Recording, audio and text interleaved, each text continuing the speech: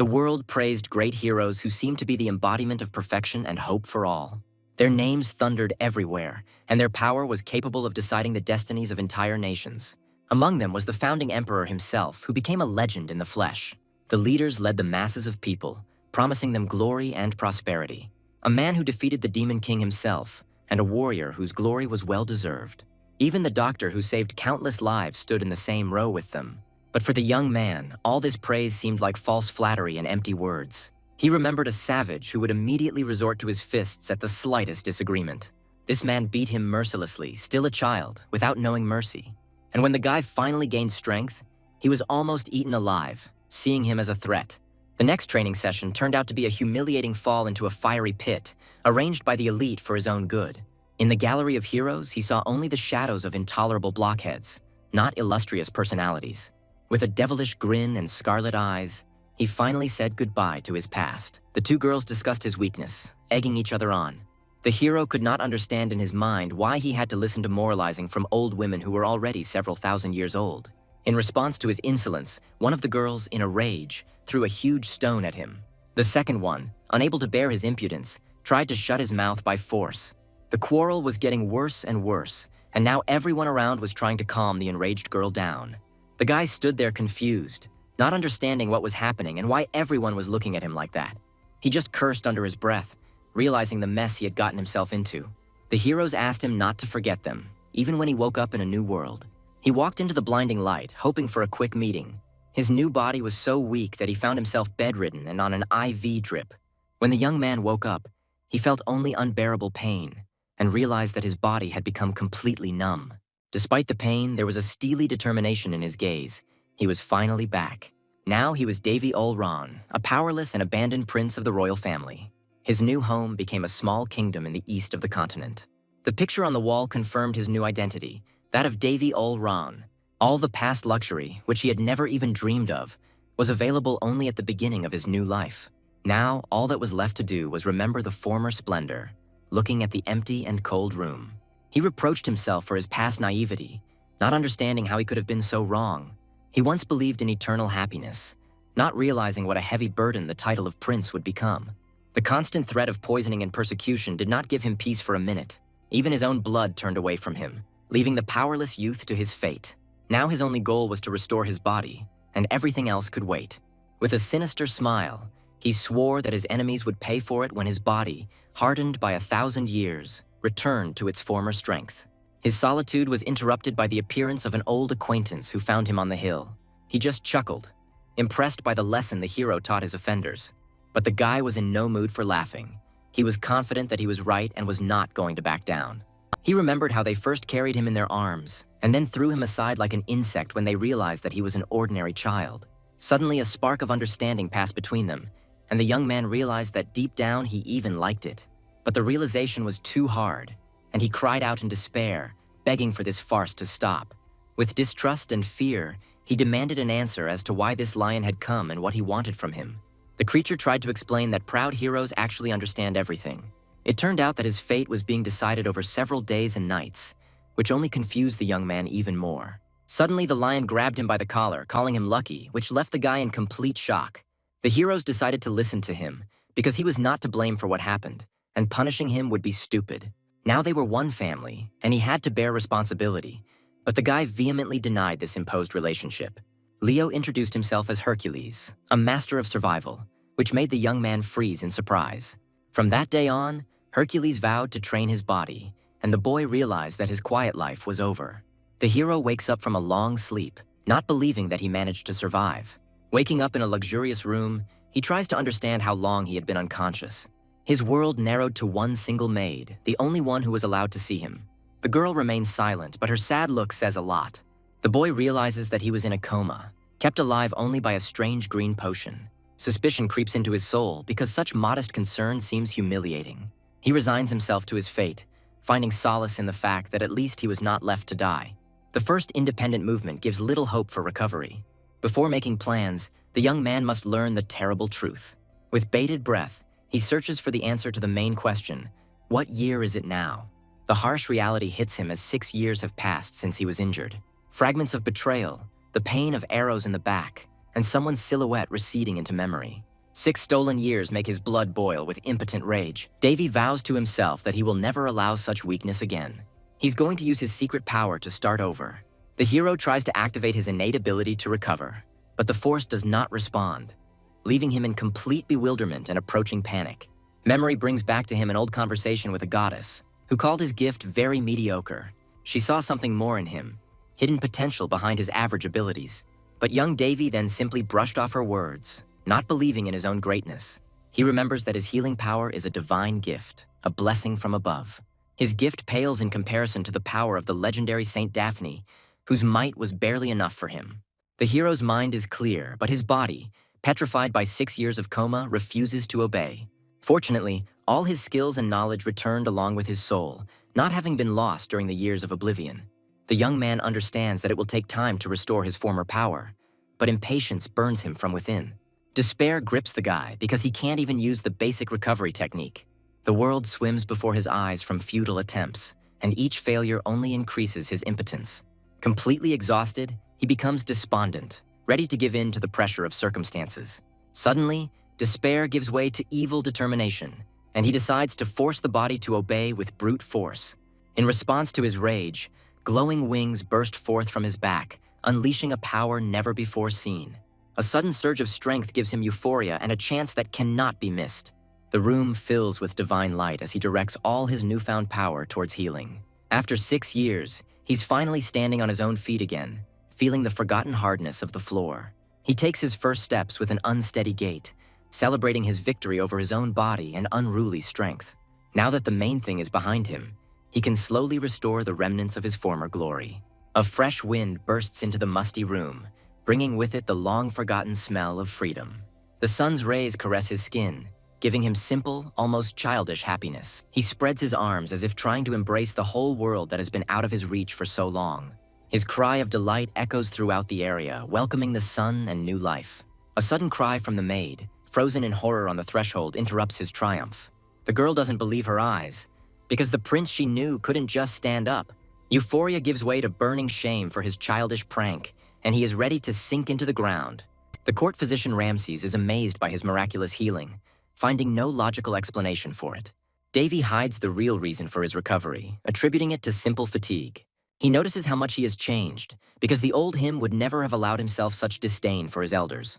Behind the mask of humility lies a cold calculation, because now he is forced to play by the rules of this world. His name is Davy, and he is the crown prince of a kingdom that only seems ordinary at first glance. The image of his mother, Queen Renee, and the awareness of his status as the firstborn and heir comes to mind. The cold gaze of the elegant lady is full of undisguised disappointment, because his survival was clearly not part of her plans.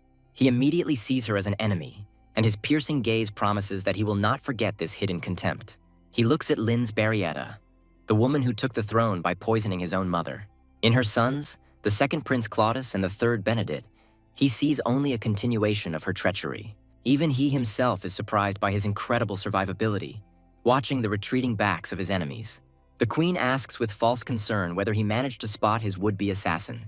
He lies in cold blood, hiding his suspicions because no one can be trusted in this snake pit. His question about catching the criminal sounds like a challenge, a subtle test of their hypocritical reaction. He muses out loud about the harsh punishment for the assassination attempt, casting a meaningful glance at his half-brother. The queen dismissively waves it off, calling the attempt on his life too old an incident. The doctor completes his examination, and Davy politely thanks him, playing the role of a docile patient to perfection. A cold gaze follows the retreating procession, and in his eyes one can read the promise of coming revenge. He feels the unspoken hatred of the queen, who wants him dead. With a bitter smile, the guy understands that for them he is just an annoying nuisance. Brother Claudius's gloating grin betrays his joy at the shame he has brought upon the kingdom. Behind closed doors, only the echo of their hypocrisy and lust for power remains. His power remains a secret, as none of them are able to recognize its true strength. The previous thirst for murder is replaced by cold calculation, because now he knows his enemies by sight. His former enemies now seem to him to be only minor, annoying obstacles. Years of oblivion had dulled his senses, but his vow of revenge remained unbreakable. Revenge can wait.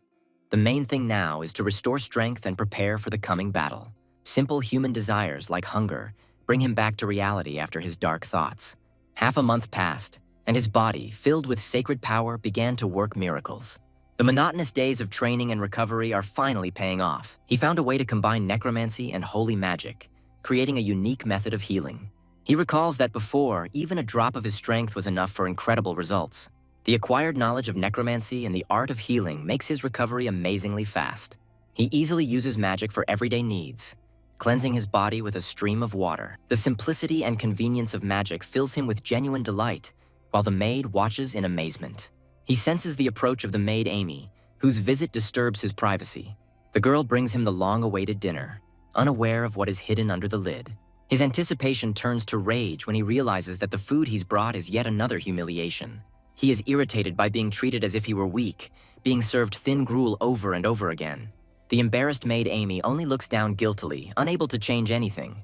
With a wolfish appetite, he demands 5 more plates, leaving the girl in absolute shock.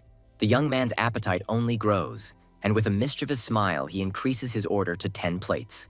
The poor girl is in a panic, trying to figure out how to carry out this unthinkable order of the prince. He realizes that the restoration magic has tripled his stomach's size, explaining his inhuman hunger. With each spoon, the guy feels long-forgotten energy and warmth spreading throughout his body. A sudden attack replaces the bliss, and he rushes to the toilet in panic under Amy's surprised gaze. Unexpectedly for himself, he stumbles upon a pile of papers, plunging headlong into the affairs of the abandoned palace. Leaning back tiredly in his chair, he listens to the apologies of the maid, who is frightened by his serious appearance. He gently calms the girl down, realizing that she is not at all to blame for the chaos that is happening.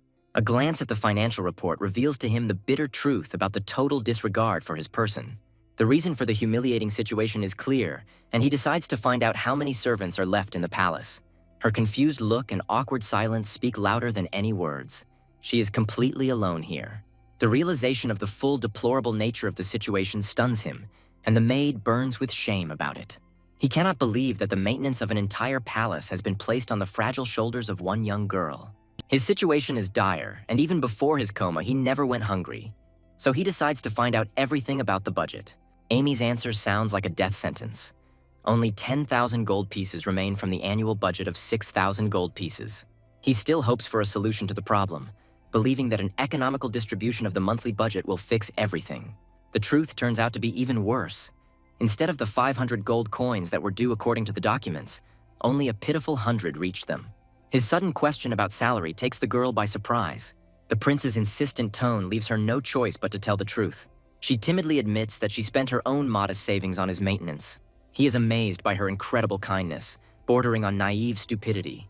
He recalls that Amy comes from a noble family, albeit an impoverished barony. For a tiny mistake, she was demoted and sent to him, where she meekly took on all the dirty work. For 6 long years, she looked after him alone, even going so far as to cut her own salary. He firmly orders her to take the entire amount due because work must be rewarded. He is irritated by her delay and sharply reminds her that they will have nothing to eat tomorrow. He is disgusted by the formal address and asks her to call him more simply without this mortal anguish. A warm smile speaks of his desire to get closer, because formalities only distance them from each other. Hope lights up in her amazed eyes, because now she is not alone in this cold palace. They head straight to the palace treasury to solve the financial problems once and for all. He goes personally, ironically saying that his ancestors would turn over in their graves from such impudence. In passing, he bitterly notes that his own father has never visited him during all this time. Amy freezes, realizing how dangerous the words he just said out loud were. He understands that such speeches could cost him his life if the Queen's supporters hear them. He immediately apologizes to Amy, not wanting to drag her into his dangerous games. He resolutely leads her behind him, mentally cursing his father, who did not lift a finger for him. For him, this man is no longer family, and the girl obediently follows him, feeling his cold determination. He confidently shifts the burden onto Amy's shoulders, and she sheepishly agrees. The treasurer explains with feigned politeness that it will be extremely difficult to obtain funds in excess of what is required. Prince Davy is deeply infuriated by this official, whose curls are shaking with self-satisfaction. They stand before the treasurer, and the mountains of dusty books around them only emphasize the hopelessness of the situation. Whispers behind his back confirm his suspicions, because the court officials openly despise him. Exhausted by the humiliating conversation, he falls onto the couch, but his eyes are full of unspoken rage. His eyes flash with anger, silently asking how they dare lie to him so brazenly. He He demands an answer as to why only a small part of the allocated 500 gold coins reached his palace. Officials brazenly lie about deductions for repairs and savings, hiding behind the name of the king. The young man's patience snaps and he abruptly cuts off their false excuses. He sarcastically points to the overgrown garden and rotten floors, demanding an answer for the supposed repairs. His direct question about the stolen money causes the treasurer to panic, and he tries to silence everyone. Davy looks on with cold contempt as the cornered official makes yet another round of pathetic excuses. The sweaty treasurer tries to wriggle out of it by shifting responsibility for repairs to the housing department. With a brazen grin, he declares that his department merely distributes the budget and washes its hands of it. A sharp slap on the table interrupts his speech, and the prince, feigning surprise, takes him at his word. The official falls into a stupor, not understanding how to respond to the accusation of shifting blame. Having finished the conversation, the young man resolutely heads towards the exit, leaving a stunned Amy behind.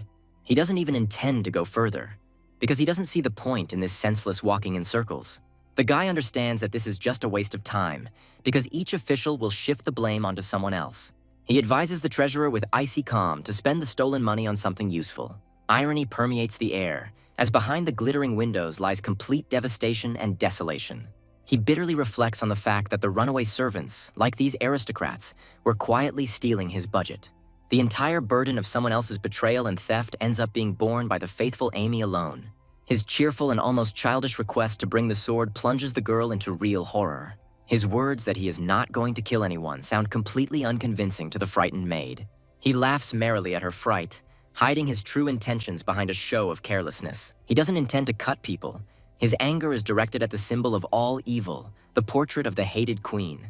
In his eyes burns a cold determination to punish those who do not consider others human. Dark fantasies carry him into a bloody whirlwind, where he mercilessly cuts down courtiers left and right.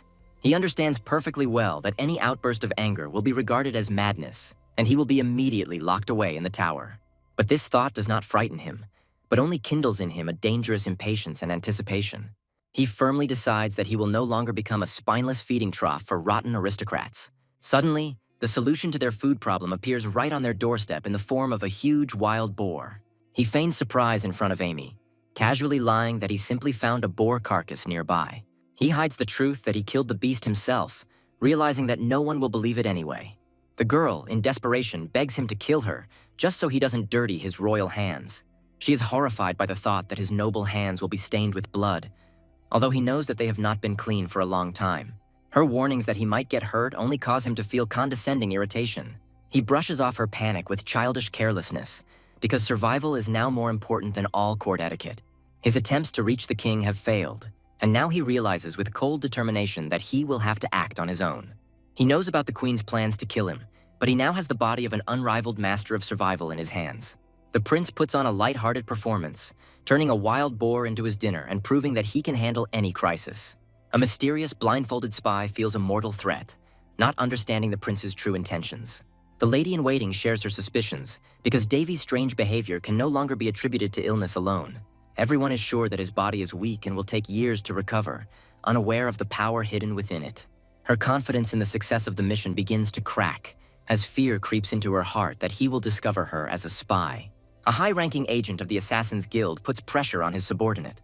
Despite her orders, the blind spy cannot shake off the oppressive feeling of anxiety. All the reports said that the prince had not changed after the coma, but her intuition screamed otherwise, because in front of her was a completely different person.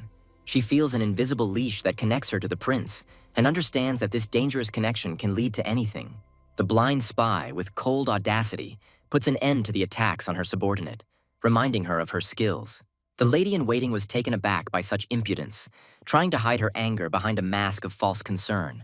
Over a cup of tea, she gives a ruthless order to eliminate Prince Davy at any opportune moment. She warns with icy calm that if the assassin's mission fails, a severe retribution awaits him.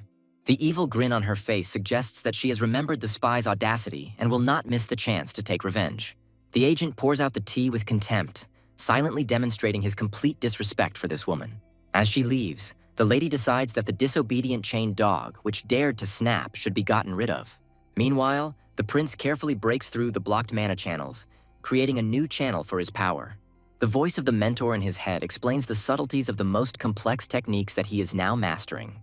The mentor's voice sounds like a final warning, because a mistake in this technique threatens inevitable madness. Images of strange allies, a boorish alcoholic saint and a necromancer who looks like an angel come to mind. Memories of the mighty archmage and his strength give the young man confidence, because with such allies there is nothing to fear. Another figure from the past appears, Sister Hypocrisia, who with a smile shifts all responsibility for their crazy experiment onto him. He hesitates, because despite the common goal, doubts about the success of this risky enterprise do not leave him. She confidently calls him to follow her, convincing him to trust them, and events from the mysterious gallery flash through his mind. He understands that the moment has come and there is no turning back. It is time to act. Memory takes him back to that same crazy experiment, which he would not want to repeat even under threat of death. Reality rudely bursts into his memories, and he, as if nothing had happened, distracts Amy from her real activities. He enjoys the weather with a carefree smile, hiding behind a mask of simplicity the titanic work he has done with his body and garden.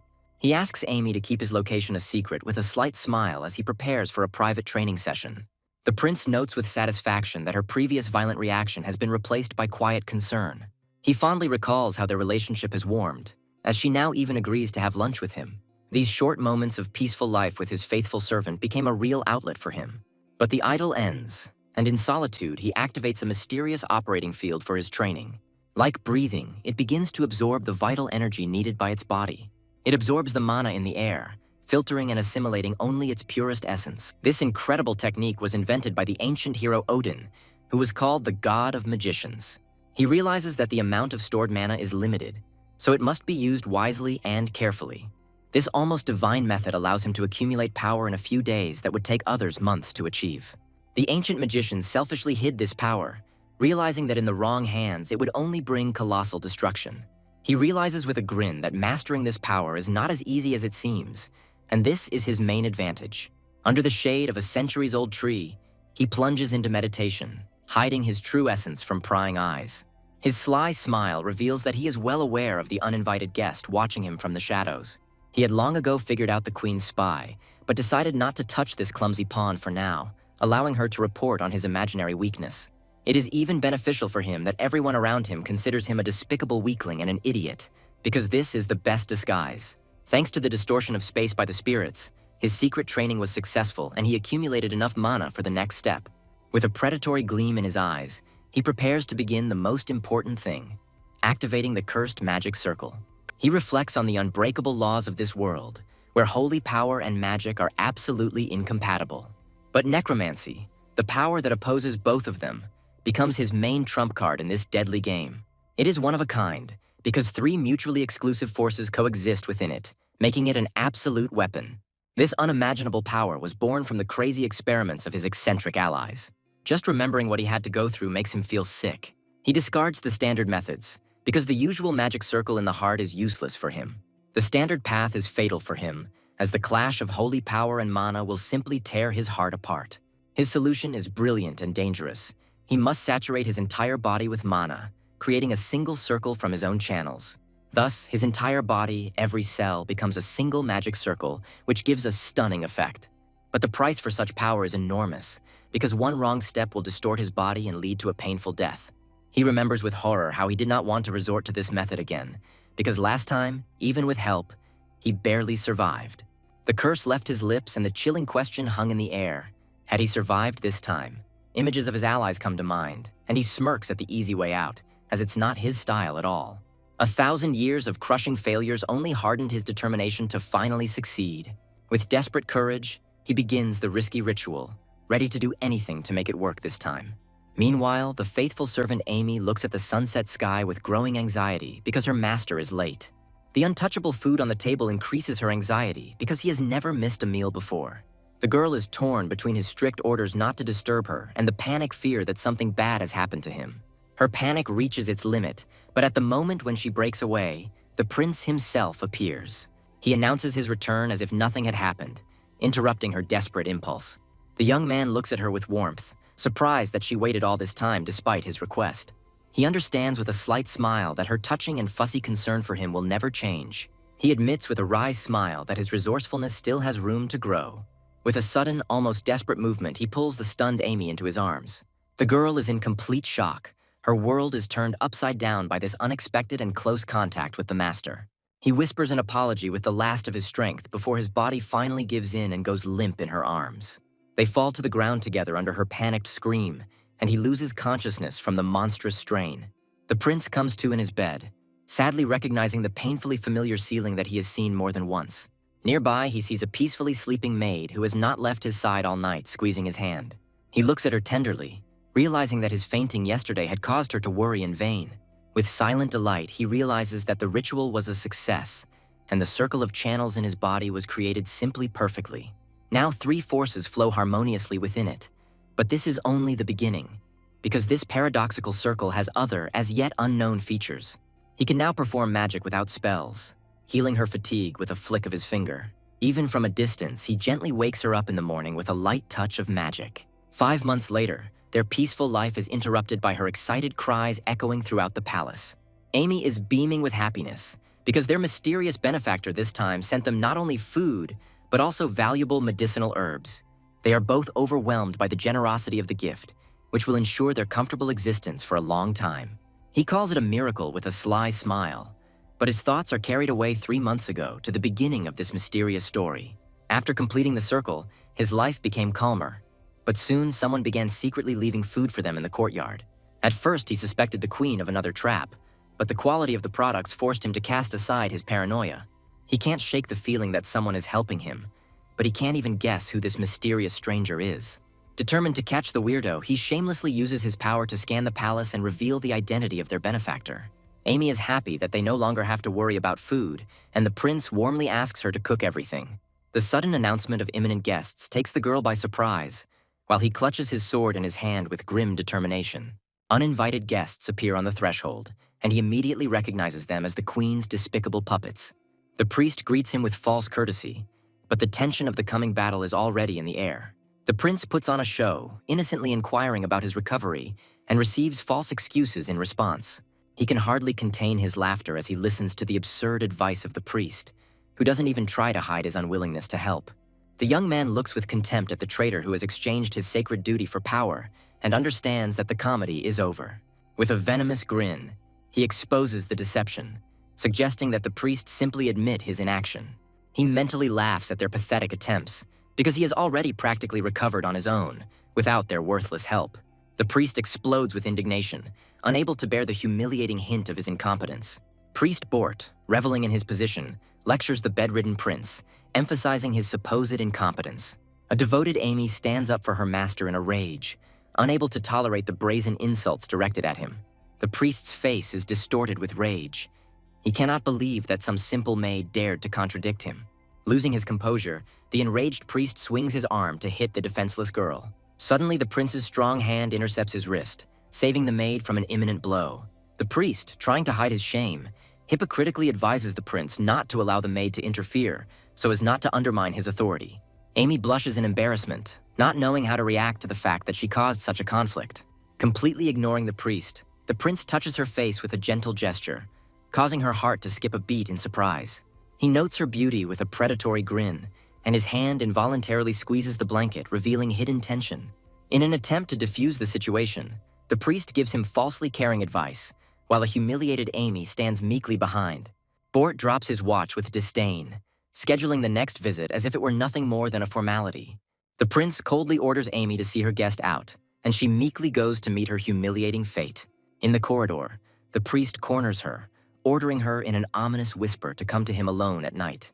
He cynically reminds her that her master's life is in his hands, and horror flashes in the girl's eyes. The priest bursts into mad laughter, enjoying her fear and calling her a fool for believing his threats. He speaks of the prince with contempt, leaving the girl paralyzed with helplessness and the realization of the full depth of danger. Meanwhile, the prince's room becomes icy cold, and his gaze falls on the overturned table and forgotten clock. His rage becomes so palpable that cracks spread across the marble floor, foreshadowing a storm. He struggles with himself, remembering the instructions about restraining anger. But the past no longer has power over him. Casting aside his doubts, he chooses the path of revenge and, sword in hand, rushes after the villains, ready to unleash all his might on them. The priest's henchmen turn around in horror at the sound, unable to believe their ears. Davy emerges from the shadows, his anger becoming a weapon that points the way to retribution. A predatory smile plays on his face, for he has turned his rage into an engine for inevitable reprisal.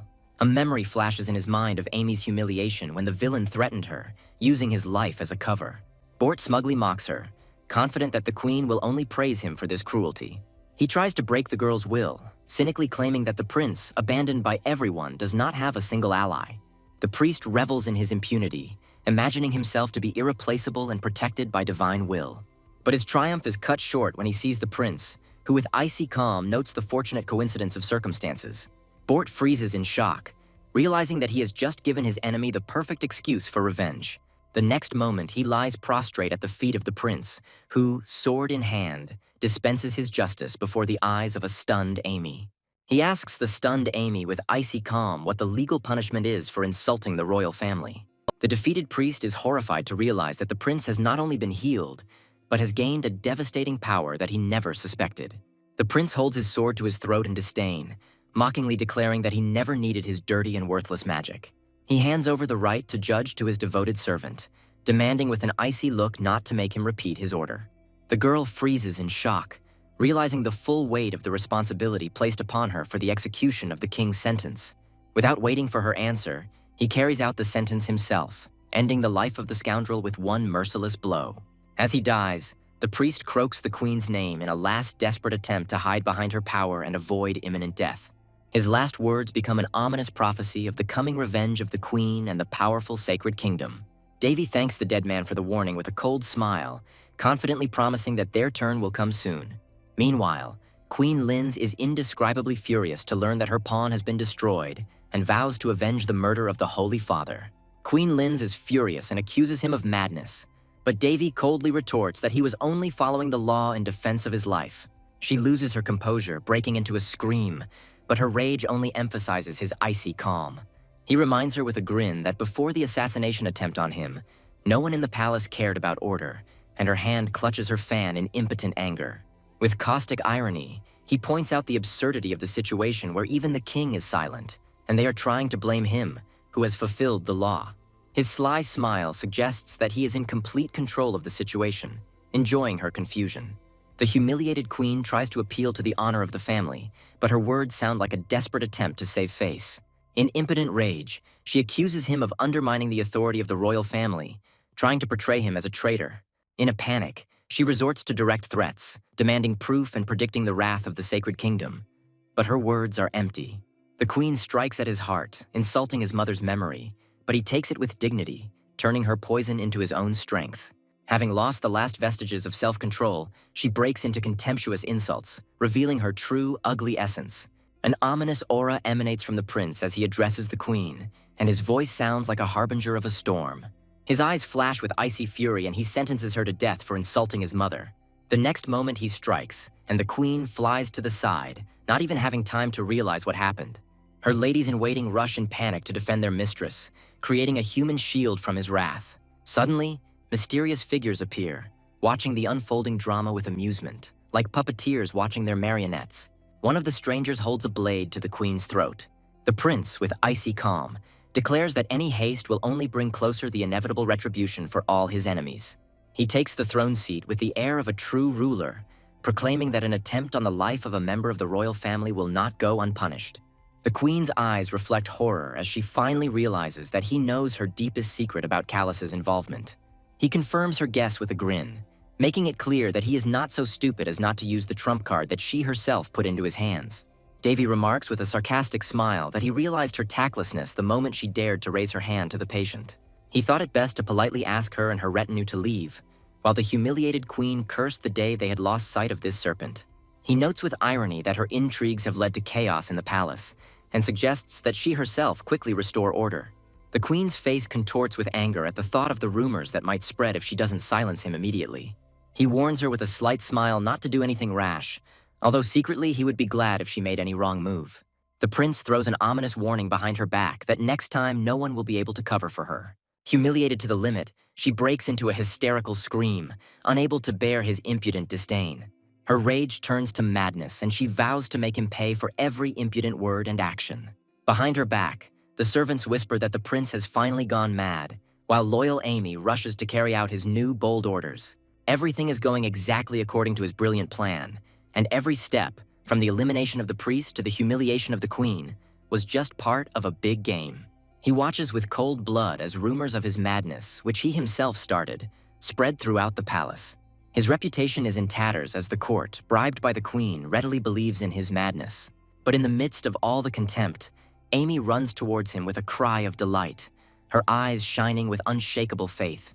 She brings him a fortune with incredible ease, and he is surprised to admit that her devotion is a real miracle. Her naive belief that someone sees good in him makes him momentarily question his true nature. He asks with a warm smile if she really thinks he's good, and in that question lies all his hope. Her enthusiastic and immediate response disarms him, breaking through the armor of cynicism and calculation. He is completely confused by her reaction, because he beheaded a man in front of her, and she wags her tail with happiness, like a loyal puppy. He looks with affection at her radiant face, realizing that she is truly an inimitable and pure creation. Suddenly, the mighty Chamberlain Vespos bows before him, greeting him as the lesser son of the kingdom and making it clear that he had been waiting for this moment. The chief Chamberlain Vespos reports that by order of the queen, he has gathered all the culprits, and his words sound like the beginning of a cruel performance. The traitors kneel before the prince, and among their frightened faces he recognizes with cold satisfaction those who once served him. He coolly inquires about the punishment, and Vespos confirms that the law is death. But he has the final say. Desperate pleas for mercy are shattered by his icy calm, and there is not a drop of sympathy in his eyes. He begins his game, reminding them with a sly smile about the rumors they themselves spread. The prince speaks their greatest fear out loud, asking if they think he is a bloodthirsty man, and sees the horror in their eyes. With a devilish gleam in his eyes, he decides to live up to their expectations, promising to become the monster they feared so much. The crowd erupts in panicked cries as it dawns on them that their own gossip has become their death sentence.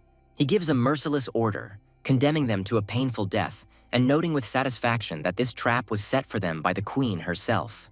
With a predatory smile, he decides to bring this funny game to an end, delivering a final verdict that sounds like a thunderclap. He rewards Amy's loyalty generously by promoting her to headmaid and promising her all the benefits she has earned. He asks hopefully about meeting his father, but already has a premonition of the answer he will now be given. Vespos avoids a direct answer, and the prince corners him with a pointed question, forcing him to reveal who is really pulling the strings. The Chamberlain's evasive answer only confirms his suspicions, and he accepts this game of silence with cold understanding. Vespos advises him to be patient, but the prince sees a hidden threat in his words and tries to understand what he is getting at. The Chamberlain bows respectfully, preparing to leave, leaving behind a trail of understatement and veiled threats. Suddenly, the prince interrupts him with a disarming smile, throwing out a casual remark about his good nutrition, which is actually a subtle hint. His words hit home, and a shadow of fear crosses Vespos's face as he realizes the prince is hinting at poison in his medicine. The Chamberlain tries to pretend he doesn't understand, but his shaky voice and sarcastic remark about kindness being rewarded give him away. Vespos drops the final information bomb about an upcoming important guest. He thinks with a grin about the old rogue Vespos, who pretends to be innocent, although all the evidence of his double game is already in his hands. Memories of the past make him realize with surprise that in this nest of snakes he may have another ally besides the faithful Amy. A sudden revelation strikes him, and he remembers a key detail from his conversation with Vespos that changes everything. He remembers the Chamberlain's prophecy about the guests, and at that very moment, an excited Amy appears at the door. Amy panics as she tries to report the arrival of His Highness the Fourth Prince and the Second Princess, but is knocked off her feet by a sudden whirlwind. An unknown force pounces on him, taking him by surprise, and in an instant he finds himself trapped in someone's terrible hands. From the chaos emerges the beaming face of his sister Winry, the Second Princess, who excitedly announces her arrival. He comes to his senses under the weight of his sister, who looks at him with concern, and only now does he understand who caused this commotion. He lifts his restless sister with slight irritation, reproaching her for excessive haste and recklessness. Behind her, his exact copy, twin brother Varys, appears and greets Davy with a warm smile, making it clear how much he missed her. The kingdom is ruled by his father, King Crianis, who has surrounded himself not only with Queen Lynz, but also with two concubines. Two concubines, Ellis and Anisha, created an invisible front in the palace, dividing it into warring camps. The twins' mother, Anisha, chose the dangerous path of neutrality, becoming an outcast in the eyes of the queen and her loyal follower, Ellis. He looks at his half-brother and sister, Varys and Winry, the children of the very woman who dared to stand up to the queen. Winry, with childish resentment, attacks her brother, accusing him of feigning nobility because he was just as happy to meet her as she was. Their childish dispute over seniority only highlights how different they are from the cold and calculating children of Queen Lin's. Despite their noisy behavior, he sees them as the only ones who are truly attached to him and trust him unconditionally. Their sincere exchange makes him smile, and for a moment the ice in his heart melts from their childish spontaneity. Over a cup of tea, they reveal the bitter truth about the 6 years of exile they were condemned to while he was unconscious. He is painfully aware that when he fell into a coma, they were just 8-year-old children abandoned to their fate. He thinks bitterly of their mother Anisha, who, broken by the queen's intrigues, was unable to protect her own children from exile. The twins appear strong and confident, but he sees that they simply do not realize the full depth of their mother's tragedy and their situation. He asks casually about his father with a slight smile, in reality trying to probe how much he has been isolated from power. Their shocked faces speak louder than words when they realize that their all-powerful brother has still not been allowed to see the king. His evasive answer about meeting sometime in the future makes Winry's heart clench with pity for him. Varys notes with alarm the deplorable state of his palace, seeing it as direct evidence of neglect on the part of the king. Davy explains with disarming ease that he simply dealt with embezzlers, concealing behind this phrase a brutal reprisal. Varys explodes with righteous anger, unable to believe that someone would dare to so brazenly steal from his older brother. Their impulse to immediately run to their father and demand justice is met with his cold and firm warning. He asks them with serene confidence not to interfere, making it clear that he will sort out his own problems. He notes with a satisfied smile that his circle of allies is growing, and this fills him with new confidence. Varys is surprised to learn of his feat, and Winry does not miss the opportunity to tease her brother, revealing her hidden magical talent. Their argument escalates into a full-blown storm when Winry vividly describes Varys' reckless attack, comparing him to a wild boar. Davy challenges them by announcing his participation in a fencing tournament, and Varys immediately brings him down to earth, demanding proof. The news of the competition shocks the twins and they freeze, unable to believe his bold statement. Their argument over the foiled plan reaches its climax, but Davy calmly deflects the cup flying at him.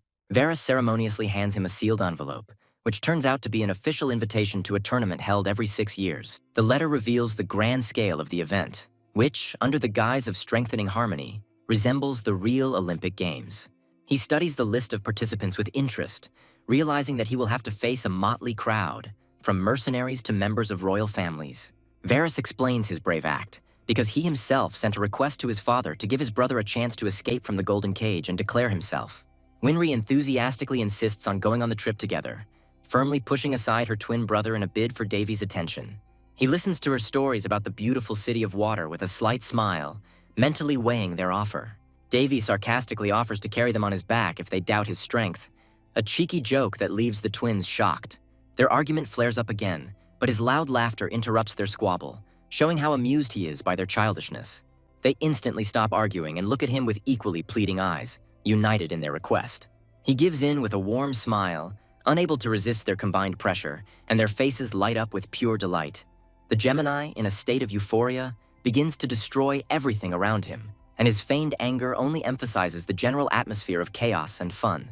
He watches their joy with tenderness, bitterly realizing that, unlike them, he has never left the walls of this palace.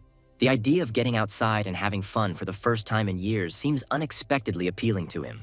He looks at the invitation again, and a spark of excitement lights up in his eyes, because this trip promises to be not just interesting, but truly exciting. In the throne room, they are thinking about the tournament because the twins are already 14. The king receives a report of His Highness's meeting with Varys and Princess Winry. The Chief Chamberlain Vespos reports with confidence that the prince has matured greatly. He is surprised to recognize the insight and composure of the grown-up guy. The king is amazed that even this old fox unconditionally acknowledged his son's strength. Davy is happily trying on his new outfit in preparation for his upcoming appearance. He looks around with satisfaction at his palace, which has almost turned into ruins. Thanks to Vespos's efforts, his chambers finally acquired a proper appearance. Faithful maid Amy cannot hold back her tears, seeing these long-awaited changes. Her genuine joy makes him wonder how much she has been through with him. Varys comes for his brother, and Davy's determined look tells him he's ready to go. Time is running out, and he quickly checks to see if his faithful maid Amy has collected everything. With a mysterious smile, he orders her to grab a bottle of wine, which puzzles the girl. The whole company sets off for the distant principality of Phalis with determination and hope. Ahead of them lies a fencing tournament, an event that the whole world is watching. Varys used the tournament as a pretext, since his victory could undermine the position of their enemy. The queen readily consented, radiating complete confidence in his failure. He is tormented by vague doubts, because behind her self-confidence there may be a cunning plan. To the delighted cries of the crowd, his father, King Cryanis, appears, surrounded by his retinue. His cold and commanding gaze leaves no doubt as to who is the real ruler here. He looks with cold detachment at the man he should call father. This is the first meeting in 6 months, and he understands that the king has been avoiding him all this time. The king tests his youngest son's confidence with an imperious gesture and a direct question. Varys, with youthful fervor and devotion, vows to bring glorious victory to the kingdom. The unexpected paternal concern in his voice makes Varys freeze for a moment. Davy is relieved that his father is healthy as he watches the scene from the sidelines. He turns away, surprised by the sudden stab of pain he didn't expect to feel. The loud announcement of the tournament makes him doubt what he sees before him. What remained in his memory was the majestic king, not this broken and aged man. He sees before him not a formidable ruler, but only a very tired old lion.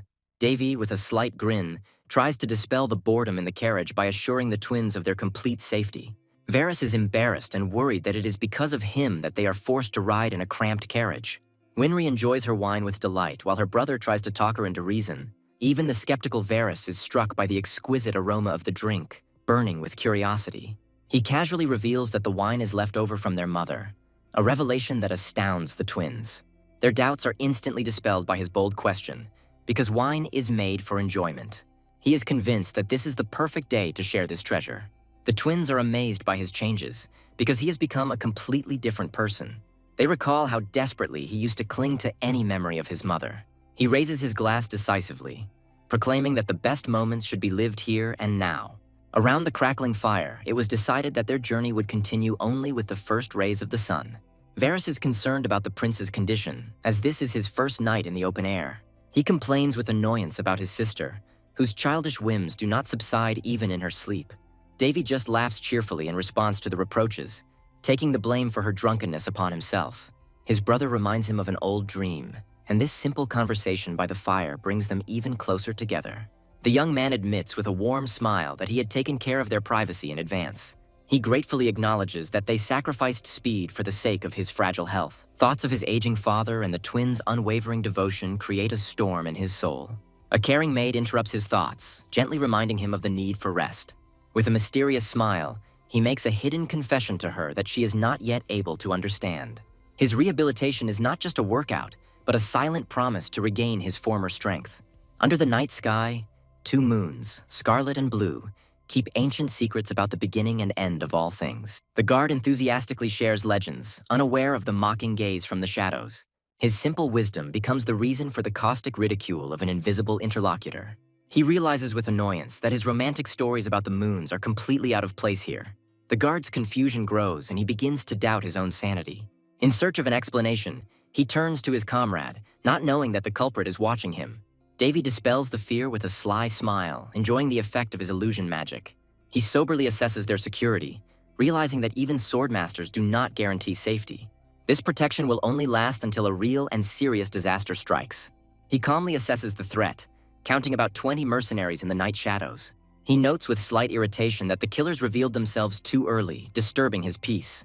There is no doubt in his mind that the insidious Queen Lynz could not miss such a convenient opportunity.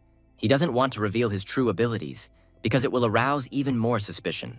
But then he decides with a cheeky grin that there is no point in hiding any longer. With one movement, he unleashes a deadly force, piercing through enemies. He remembers the cruel lesson of his devilish teacher, standing among his fallen enemies. In his hands, even a simple branch becomes a deadly extension of his will. His body and weapon merge into a single dance of death, where there is no place for rules and pity. Thanks to his ingenuity, thousands of trinkets can be transformed into glorious blades. He looks with disdain at his defeated enemies, because they are only a pathetic parody of his teacher. He only needs one confirmation, and he is ready to tear it out of them at any cost. He asks a direct question, already knowing the answer, and enjoys their animal fear. Their silence and tension only amuse him. He sees them not as warriors, but as frightened children. With icy indifference, he decides their fate, because their silence has already said everything. He passes his judgment, because their answer never meant anything to him. His thoughts are already far away. He is trying to unravel the Queen's insidious plan. Such audacity amazes him, because she put everything on the line, being confident of her impunity. He addresses the survivors with lazy wonder, as if they were nothing more than annoying insects. He releases them, turning them from assassins into messengers to deliver his final warning to the queen. He watches with a hint of amusement as the mercenaries predictably and stupidly run straight into his trap. Too late, the killer realizes that what awaits them is not salvation, but a deadly illusion. An explosion of chaotic energy mercilessly tears apart their ranks, leaving no chance for salvation. The defeated mercenary can only curse his stupidity in falling for such an obvious trick. Davy smiles as he teaches them one last lesson, because patience is the key to a killer's success. The perfect murder is one that no one will ever know about, and they failed miserably in this mission. With cold cruelty, he reminds the enemy of ancient wisdom that he will never be able to forget. The new wave of attackers does not cause him fear, only excitement before the new wave of battle. The main rule of a killer is to leave no witnesses, even if it means sacrificing your own.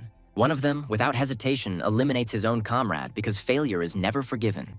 The last mercenary falls from the sky like a stone, becoming a silent testimony to their complete failure. Davy looks at his handiwork with cold superiority because he didn't even need a weapon.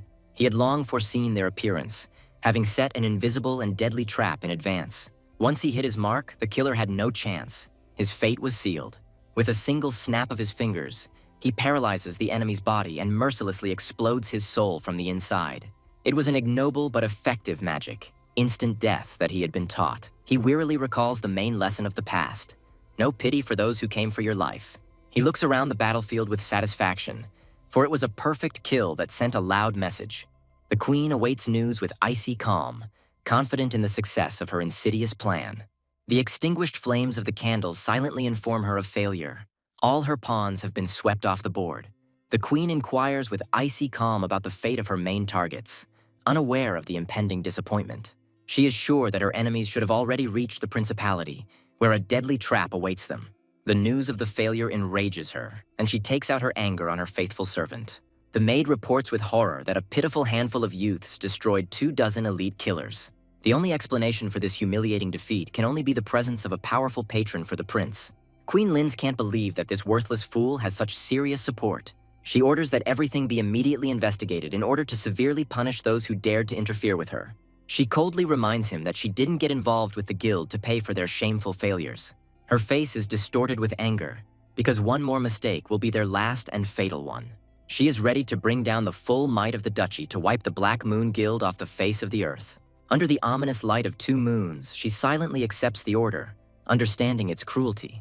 Winry points to the approaching principality with childish delight, oblivious to her brother's concern. Davy breathes a sigh of relief that they have finally arrived, although he is amused by his sister's restlessness. Their path led to the water city of Felsti, a small state that had become the center of intrigue. The ancient ruins have turned this place into the pearl of the continent, attracting both friends and foes. His companion notices the young man's contented look, as he is already anticipating the upcoming events. It is here, in this majestic arena, that he will have to prove his right to strength. The place is soaked in blood, as the stadium usually serves as an arena for brutal gladiatorial fights. He thinks with contempt of this senseless savagery, where the life of a fighter is not worth a penny. Tensions are mounting as only the continent's 8 strongest countries will take part in the tournament. His companion talks about the tournament with naive delight, but Davy sees it as nothing more than a vanity fair. He understands that this is a competition for young people, not a battle of real masters, and this disappoints him. Winry's appearance only adds fuel to the fire, as she immediately begins to make fun of Varys. Davy watches the altercation with a slight grin, since his sister came to see him, not to cheer for her friend. Behind his cheerful nature lies incredible strength, because for his age he has already reached the level of a master. Winry suddenly mentions Sword Princess, and Davy is surprised to realize that he doesn't know who she is talking about. His confidence in his memory is cracking, because he has never heard of such a famous person. During his coma, a new star rose in the world, the only princess, Elena de Palan. But her fame is not only due to her high status, there is a much more compelling reason. The main secret of her fame is that she is the owner of the legendary divine sword. Winry talks excitedly about the legendary sword, the masterpiece of the 1001 Nights.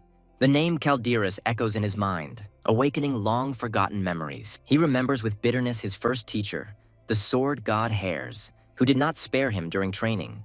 Despite his laziness, the mentor was a genius with the sword, and his stories about the blade were etched into the boy's memory. Legends say that it was this sword that once defeated the Demon King himself, becoming a symbol of hope. Unlike his other teachers, Hare's was from these parts, and his spirit still lingers here. Walking along familiar streets, the young man feels a strange and inexplicable sense of anxiety. Suddenly, Elena stops, her intuition telling her about someone's invisible and familiar presence. This sword is not just a weapon.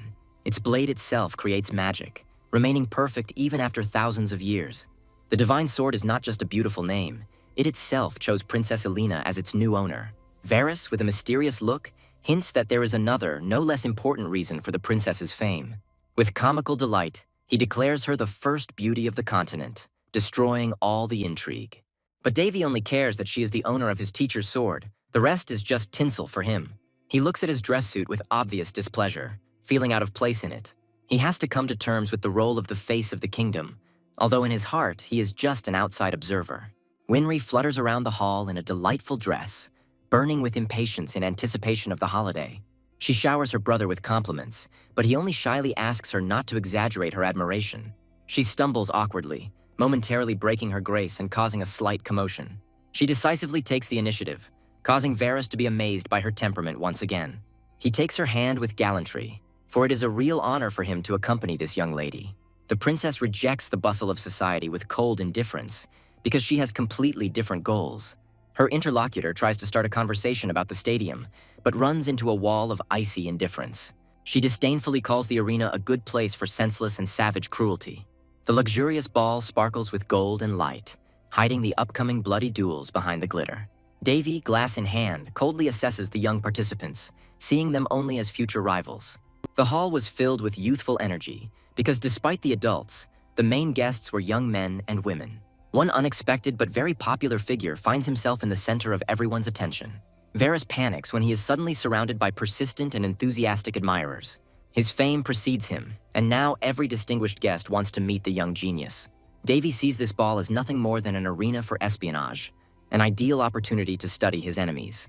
Winry finds it easy to get along with the nobility, while her brother feels like an outsider at this celebration of life.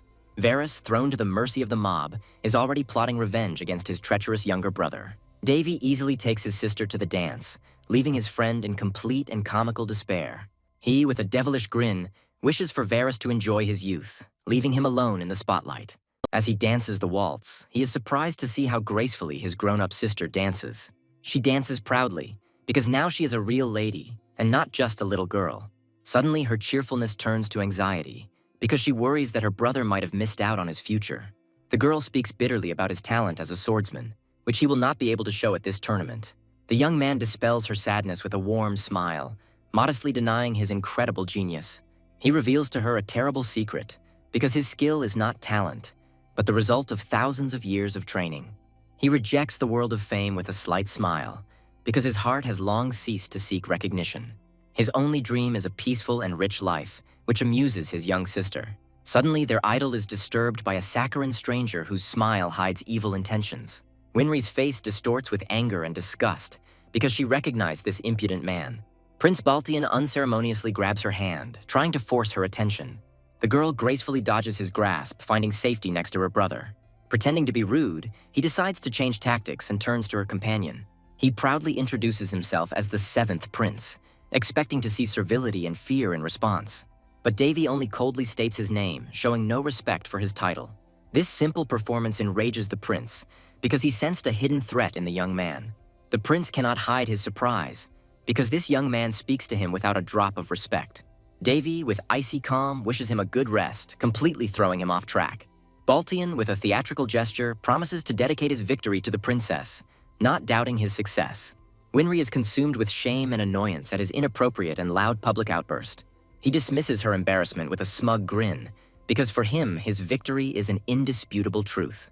Her anger flares up again, because his words insult the honor of her twin brother, Varys. She resolutely leads her brother away, not wanting to endure the humiliating performance any longer. Davy notes with warm surprise how his sister has matured and learned to defend herself. He feels that this impudent prince will not back down. His wounded pride thirsts for revenge. In a rage, Baltian blocks their path, his pride deeply hurt by her departure. Davy, with icy calm, twists the impudent prince's arm, bringing him to his knees. He scolds Baltian with contempt, because no one dares to touch his sister with impunity. The young man leaves, telling the humiliated prince that he is not even worth ruining the tournament. Baltian's face is distorted with rage and humiliation, his pride trampled before everyone's eyes. In a fit of anger, he throws down the gauntlet because his insulted honor demands an immediate duel. Winry tries to stop this madness, but the prince rudely interrupts her, not wanting to listen. He pompously hides behind knightly honor, trying to justify his lack of restraint. Suddenly, Princess Elena intervenes in the conflict, her appearance freezing the air in the hall. She claims that she witnessed everything, and her cold gaze does not bode well for the prince. Elena questions his right to speak of honor, and Davy recognizes her as Hares' mistress. The legend of the sword god Kares, a great hero of antiquity, comes to mind. This hero wielded the divine blade Calderas, bringing terrible destruction to the world. His strength was like an element capable of splitting rocks and calming sea waves. And now, looking at the princess, Davy is struck by a sudden and shocking insight. Before him stood Princess Elena, the emperor's favorite and the living embodiment of power. He realizes with horror that his careless assumption has slipped out across the entire room. It doesn't fit in his head that this girl is the very owner of the sword, who looks so much like Hares. He remembers Hares and is horrified to realize their incredible, almost comical similarity. Her icy voice pierces him right through, demanding an answer for a carelessly thrown word. Davy is completely lost under her piercing gaze, not knowing how to get out of this situation. Davy breathes a sigh of relief after the awkward encounter, but is immediately found by a worried Varys. With a sly grin, the young man hides his surprise, pretending that nothing happened. Princess Elena puts the impudent prince in his place with her icy tone, striking everyone with her imperiousness. Her murderous question about honor leaves the prince speechless, his arrogance shattered. Elena offers the prince the only true way out, to preserve his honor through an immediate apology. Davy doubts a peaceful outcome because the prince's wounded pride will not allow him to retreat. Against everyone's expectations, Davy steps forward and coldly accepts the challenge to a duel. This decision causes a wave of shock. The sister and the princess cannot believe his recklessness. He looks at the confused prince with triumph, because now he won't be able to escape so easily. The princess tries to stop him, but the young man, with unwavering determination, declares that this is his right. He raises his glove with icy calm, his gesture putting an end to the argument. With a slight grin, he accepts the challenge, as if it were not a duel, but a long-awaited amusement. He chooses a wooden sword, with this gesture humiliating the prince and showing his superiority. His brother tries to reason with him, but Davy only calmly confirms that everything is going according to plan. He gently reassures his sister, his confidence passing on to her, driving away her fear. In his eyes, the prince is just a pathetic fool, not worthy of even a bit of excitement. The prince presumptuously offers him to surrender, not even suspecting his imminent retribution. He stops his hot-tempered brother, because he must deliver this humiliation personally. He takes a step forward, because only a duel can truly judge them. Confident of his victory, the prince takes an oath that will become his greatest humiliation. Davy, with a devilish grin, warns the prince not to run away later. He is looking for a way to win quickly and humiliatingly without revealing his true cards. He doesn't want to show off his strength in this weak body in front of the crowd. Baltian continues his tirade, mocking his seeming indecision. Suddenly, a brilliant and at the same time mocking idea for victory comes to him. Like lightning, it breaks away from its place, turning into a hurricane invisible to the eye. The next moment, he is standing in front of the stunned prince, his gaze promising pain. His blow falls with incredible force on the floor, splitting it right at the prince's feet. The prince falls from the shockwave, his sword flying to the side, and Davy is already hanging over him. Baltian screams in pain and humiliation, his pride trampled before the eyes of the entire court. Davy adjusts his hair in confusion, as his opponent didn't even try to dodge. The prince screams in rage, unable to accept the fact that he was so easily and humiliatingly fooled. A whisper runs through the room, because the difference in their strength turned out to be so huge and shameful. Blinded by anger, Baltian charges again, but Davy greets him with only mild boredom. He reads every move of the prince with a grin, because a predictable style will never defeat his brilliant improvisation. Every attack the prince makes only exposes his weaknesses. His stance and rhythm of attacks are simply laughable.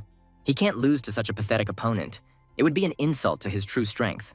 Finding himself on the floor again under his sword, the prince cannot believe his eyes. His world is collapsing. Baltian covers his face with his hands, unable to bear this endless public disgrace.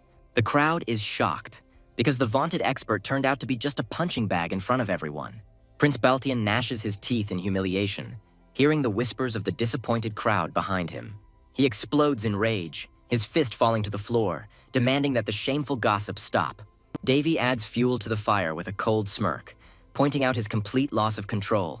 He recalls that he studied the prince's style down to the last detail, anticipating exactly this outcome. The name of this style, Drunken Sword, a drunkard's technique of movements, comes to mind. This style was born from the strange union of the greatest drunkard and the legendary hero Dokojun. Hares watched him with unhealthy interest, creating sword art that looked like heresy. Even its creator admitted with disgust that it was a truly stupid style. Hares was sure that no man in his right mind would disgrace himself by using it. Davy remembers their words, because even the creators considered this style a forbidden art. It was banned not for its rudeness, but for its insidious and invincible essence. He easily repels every attack, playing with the prince like a puppet. Every move he makes is a deception, a damn trick leading to inevitable defeat. This style is not created for killing, but for the total humiliation of the enemy in front of everyone. He enjoys the effectiveness of this magnificent mean art of the sword. First he breaks the enemy's spirit, and then easily defeats his exhausted body. The more viewers see this disgrace, the more devastating its effect becomes. He inquires about the prince's well-being with mocking concern, finishing him off with his pretense. There is a cheerful light in his eyes, because this fighting style suits him perfectly. Humiliation drives the prince to the limit, awakening a hidden and dangerous power within him. Blinded by rage, the prince pours all his mana into the sword, his intent to kill clear. The brother and sister are horrified because he breaks the rules, turning the duel into a fight to the death. He rushes forward, sure it's too late for regrets now, his eyes burning with bloodlust. Davy remains unperturbed. Realizing that now he won't get away with a casual victory, he'll have to show more. Suddenly he feels someone's icy gaze on him, making him be on his guard. The prince is triumphant. It seems to him that he has finally caught his elusive opponent. His sword stops a millimeter from its target, hitting an invisible barrier, shocking the prince. The next moment the world turns upside down and he finds himself trapped, not knowing where his enemy is. Davy looks down at him with a smirk, enjoying his complete confusion. He kicks him away with a contemptuous kick, putting the final humiliating end to this fight. The prince is in complete shock from the realization of his crushing and humiliating defeat. Davy holds his sword to his neck, complaining of pain in his lower back as if it was a light workout. He places his foot on the fallen prince's back, bursting into mocking laughter. The crowd was confused, not understanding how the vaunted prince ended up on the floor in such a position. With an innocent look, he asks if it looks like he won this fight. The guests whisper among themselves in disappointment, because Baltian's mediocrity exceeded all expectations. But Prince Round surprised everyone because just recently he was weak after a long coma. His past weakness played into his hands, lulling the vigilance of an overconfident enemy. He thinks with a smile that the prince must have spent all his luck on this fight. Persephone watches from afar, impressed by this unexpected and spectacular performance. Persephone turns away in disdain, considering what is happening too petty for her. The ladies of the court are panicking and trying to stop the princess from leaving, but she does not listen to them. Davy watches her with a cold gaze, noting her icy indifference to everything. In the carriage, his brother and sister pounce on him with reproaches, because his recklessness could have cost him his life. He brushes off their worries with a carefree smile, because victory writes off all the risks. The brother calls it luck, but deep down he knows that behind his bragging lies real strength. Davy, with a sly grin, reminds his brother of their previous meeting, revealing the source of his information. The sister angrily recalls how he has since then tirelessly tried to arrange her personal life. He mutters quietly that her stubbornness still needed to be broken, but then pretends that he didn't say anything. His brother begs him not to take such risks again, because there may not be a next time. Davy squeezes his brother's hand, reminding him of his strength and advising him to remember this lesson. The brother is horrified by his cold warning, disguised as friendly advice. With a smug smile, he accepts the accomplished fact, leaving no room for doubt. The sister, unable to hide her delight, acknowledges his incredible skill. He realizes that his apparent weakness has become his greatest weapon, allowing him to strike with precision. He smiles at the shock of the prince, who was too arrogant to foresee such a rout. In the hall, the humiliated prince falls into a rage, throwing furniture in impotent rage. He breaks free from the hands of the servants, his pride trampled by the insolence of the commoner.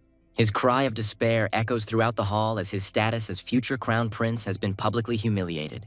He remembers his past greatness when the world lay at his feet, making his current fall even more painful. His choice was cold and calculating, because behind his sweet appearance hid a valuable political asset. With the support of the queen, he easily wove intrigues, spreading rumors that were beneficial to him. Memories of past success only fuel his current unbearable rage at humiliation. He lashes out at the servants, threatening them with death, his royal composure shattered. His anger finds vent in destruction, the room filling with the sound of noise and his heavy breathing. The thirst for revenge clenches his fists, and only one thought remains in his mind: murder. A sudden whisper in the empty room catches him off guard, offering to fulfill his dark desire. He searches in confusion for the source of the voice that tempts him again, playing on his hatred. An ominous silhouette emerges from the shadows, watching the broken prince's despair with a grin. A demonic hand touches his chin, offering a deal he can't refuse. The demonic voice promises him the most brutal reprisal, tempting him with a thirst for blood. The broken prince, clouded by hatred, asks the name of his dark savior. She appears before him in all her demonic glory, calling her name Sherry. Her predatory smile and gentle words finally subjugate his will to their dark power. In her arms, he finds comfort and a promise that all his wishes will be fulfilled. Meanwhile, Davy, with a serene smile, prepares for a new competition, unaware of the deal. He chats carefree with his brother, hurrying to his sister, who is already waiting for him in the stands. The huge coliseum hums with anticipation, ready to become an arena for new grand battles. The prince bides his time, his mad grin promising a bloody and merciless spectacle. Davy watches the energetic crowd with interest, feeling the tension of the afternoon competition. His brother calls him over, and Davy, hiding his discomfort, joins his family in the stands. He suffers from indigestion, but his pride does not allow him to admit such an absurd weakness. Despite his newfound strength, his body is still not ready for serious battles, which worries him. He looks at his hands, realizing that he has changed, but the transformation is not yet complete. Tormented by pain, he realizes with horror that he will have to use the power born from indigestion. The crowd's attention is focused on his brother Varys, who confidently greets his adoring fans. The sister admires her brother's popularity, while Davy eagerly awaits the start of the match. He studies the tournament bracket with interest to find out who will be his brother's first opponent. When he sees his opponent's name, he can't help but grin wryly at the stupid and predictable draw. Varys and Prince Baltian meet in the arena, and everyone is puzzled as to why the two favorites were brought together so early. The judge reminds the fighters of the strict rules, as mortal wounds and magic are prohibited. Davy grins as he notes the crowd's disappointment at not expecting such a predictable fight. The sister is worried about Varys, knowing his reckless nature and fearing serious injuries. She tries to reassure herself by believing in his experience, while Davy cynically reminds her about the insurance. The prince confidently enters the arena, ready to prove his superiority in front of thousands of spectators. The fight begins, and the tension in the arena reaches its peak in anticipation of the first blow. Davy coolly analyzes the prince's freestyle fighting style, which he has already managed to study. He knows that the destructive power of Varys' sword will be the key to victory if he does not give in to emotions. Varys' very first attack proves his superiority, because the prince is unable to withstand such power. Varys easily deflects the attack, and the prince's face reflects shock at the difference in strength. Their swords clash in a furious dance, neither giving an inch to the other. The audience held their breath as they watched a battle between equally strong opponents unfold before their eyes. Davy analyzes the fight with cold calculation, suspecting that there is something more to the prince's talent. Every move Varys makes reveals years of training. His physique speaks for itself. The prince defends himself desperately, but with each blow his defenses crack at the seams, foreshadowing a quick end. Suddenly, the tide of battle changes and confusion hangs in the arena. Something is clearly wrong here. The sister is amazed by Varys' unprecedented speed, but Davy's gaze is full of anxious surprise. Varys feels himself growing in battle, and it inspires him to surpass himself right now. A picture from his childhood comes to mind, proving that his strength is the result of a long-standing dream. Davy understands that this fight was important to his brother because he wanted to show them that he had fulfilled his childhood vow. In 6 years, his childhood dream has turned into incredible skill that he sees with his own eyes. This incredible leap in strength seems impossible, as if he were fighting a completely different person. He can't shake off a strange feeling of déjà vu, as if this battle had already happened just recently. He didn't expect the prince to stand up to his heavy sword, and this makes him grin in surprise. Despite the enemy's strange movements, the prince decides not to lose his vigilance. Recognizing his tenacity, he decides to end this fight and grips the hilt of his sword, doubting whether the prince will be able to parry this blow. He bets on one decisive blow, putting everything into it. This is his all-in attack. The prince's mad, inhuman smile takes Varys by surprise, and he freezes in shock. His counterattack was mad and deadly, as if he had completely lost his mind. He retreats under the onslaught, and the ominous shadow behind him hints at the source of this devilish power. He realizes with horror that he has been pierced by the unholy energy of the sword, which is forbidden in the tournament. Last night, the prince honed a new, alien power in preparation for the coming battle. Davy watched his brother's diligent training with a shadow of admiration, unaware of what was coming. He finds his brother training at night, sensing his restlessness and insatiable thirst for battle. Varys admits that his brother's lessons are not enough for him. His soul longs for something more. His furious desire to crush the enemy with his own hands sounds more than convincing to Davy. He instills confidence in his brother, promising that he will succeed, and is already preparing his secret gift. He senses his brother's pure and soft mana, the perfect foundation for his coming intervention. He decides to help a little by infusing his own incredibly powerful energy into his sword. This power could change the world, but he holds back his power because it is just a gift for his brother. Varys turns to his brother in bewilderment, not expecting the sudden touch on his shoulders. Davy offers him a massage with a sly smile, hiding his true, much grander intentions. He asks his brother to relax as he opens his makeshift salon, where the procedure will be far from ordinary. His fingers flare with magic, and he anticipates the slight tingle that hides power. An incredible force pierces Varys' body, and he freezes in mute shock from this sudden surge of energy. Davy playfully chides him for his sleepless nights as he buckles under the onslaught of unbearable power. He forcibly pours his energy into his brother, awakening and strengthening his own mana to the limit. This forbidden technique from another world breaks all the laws, but for Davy, it's just a fun game. A playful image of an amazing massage flashes through his mind as he does the unthinkable. A final, powerful surge of inner strength surges through Varys' body, marking the birth of a new hero. He screams in agony and bewilderment, unable to comprehend what unknown force has pierced his body. Davy looks at the result with a satisfied smile, leaving his brother unconscious on the cold stones. His body, though defeated, is now filled with the strength that will become the key to his future greatness. A harsh slap brings him back to reality, a rude awakening from his caring brother. Another flash of pain shoots through him as Davy grins as he adds one last insurance. All his complaints about cruelty are met only with mockery and a caustic remark about his beautiful appearance. The threat of the game makes him run to his room in panic, just to avoid repeating the procedure.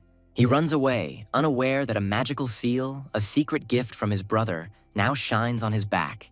At the most desperate moment of battle, this seal flares up, activating the incredible power hidden within it. The invisible shield easily deflects a deadly blow, leaving the enemy completely bewildered. His sword flies off to the side, shattering against an invisible barrier, and a deathly silence falls over the arena. Prince Belitian is completely confused. He cannot understand what force stopped his faithful blade. The moment of Varys' fall comes to mind, when his own sword was stained with forbidden scarlet energy. Suddenly, everyone notices the floating crystals, and the idea of a magical barrier pierces the crowd. The sister screams in delight that her brother was able to do something incredible, reaching the level of an expert. She turns around to share her joy with Davy, but his seat is empty, leaving her confused. Varys coughs up blood, his body unable to withstand the monstrous impact of the force he had used. The judges stop the fight, declaring Prince Belitian defeated, while medics carry away the exhausted Varys. His actions are equated to a declaration of war since he dared to use a forbidden technique. The prince is disqualified and led away under guard, his pathetic excuses drowned out by the roar of condemnation. The servant's desperate plea for some word is met only by the prince's frightening silence. A sudden burst of rage and the prince squeezes his servant's throat, venting his anger on him. His hand sinks into the flesh, and a crushing blow ends the life of a loyal man. A scream of horror pierces the arena as Prince Belitian kills in cold blood before everyone's eyes. Panic grips the stands and the crowd flees in terror, fleeing from the maddened heir to the throne. He finally loses his human form, turning into a roaring monster thirsty for blood. It was all just a nightmare, but even in a dream, doctors are powerless against his dark energy. He comes to, and the first person he sees is his brother, who greets him with a calm smile. Davy comforts him, praising him for a great fight. As reality slowly returns, the nightmare recedes, and he proudly realizes that he himself created that incredible energy barrier. This barrier, accessible only to the highest level masters, itself protects the owner from any threat. His salvation was due to his own growth, though Davy's secret gift had pushed him to it. At 14, he rejoiced in his new strength, narrowly escaping death, not knowing the true price. He thinks with dark tenderness that tears of pain would make this picture even sweeter. He interrupts his old man's reasoning, ordering him to simply rest and gain strength. A sudden explosion rocks the arena, and the mages look on in horror at the new, unstoppable enemy. Prince Belitian absorbs their attack with ease, his body twisted by a dark, invulnerable force. Realizing their powerlessness, the judges panic and order the evacuation of the spectators before it is too late. The protective barrier is about to collapse, and someone is taking a decisive step towards a deadly threat. Davy steps forward, ignoring the desperate cries because only he can stop this madness. The sister screams in horror as she sees her brother engaging in a deadly game with the maddened prince. Prince Belician finally loses himself. His body is distorted by pain and dark power. He has become a monster. Davy faces the monster with icy calm, throwing him a caustic challenge in front of everyone. A predatory fire flashes in his eyes, and he chooses the most brutal method of reprisal with anticipation. Uncontrollable rage erupts from the prince in a stream of energy, sweeping away everything in its path. A desperate knight rushes to intercept, trying to protect Davy from certain death. A dark entity appears next to him, and his smile becomes even more sinister and frightening. His sister's desperate cry pierces the chaos of the battle, causing him to momentarily wake up from his battle lust. He turns to face the dark force, and for the first time, a shadow of doubt and fear appears on his face. An icy horror pierces him. He realizes that his own game can kill the person dearest to him. An unexpected intervention, and the horned girl knocks the knight away with one blow, saving Davy. Princess Elena bursts into the arena, her eyes burning with icy determination to put an end to the chaos. Her blade meets the dark power of the prince, and the arena shakes from their clash. She freezes in horror, not believing her eyes. The enemy's strength exceeds all expectations. Even knocked to his knees, the prince is not broken. His body continues to distort under the onslaught of dark power. She looks defiantly at the prince, who gathers all his rage into a final devastating attack. In a desperate attempt, she unleashes a hail of blows on him, each one full of fury and force. Even the judges are stunned, unable to believe the incredible power of the young princess. The dark power finally leaves him, and the exhausted prince falls to the ground, becoming human again. She stands in the arena as a winner, and the roar of the crowd proclaims her triumph over the darkness. His sister pulls him away from danger, begging him to trust the princess as he breathes heavily. Princess Elena stands as a true heroine. Her epic image inspires hope for salvation. Her shining blade proves that she is the only one capable of standing against this evil. The princess and the magicians weave chains of light, trying to tame the untamable beast inside the prince. Even shackled, Prince Belician does not give in, his body writhing in agony, trying to break the bonds. In his desperate agony, the prince releases the bloody phallus, and a wave of death covers the arena. Bloody energy chokes his sister, and he tries in horror to save her from imminent death. He holds her tightly, whispering words of comfort as her consciousness slowly fades. A gentle hand falls on her hair, and he asks her to rest, promising that everything will be fine. He carries her away unconscious, promising that the nightmare will end when she wakes up. He gently lays his sister down, realizing that it is time to awaken his laziest power. His hand flares with golden light, because if he doesn't hurry, his spirit magic will consume everything. The activation of the power tears him apart from the inside, and his scream of pain echoes across the arena. He uses his unique mana to save his sister because only he can do it. There are 3 different powers contained within it, each with its own irritating character. His spirit magic is brutal, but it is what proves to be the most effective in combat. Regular mana is cunning and pretends to be weak until it is pushed to its limits. But his sacred power is the most stubborn and lazy ram that cannot be moved from its place. He yells at her in despair, because getting this damn power to work is already a feat in itself. Even at such a critical moment, it will not work unless it is properly pressed. He calls upon the shining patron, Sacred Magic, to protect his sister from mortal threat. Now that Winry is safe, he can finally focus on the real nightmare. He looks at the bloody mess and is overcome with an eerie calm in the face of death. The bloody falls sucks the life out of everything living, turning the arena into a city of the dead. He understands that his 4th-level sacred power is not enough to save all the doomed. His only consolation is the thought that Varus was taken away before the massacre began. The absence of spectators gives him a free hand, and he smiles ominously, anticipating a no-holds-barred fight. His cheerful mood is replaced by surprise, because there is one unexpected problem left in the arena. He didn't expect anyone to stand in the bloody fog, but the princess challenges him. Her name, Elena de Palan, owner of the Divine Sword, explains everything. She is not just a princess. Even at such a moment, he cannot help but admire her tortured beauty, which betrays his scoundrel nature. His touch sends out a wave of healing energy, tearing her from the clutches of death and shocking her to the core. She comes to, confused by his sudden intervention and strange calm. The princess quickly comes to her senses, reminding him that their mortal danger is not over yet. He dismisses her concerns with arrogance, intending to face the threat alone. She desperately grabs his hand, demanding to know why the deadly aura doesn't touch him. He realizes that she has noticed his strangeness, and a shadow of calculation flashes in his eyes.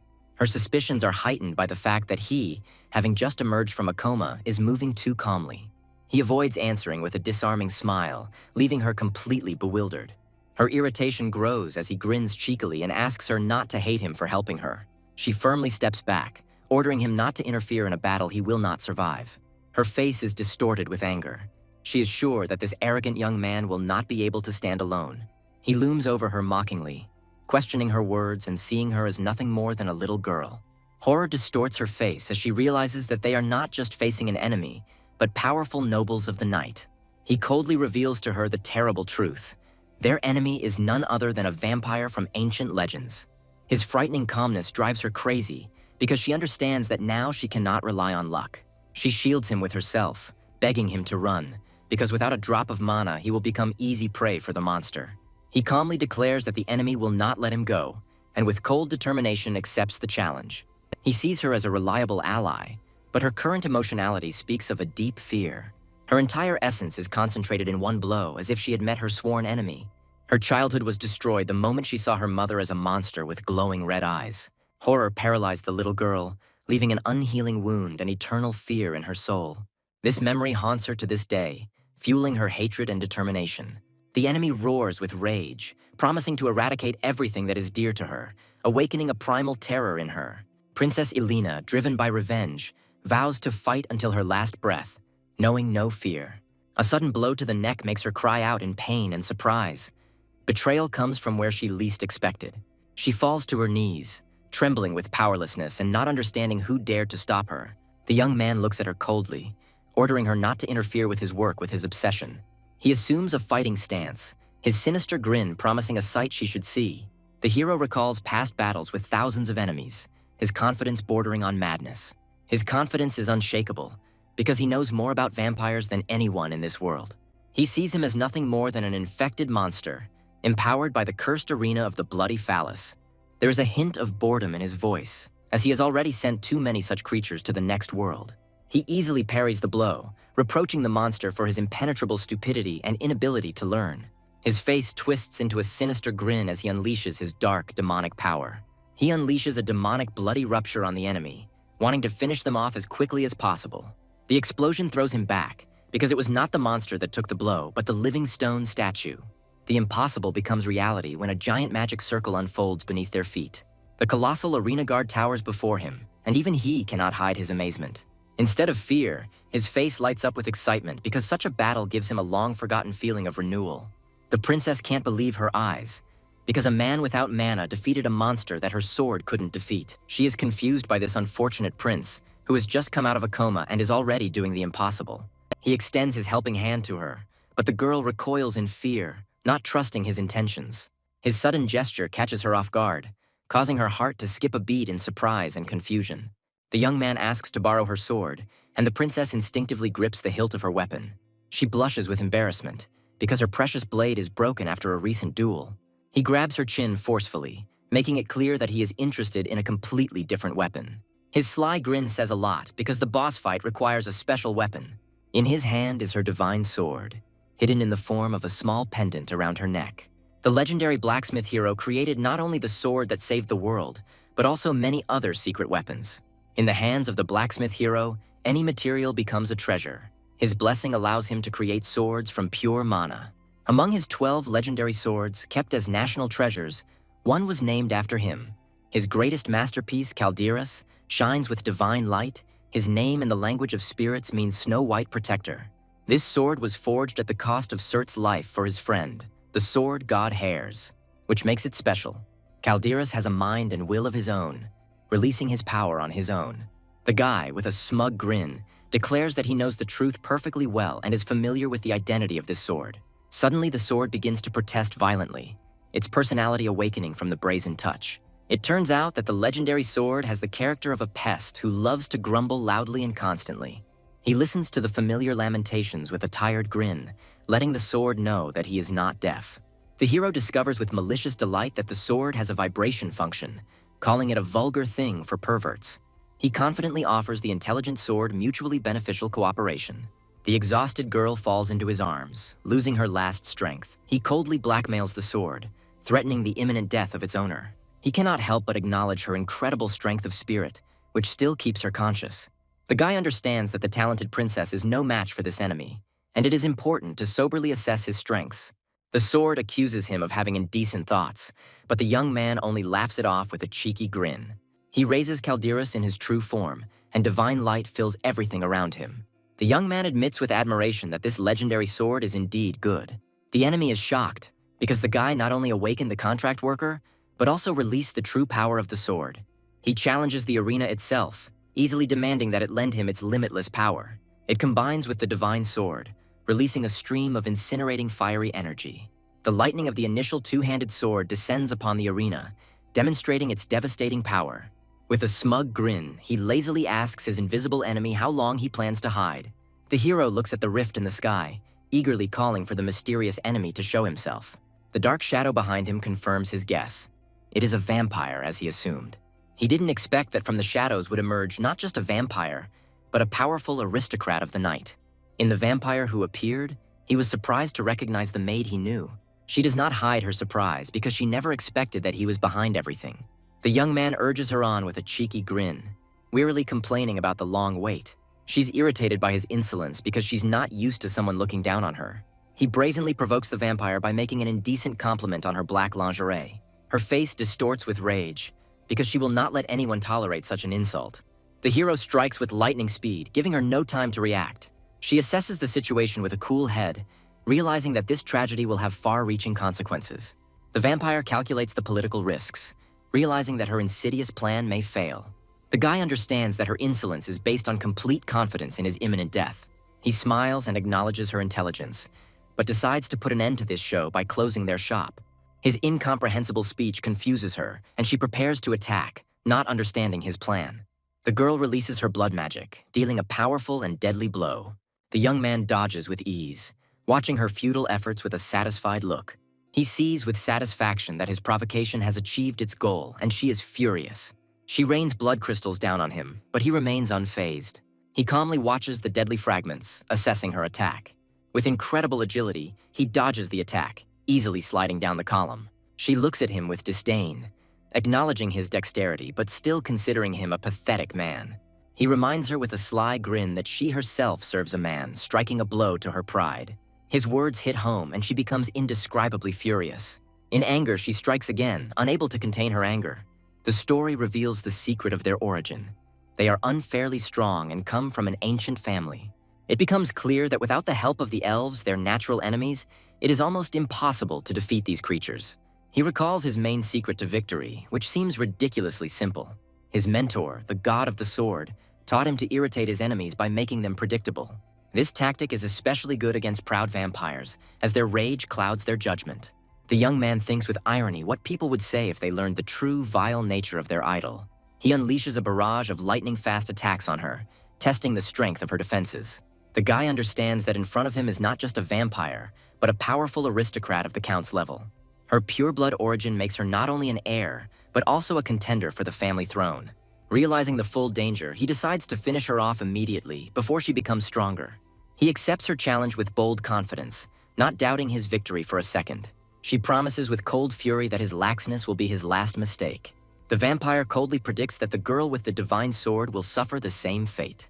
She condescendingly suggests that he submit to his fate, since he so desperately desires death. The guy with a cheeky grin rushes into the attack, completely ignoring her deadly threats. She dismisses his outburst as stupid, seeing no real danger in it. His unexpected maneuver confuses her, and she does not understand what kind of sword art this is.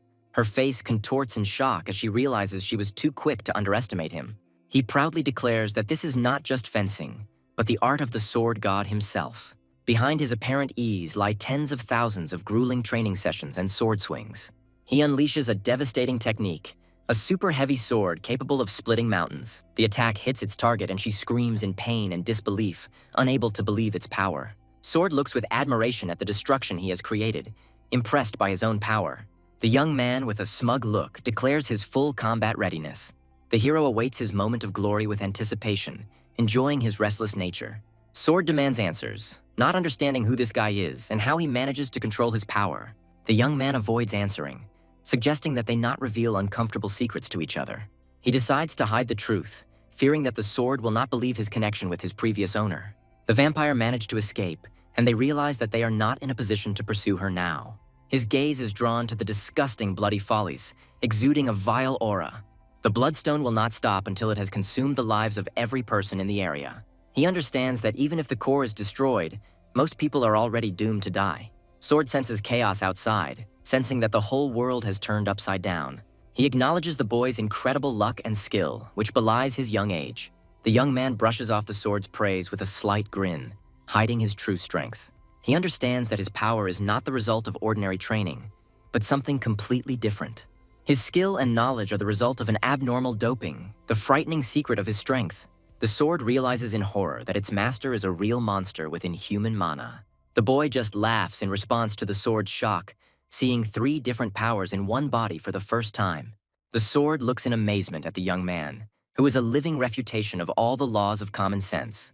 He calmly accepts the accusation of madness, because his strength is the fruit of hundreds of years of forbidden research. The young man interrupts the chatter and with determination asks the sword to help him put an end to everything. He admits that his current powers are insufficient, much to his sword's confusion. With a sly smile, the young man offers to end the threat once and for all. His true motive is selfish. He sees it as nothing more than a way to recover faster. The boy prepares with disgust for a prayer that is completely out of his style. He begins a feigned prayer, addressing the goddess like a lost lamb in the darkness. His address is full of sarcasm, asking for help, knowing that the goddess will not be able to intervene. Sword is in complete shock. He cannot understand what kind of mocking prayer this is. The secret of his power is revealed. It is based not on faith, but on winning the interest of the deity. He continues his act of being the irreverent lamb who saves others. Losing patience, he stops pretending and simply demands the goddess to give him permission. Sword is completely perplexed, not believing that even one god would respond to such an outrageous prayer. The guy grins and picks up the sword, hinting that he is completely unaware of the god's true nature. He explains that divine love is not received through words, but through actions that prove your worth. His solution is ingeniously simple. The exhausted force simply needs to be replaced with even greater force. Saint Dafon created the greatest magic, but it required permission from God to use it. The young man reveals his main trump card with a crazy smile, because his god likes madmen.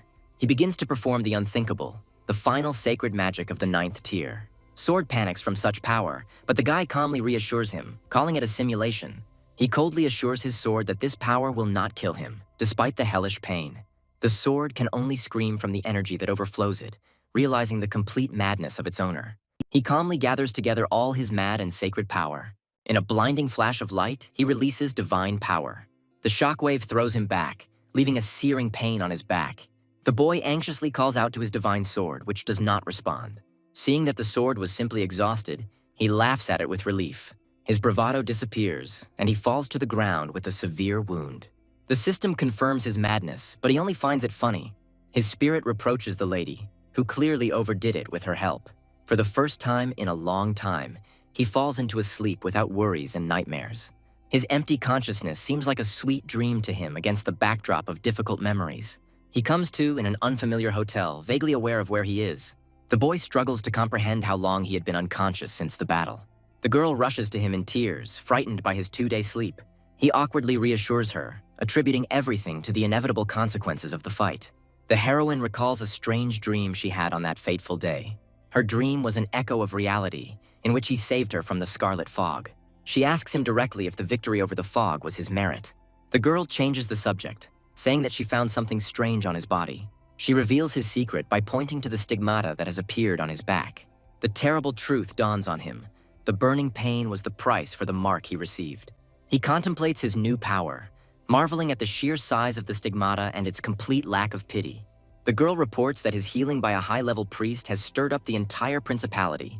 The whole city now knows about him, because he was found in the center of the cleared land with a sacred mark. He ironically recognizes the paradox that it is not the believers who receive the stigmata, but those whom God loved first. The heroine looks at him with hope, glad that no one noticed his other secrets except the stigmata. The guy is deep in thought, not knowing whether he should now hide his monstrous strength. He understands that any careless action can lead to chaos and harm others. They both admit their ignorance, finding themselves at a loss in the face of the inexplicable. The young man hides his true thoughts behind a carefree smile, assuring that everything is fine with him.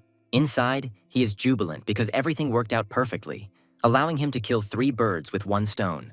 He analyzes his victory, realizing that he only stimulated the force a little but got an incredible result. The guy feels his mana volume increase dramatically, opening up completely new possibilities. Now he can easily wield master-level weapons without even evolving. The young man realizes with surprise that it was his sacred power that received the greatest increase thanks to the stigmata. He curses this capricious sacred power, which always needs a strong motive to grow. The girl talks about the commotion he missed. Especially his personal maid was worried. The image of the worried maid comes to his mind, and he realizes that it was not just a dream. Another shock comes from the news of the visit of the princess, who wanted to take him by force.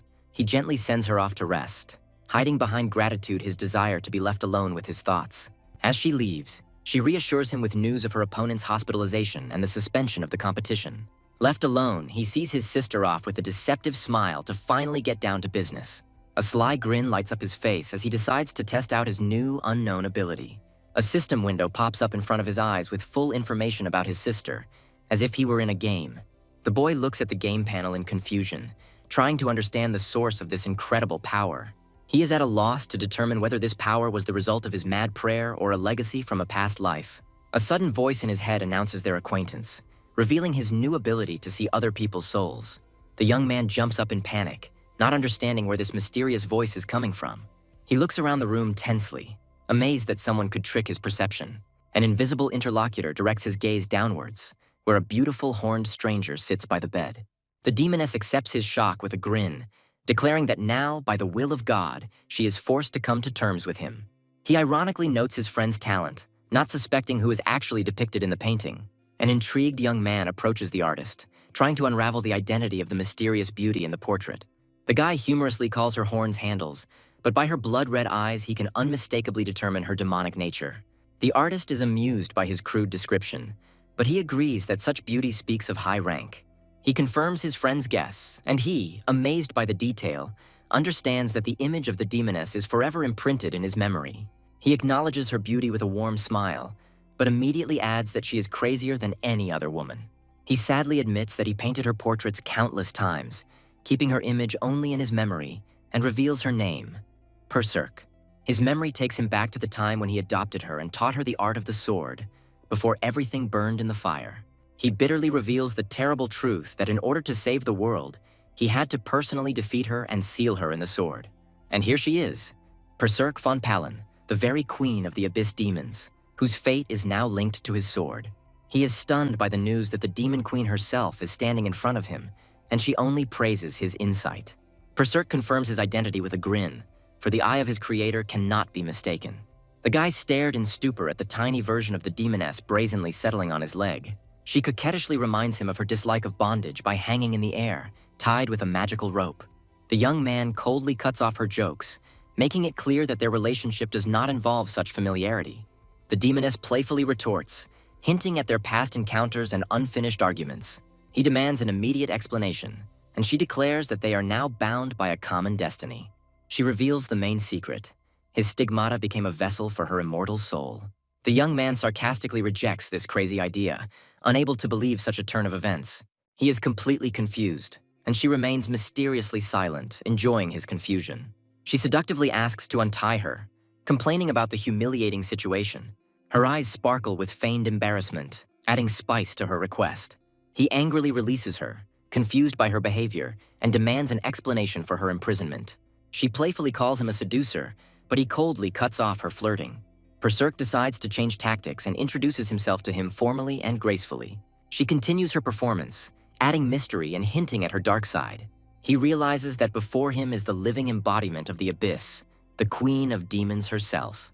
The image of the terrifying instigator of the ancient war of the worlds emerges into his mind. Folk legend has it that the great hero Hares put an end to the war by slaying it with a divine sword. He recalls the true rumors about the sealed soul, and she waits for his reaction with a grin. He is puzzled by her awakening, because he was sure that the consciousness of the sealed queen was asleep. She shocks him by declaring that the hero Hares was her close friend and would never have bound her soul.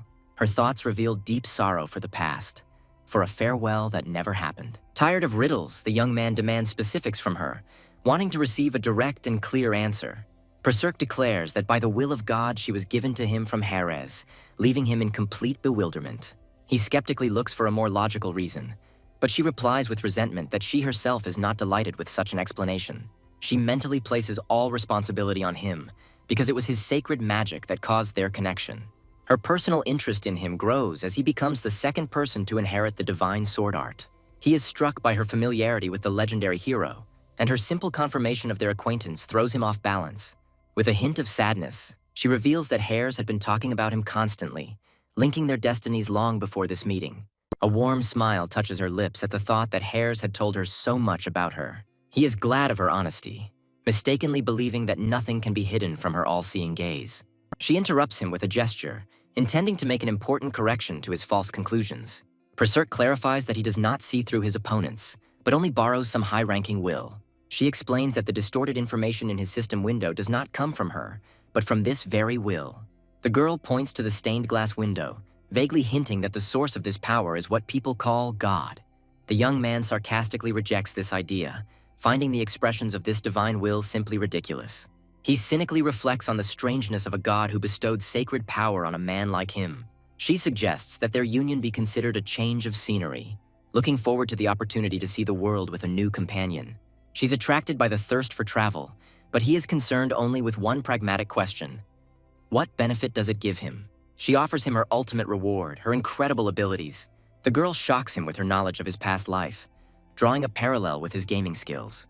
He realizes with a predatory grin that she knows his main secret, and now vigilance is above all else. Berserk spreads his wings, offering him a mutually beneficial symbiosis that is impossible to refuse. She looks forward to their common future with anticipation, confident in the success of their union. He is tormented by doubts, but the temptation to possess the power of the Demon Queen herself is too great. He accepts his fate with a wry smile, realizing that his destiny was sealed from the very beginning. The young man extends his hand to her, and their handshake seals a new, dangerous alliance. She is filled with unexpected joy, because she has found a companion to whom she can trust her main secret. Meanwhile, the situation in the kingdom is heating up to the limit due to an unexpected attack and the discovery of his stigmata. He bitterly realizes that he is now the epicenter of chaos, the bearer of the sacred stigma. He watches with irritation the restless crowd of onlookers under his windows. Tired of his sudden fame, he irritably decides that he doesn't owe anyone any explanations. Berserk cynically notes that the crowd consists of fanatics eager to see proof of the god's love. The thought of a cult being founded in his name gives him goosebumps, since those who bear the stigmata are so rare. He decisively bursts into his companions, ordering them to immediately pack their things for an urgent departure. Berserk looks at him doubtfully, warning that the fanatics will certainly follow him to his homeland. He reveals his plan with a sly grin, relying on the ogres to distract attention. A high-ranking lady is shocked by his escape, unaware that he left her as bait. Her hand trembles with rage, and in an icy tone, she demands an immediate answer from her subordinate. The princess is furious when she realizes that this bastard has deceived her by creating a misunderstanding and running away. Her anger flares as she remembers how he used the sacred sword that caused the stigmata. She falls into hysterics, smashing everything around her, and the horrified maid begs her to watch her speech. The maid is in a panic, afraid that someone will find out the princess's true character, which she has hidden for so long. After all, behind the mask of an aloof and noble princess lies a frivolous and noisy girl. Meanwhile, the hero watches his companions with affection, rejoicing in their wonderful relationship. He asks Berserk with a smile if she regrets abandoning Princess Calderas. She clarifies that he is the only one who can bring the divine sword into its true form. The boy thoughtfully admits that Calderas is such a powerful weapon that the desire to wield it is natural. He understands that until he regains his former strength, he will not be able to cope with the powerful sacred magic of the sword. He fights the temptation to take the sword, but his conscience does not allow him to take the toy away from the child. The guy smirks and declares his incompatibility with Calderas, which greatly surprises his companion. His thoughts betray a secret plan. He patiently waits until other, more important goals fall into his hands. He mysteriously hints at the existence of other swords that are already rightfully his. She senses his hidden intentions, but he only ironically challenges her omniscience. Berserk admits with a smile that even her knowledge has its limits, keeping the intrigue alive. The girl reveals that there is a corner in his soul that is inaccessible even to the gaze of the Demon Queen. He coolly calls this deep secret a trifle, shocking her with his detachment. She gives him some ominous advice, preferring the complete destruction of enemies to simple caution. He assesses the situation soberly, realizing that he is not yet ready for open war with an influential faction of the kingdom. He understands that a slow political game gives free rein to arrogant aristocrats. He is tormented by endless shame for what happened, but the king removes the heavy burden of guilt from him. The king blames the kingdom of Boltiz for the vile betrayal, considering their return a real miracle. He bends his knee with irony when he hears from the king about his stigmata, a fateful sign from above. The queen can hardly hide her anger, forced to acknowledge this event as significant. He plays the loving son to his mother, mentally noting her disgusting acting. Duke Barletta and his supporters make a decision. They will not let this go unpunished and will move against Boltiz. The royal family lets them rest after their long journey, ending the official part of the reception. But the king's commanding voice stops him, demanding that he stay for a private conversation. He notes that this is their first conversation since he woke up almost 6 months later. He coldly parries the king's reproach, making it clear that lying in their conversation is pointless. The young man interrupts his father, making it clear that he doesn't need explanations. He already knows everything. The hero reveals his cards, saying that he had long known about the surveillance through the king's loyal chamberlain. His worst fears have been confirmed, and now he looks at his father with cold calculation. He understood that his father had noticed the changes, because any parent would feel that their child had changed. The king admits that he only wanted to ask one single question that had been tormenting him all this time. Suddenly, he is overcome by a wave of painful memories of the day when he desperately called for his father. He remembers how, as a child, he begged his father on his knees to save his sick mother, clinging to his last hope. His childish cry that his mother had been poisoned was met with icy indifference and orders to be silent. He clings to the floor in despair, his childish soul torn apart by helplessness and grief. He reflects on how his father hid the truth about his mother's death behind a veil of lies for 4 years. He bitterly rejects excuses, considering everything to be retribution for the burden placed on him.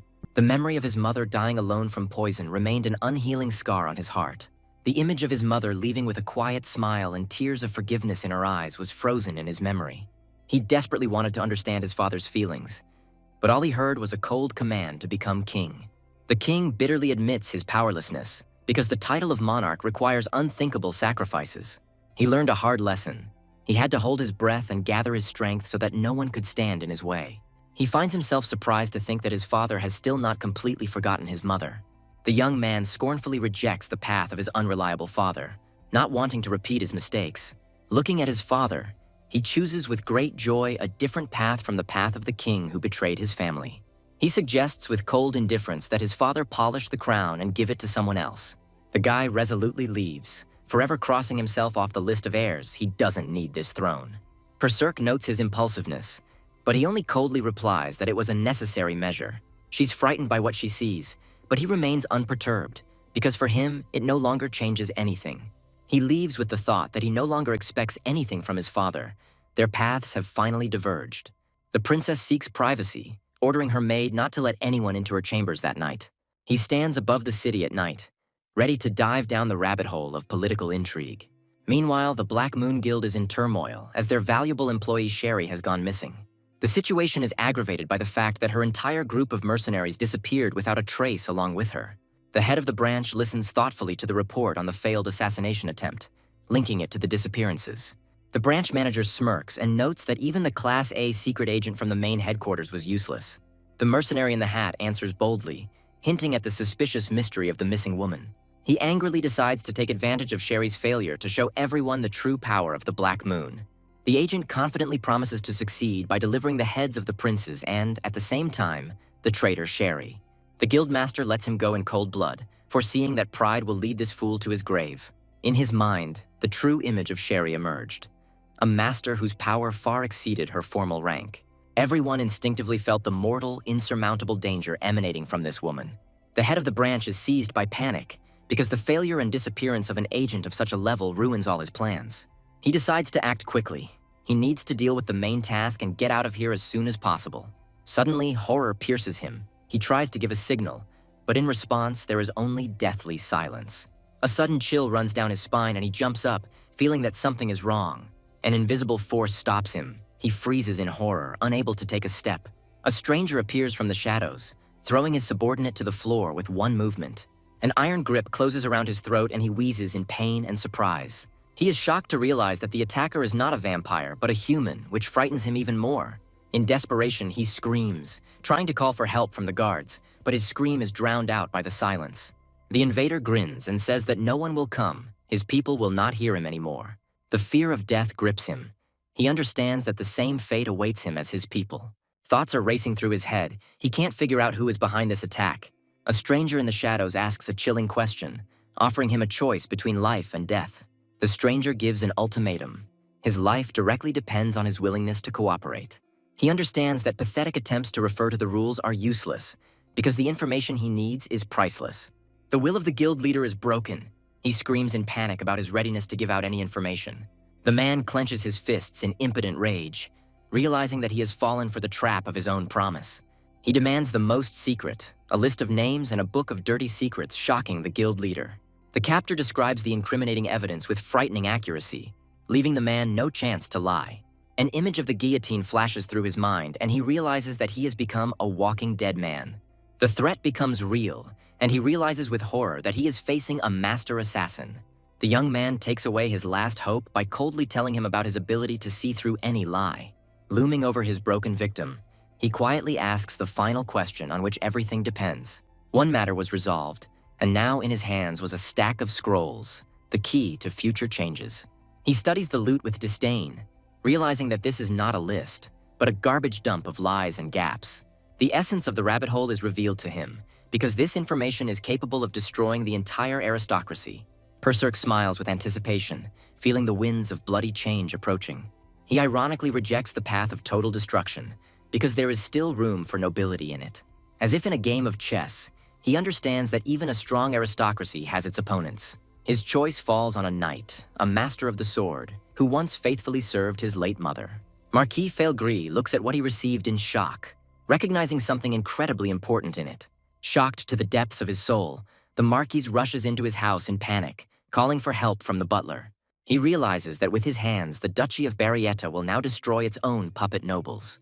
He asks ironically where his little companion picked up such adult expressions. Suddenly becoming serious, he decides to ask her one question that is very important to him. Looking at the city at night, he asks about her innermost desire, as if he already knows the answer. Her desire turns out to be painfully simple. She dreams of warmth, satiety, and her own family. She wants to live happily ever after, without the worries and headaches that haunt them. He teases her with a smile, as her dream is not at all befitting of a member of the royal family. She laughs, denying his words, because he understands perfectly well how far their life is from calm. He makes plans for the future, intending to leave the palace and find a quiet place for their family. His modest dreams are intertwined with grandiose plans to create the most developed city. For him, revenge is just a process, not a goal, and once it's over, he can finally live a normal life. He smiles at the idea of a throne, as kings are not entitled to comfort and entertainment. The freedom of a landowner attracts him much more because there are always loopholes in it. His true goal is not power, but the creation of a place where he can always return, his home. At the palace, Prince Davy's receipt of the stigmata is presented as the greatest pride for the country. The queen, hiding her true intentions behind her fan, ponders how to exploit this situation. With feigned benevolence, she offers to reward the prince for his great achievement. Her proposal is accepted, seeing it as a way to both reward the hero and send him away. The courtiers whisper in confusion, surprised by the sudden and suspicious praise from the queen. Alone with herself, she drops the mask. She is gnawed by anxiety because everything is going completely wrong. Her plan failed, and the stigmata made the prince untouchable, destroying all her insidious intrigues. She clutches a fan in her hand, pushing away extraneous thoughts, because now is not the time for weakness. The queen is furious to learn that just one man has destroyed 7 of her secret guilds in one night. The broken guild leader reports in horror that the attacker was a monster, a top-level assassin. She breaks the fan in anger, demanding to know what information exactly was stolen by this idiot. Her hand trembles with the knowledge that if this information falls into the hands of her enemy, it will all be over. Marquise Failgris understands that with such incriminating evidence in hand, rebellion becomes a very real threat. The queen suspects that the Marquise is behind the attack. Her instincts scream about danger. The puzzle comes together in her head, and she finds a way to get rid of extra eyes and ears. Realizing that murder and prison won't work, she decides to get rid of him legally. Lost in her thoughts, She looks for a loophole, thinking through every step of her insidious plan. The queen confirms her words with a smile because she did not expect easy consent. The king shocks everyone with his proposal to immediately expel the prince from the palace because he is not the heir. Irritated by the sudden turn of events, the queen summons the chief chamberlain, submitting to her husband's will. The king gives the order to call the prince, ignoring the rage boiling inside the queen. The prince humbly accepts his fate, realizing that for them he is a walking bomb that needs to be defused. The king sends his son into exile under the guise of a noble mission, forcing him to develop the lands he was granted. With his head bowed, the young man humbly accepts his father's will without revealing his true thoughts. His companion sarcastically remarks on the fear of the king, who decided to send his own son away from sin. As he leaves, he remains calm, because their order only accelerated his own plan to escape from the palace. They think they've gotten rid of him, but the prince knows his parents have already fallen for his hook. His companion warns of impending chaos, but he is ready to leave as soon as he has finished his preparations. He is ready to leave for the sake of preserving the kingdom, but first intends to carry out reforms for the future heir. He does not want his brother to inherit all this court filth, and sees his departure as a chance to crush his enemies. The worried brother and sister pounce on him with questions, shocked by the news of his departure. He reassures them with a disarming smile, reminding them of his stigma as a guarantee of safety.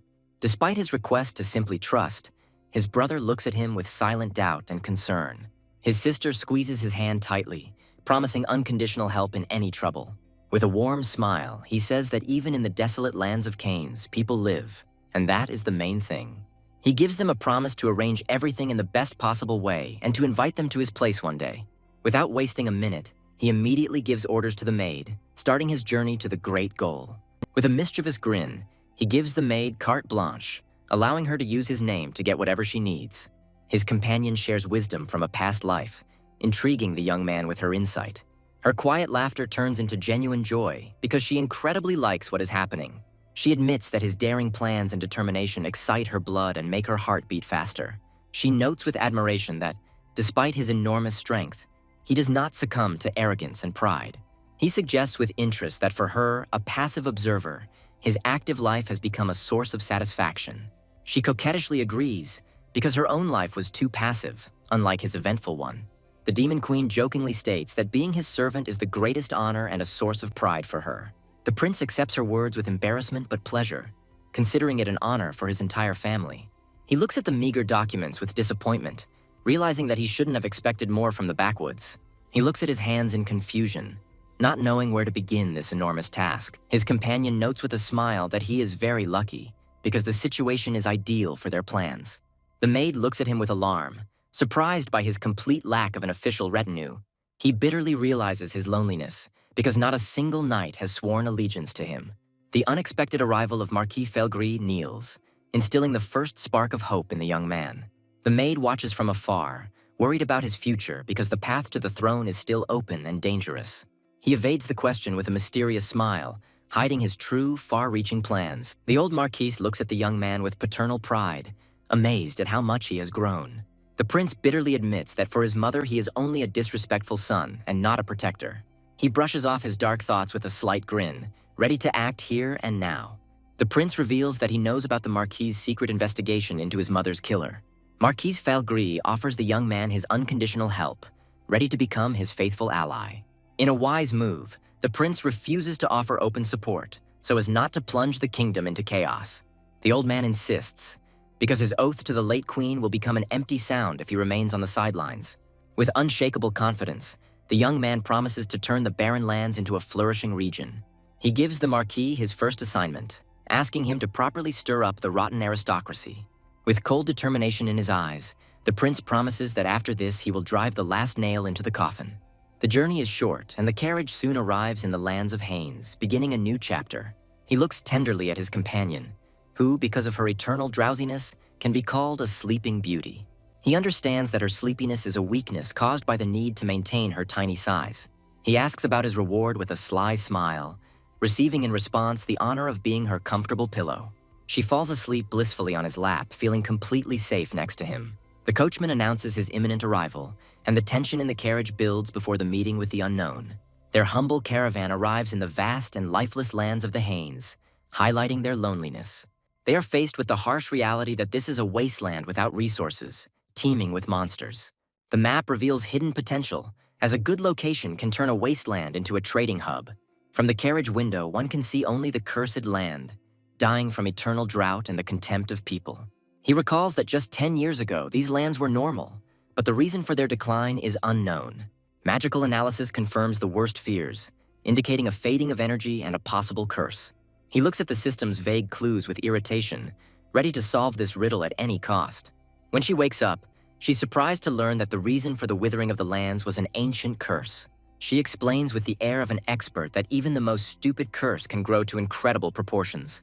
He suggests with a slight grin that one of the residents who touch dark magic is to blame for everything. He does not hesitate to use his power to cleanse the earth of ignorance and darkness. Even with the power to cleanse, he knows the battle against the ingrained evil will not be easy.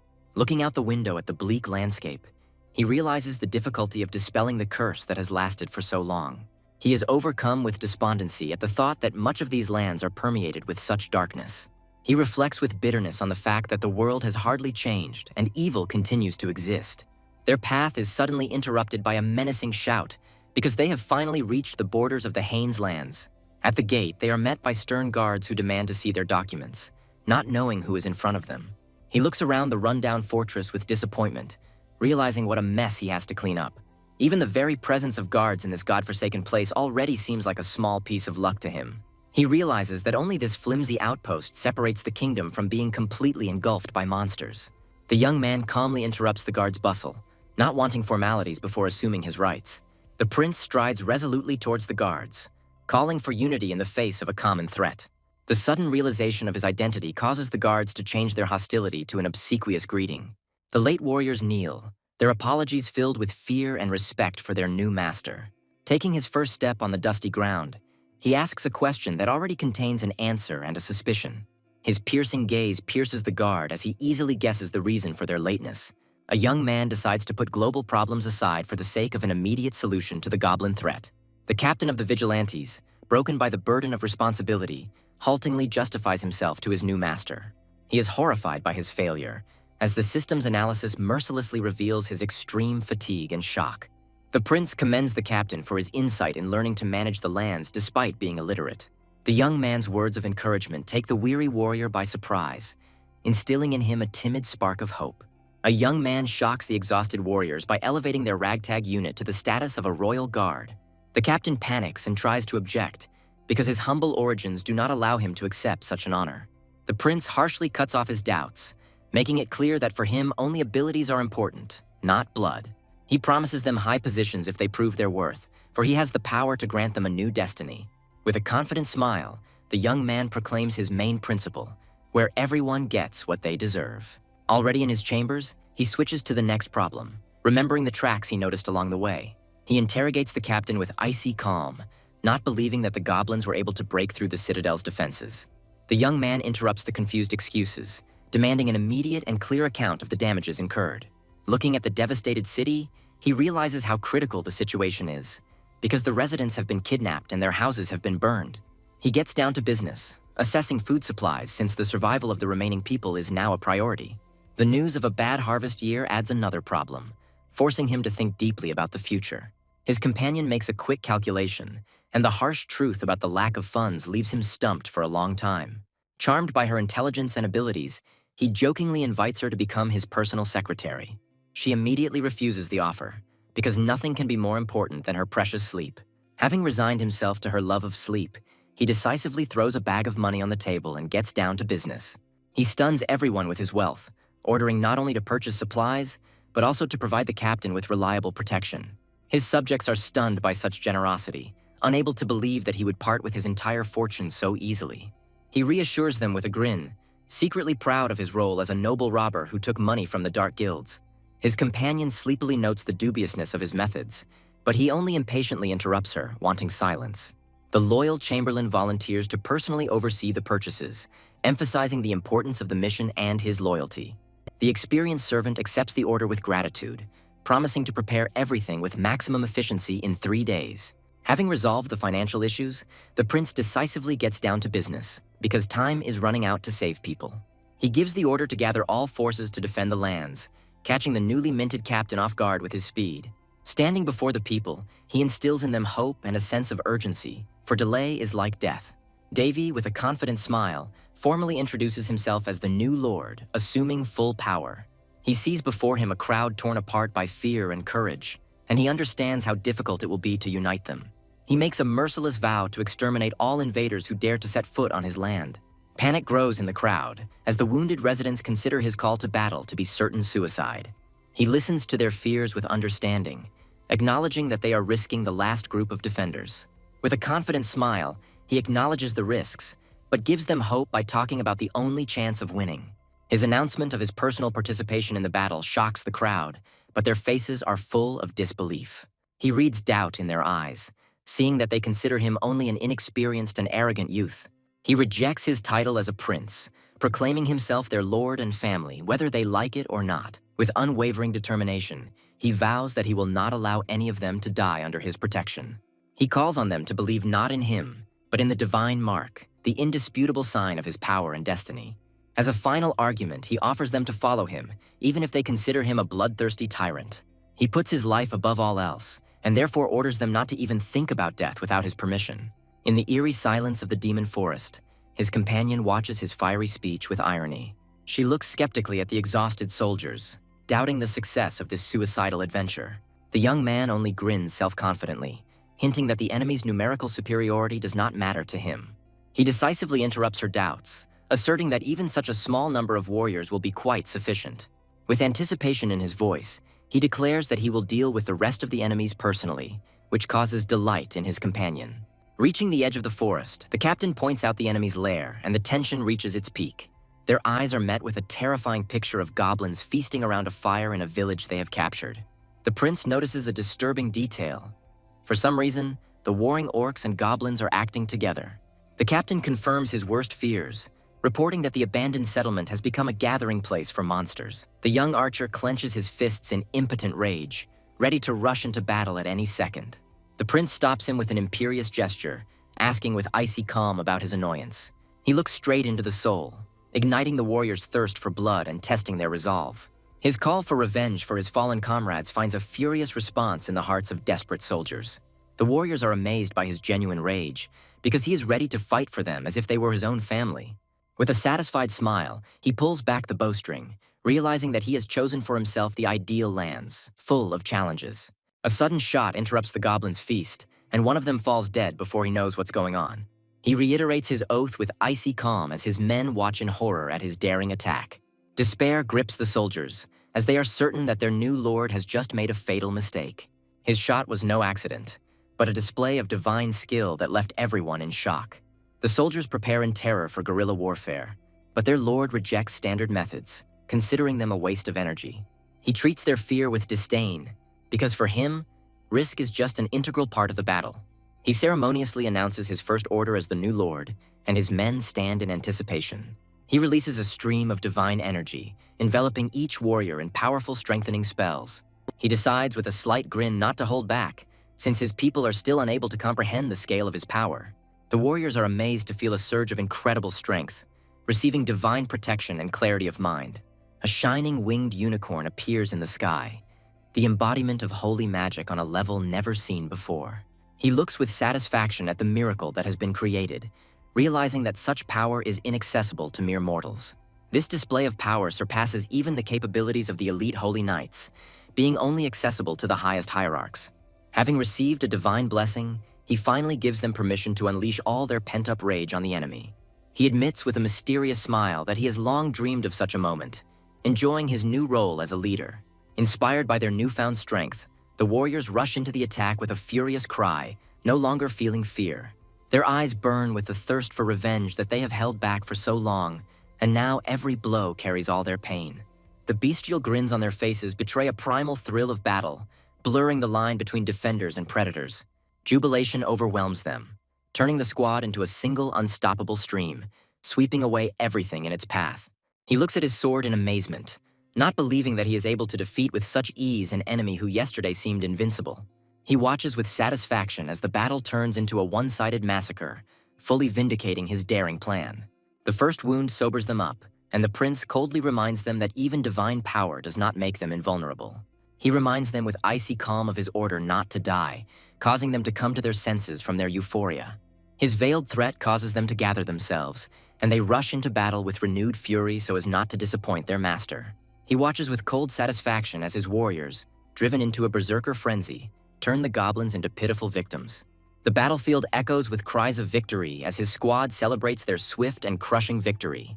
From the rooftop, he interrupts their jubilation with indifference, his calm tone hinting that this was only the beginning.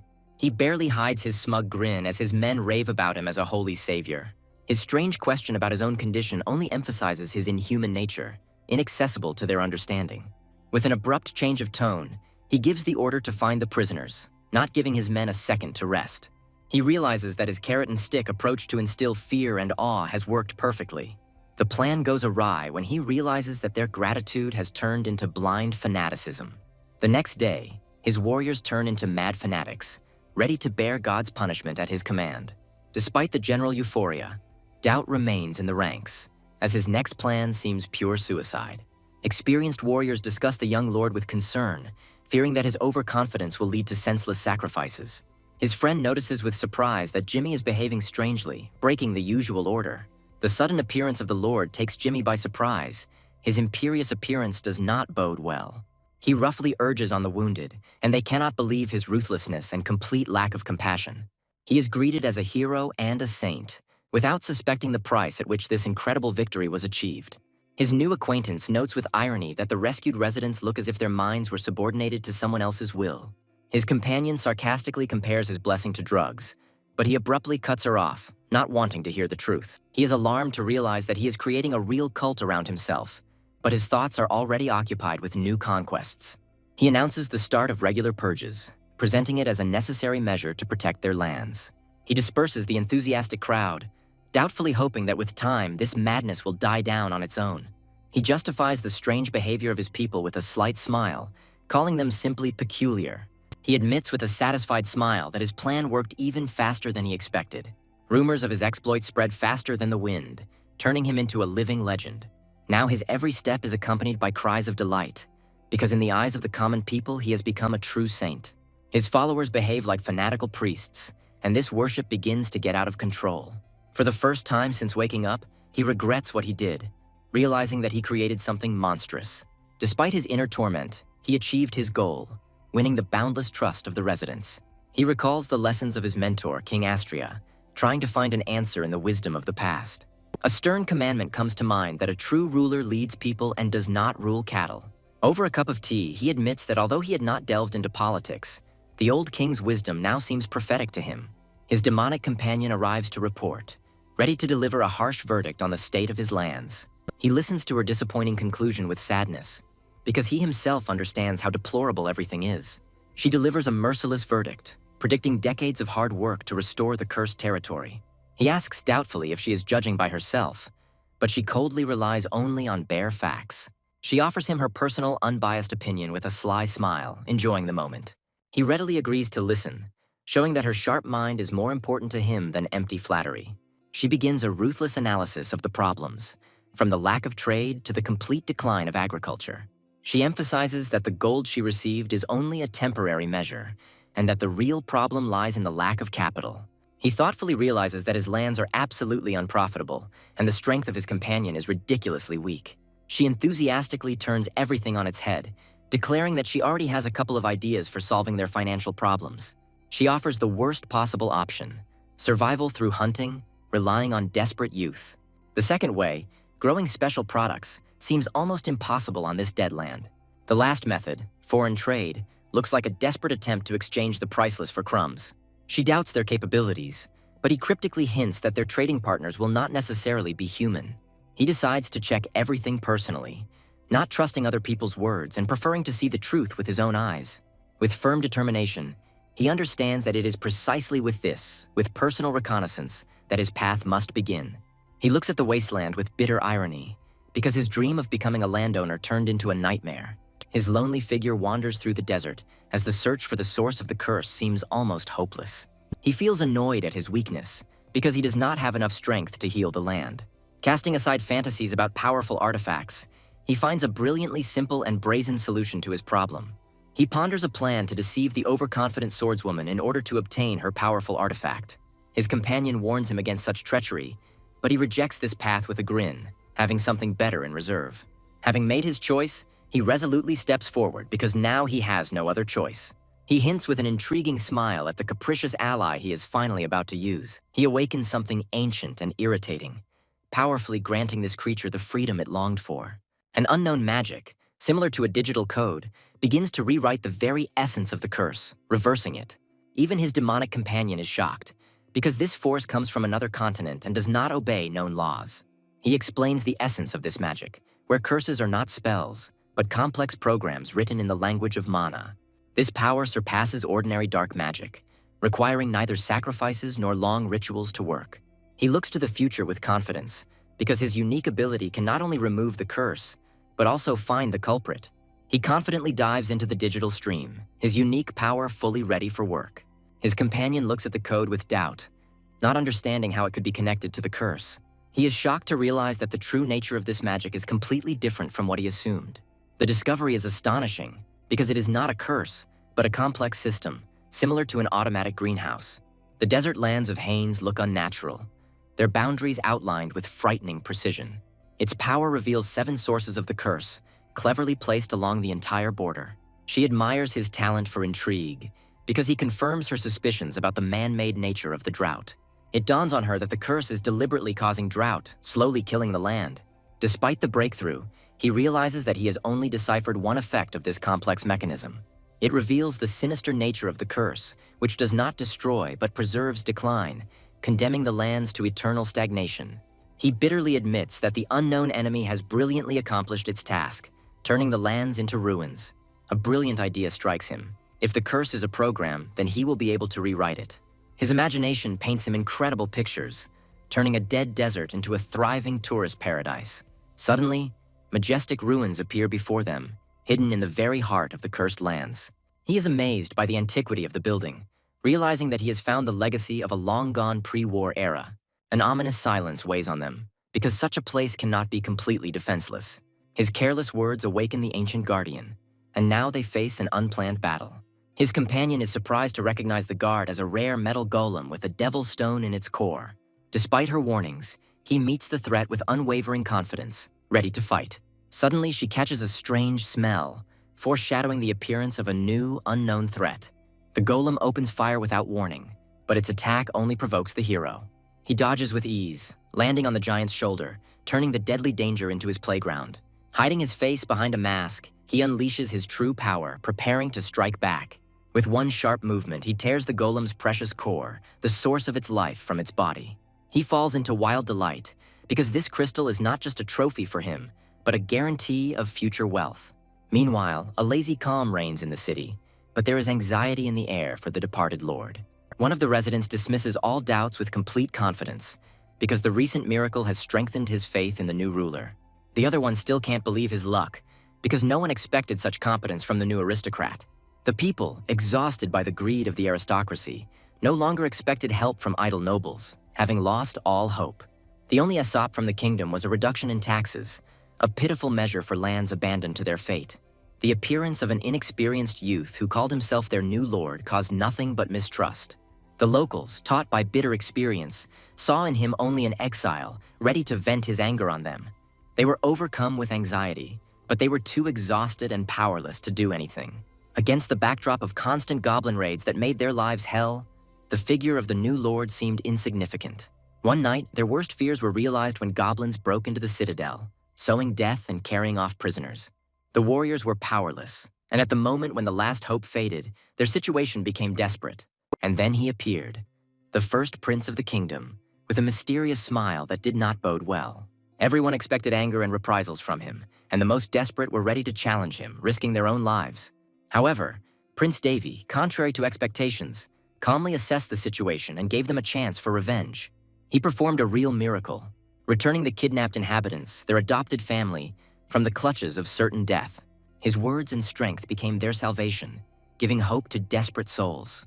The hero himself simply brushed off the honors, not wanting to take on the role of a saint. They elevated him to the level of a deity, because in a few days he had done more for them than anyone else. His miracle was so real that faith in it eclipsed faith in their own patron god. One of the young men expresses gratitude for the deliverance from the goblins, but his joy is clouded by a deeper concern. He looks to the future with doubt, because the victory over the monsters did not solve the main problem of the cursed lands. Even the majestic citadel could not hide the decline, as years of drought slowly killed everything around it. The curse spread inexorably, drying up even those corners where rain had once occasionally fallen. Countless sages and magicians have come here in search of a solution, but they all left empty-handed. Their verdict was harsh and final.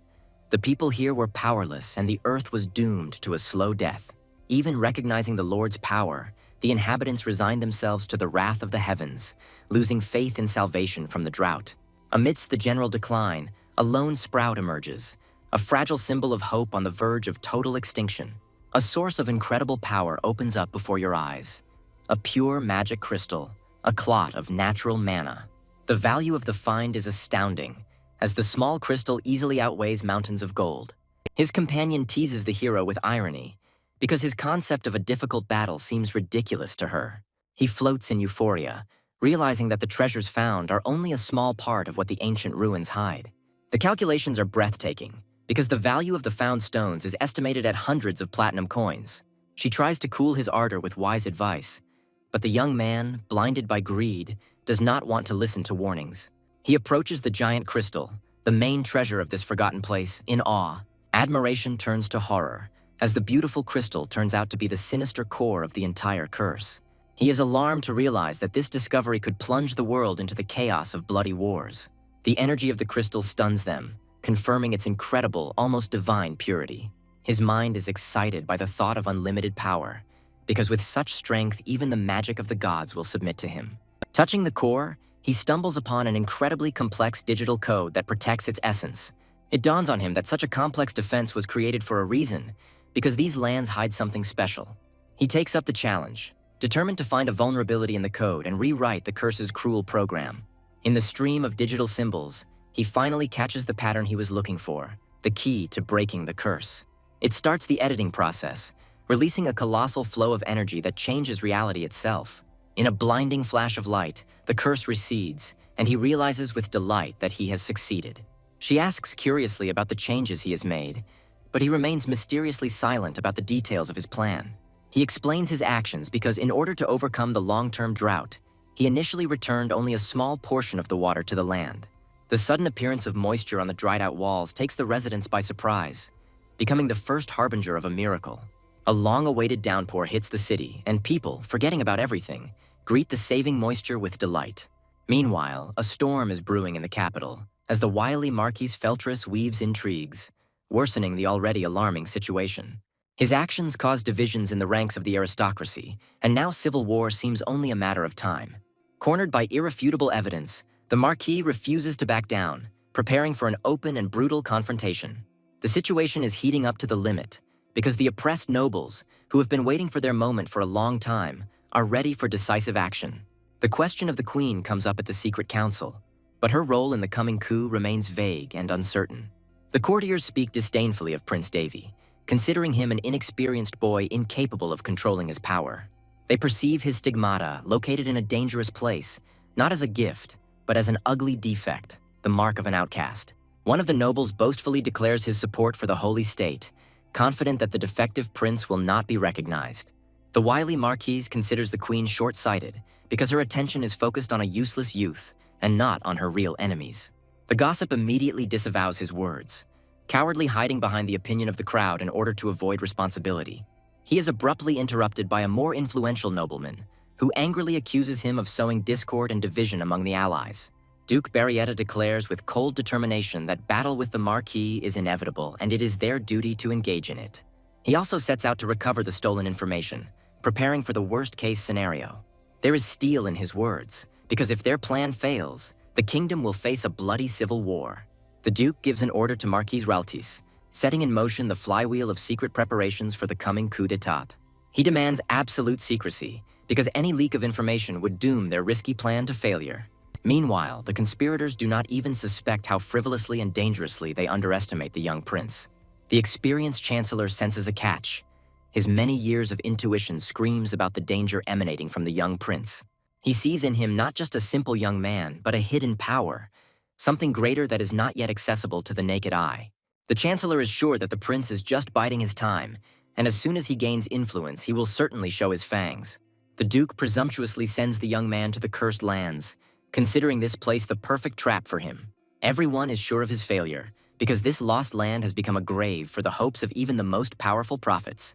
They send him into a lifeless wasteland, not even realizing that he is going there not for defeat, but for victory.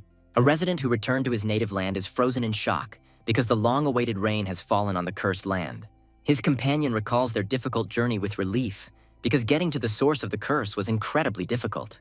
With the help of a magical artifact, he's already making plans for the future, calculating when the earth will be able to bear fruit again. The young man easily uses the Devil's Stone, receiving all the necessary information about the current situation in the world. He creates a system of total control, capable of manipulating the weather and monitoring every corner of his lands. She acknowledges his genius with admiration, because it is not the stone, but the creator of this system himself who is the real anomaly. He casually hides a fortune in his bag, because for him these stones are just tools, not treasures. Having achieved his goal, the young man allows himself to relax, giving the exhausted land time to heal on its own.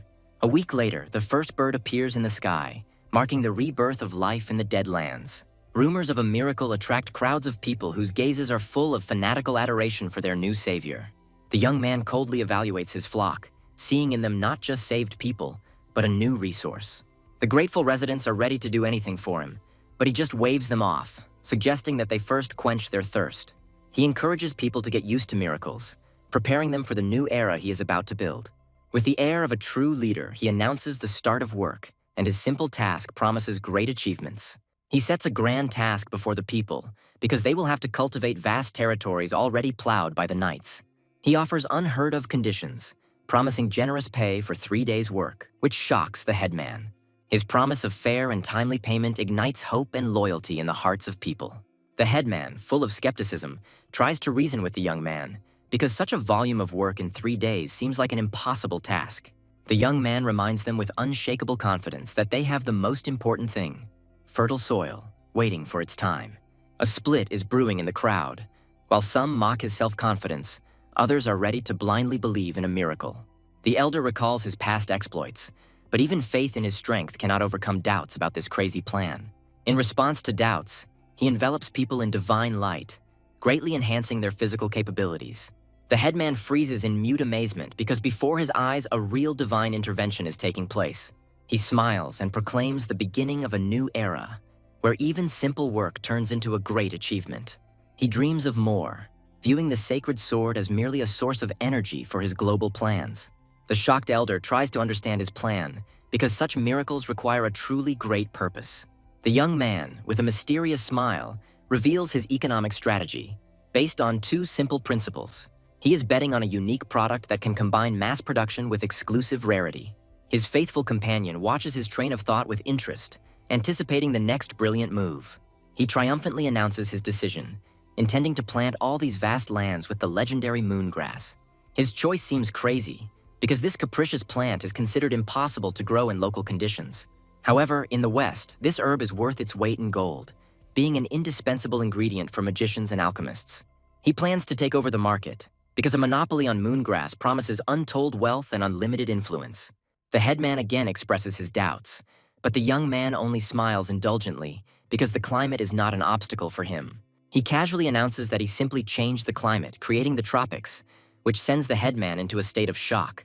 Having created ideal conditions, the young man sets a new goal, because now he needs allies from the forest people. As if in response to his words, a beautiful elf appears in a distant forest, surrounded by the magic of nature. Her house, hidden from prying eyes, breathes harmony, welcoming uninvited but long-awaited guests. The head of the elves, Yuria, already knows about the visit, because the spirits of the forest told her in advance about the arrival of an important guest.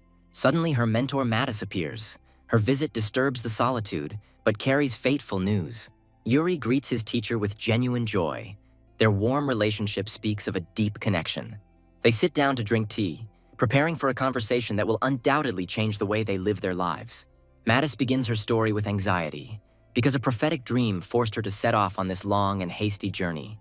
The young elf listens to her with excitement, realizing that this dream carries something incredibly important.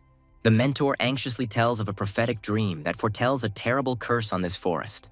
The young elf, with a mysterious smile, recalls her teacher's old lesson about the laws of nature. Mattis desperately tries to reach out to her, reminding her of the inviolability of the natural laws that spirits obey. She declares this forest to be wrong and begs her student to leave this doomed place. Her words convey a longing for the great tree, their true homeland, where they will be safe. Yuria bitterly rejects her offer because she already considers herself a stranger to her people. She asks her mentor to save the others, taking upon herself the full weight of the coming curse. Mattis screams in horror because staying here for her favorite student means certain death. But Yuri accepts his fate with fatal calm, seeing it as just another law of nature. She leaves a ray of hope because there is always a chance that a savior will appear and change what was destined. A light breeze brings with it a premonition of a fateful meeting, filling the air with anticipation. The teacher tries to hide her concerns over a cup of tea, but her student's eccentricity makes her wary. The young elf proudly reveals her secret recipe, which causes a real shock in the teacher. Mattis looks at her student in horror, her heart clenching with love and fear for her recklessness. Yuria reminds him with a sad smile why she will always be considered an outcast among her people. She easily accepts her reputation as a madwoman, finding solace in the very nature that rejected her. Meanwhile, the hero enters the cursed forest and is struck by the dead silence and the power hidden in it. His companion cannot believe her eyes, because they have found here a legendary race that was thought to be extinct. The ancient scrolls confirm that the elves have long since disappeared from the world, becoming a myth after a great catastrophe. He admits with a grin that this is not luck, but cold calculation, because he noticed the elven spirits of spies a long time ago. His logic is simple, because the inextricable connection between spirits and elves is the key to finding them. Despite his companion's fears, he moves forward decisively, because the end justifies any means. They both share a dislike for the arrogant elves, whose reputation for boredom precedes them. The image of Apollo, the shameful elf who discouraged any desire to get closer to his race, comes to her mind. A magical forest opens up before them, full of shining deer, as if straight out of a fairy tale. The spirits of the forest themselves are drawn to him, enchanting the local animals, which proves his spiritual closeness to nature. He feels a greater kinship with these magical creatures than with the elves themselves, because their souls speak the same language. He recalls the fiery trials he had to go through to earn the recognition of the higher races. His mentor was the spirit queen Yuriana herself, a legendary heroine, which speaks of his exceptional potential. His companion notes with slight envy his innate gift, because animals are drawn to him even without any contracts. His companion is shocked by his double strength, as his demonic energy is remarkably similar to the mana of spirits. They find themselves at a dead end, as finding the legendary moongrass in this vast forest seems like an impossible task. The solution comes on its own when a tiny dragon spirit gives him a branch of the treasured plant as a sign of trust. She can't believe her eyes, but he confirms with a confident grin that this is their goal. What appears before their eyes is an incredible sight. The secret garden of the moon goddess, completely covered with shining flowers. He looks at his little guide with gratitude, amazed by the beauty and scale of this place. His companion is delighted, because this amount of grass is more than enough to carry out their grandiose plan. The secret of his power lies in a unique combination of mana, sacred, and spiritual energy. His level is determined not by strength, but by his innate affinity with the spirits, which allows him to soar in harmony with nature. He confidently declares his power, because now he has the power to summon almost any spirit. He shows off his power with a mysterious smile, his mana glowing as he prepares her for the impossible. He looks with awe at the garden of the moon goddess, realizing that the very name of this place speaks of its sacred connection with the spirits. He knows that these flowers contain the power of spirits, and to take them without permission means to incur the wrath of this place. He asks her with complete confidence to just watch, because he is not going to take her by force, but to ask for permission. He rises into the air, enveloped in energy, and begins to speak in the language of the spirits, calling to them directly. The elements of water, earth, fire, and wind respond to his call, because he speaks their language perfectly. His companion looks at him with disbelief, because his ability to speak with spirits seems like something beyond the realm of possibility. The spirits give their blessing, and his companion delightedly urges him to gather flowers before the elves arrive. She teases him for being a coward, but he grins and says that being ready to fight doesn't mean you like trouble. The elven teacher is amazed to realize that the stranger entered the garden without rituals, having gained the trust of the spirits with just one word. The teacher watches in amazement at the daring youth, the man who dared to enter their sacred lands. Yuria realizes with a sly smile that a stranger has invaded their closed world in search of legendary flowers. Her heart flutters with excitement because she has witnessed something incredible and forbidden. She tries to find the words to describe this breathtaking spectacle to her teacher. The young elf notices the anxiety on her mentor's face, not yet knowing that she herself is the cause of it. Mattis looks at the cup in horror, her aversion to tea giving her away. Yuria lovingly tells about her terrifying recipe, putting all her care and grasshopper wings into it. The teacher, with pain in her voice, admits that the very thought of such a treat makes her stomach ache. The young healer immediately offers a solution, her new diet, which only makes her mentor feel worse. Mattis desperately begs her to stop because such care is worse than any poison for her. The mentor is perplexed because the awakening of an ancient creature seems more likely to her than the invasion of a person into their garden. She realizes with alarm that her student is not joking and that the situation is much more serious than she could have imagined. Belief in the existence of mythical dragons turns out to be stronger than the assumption that a person can talk to spirits. She tries to convince herself with a nervous smile that even special people are not capable of such a thing. But doubts have already crept into her soul. Yuria announces her imminent departure from the village, shocking her mentor and leaving her with a silent question.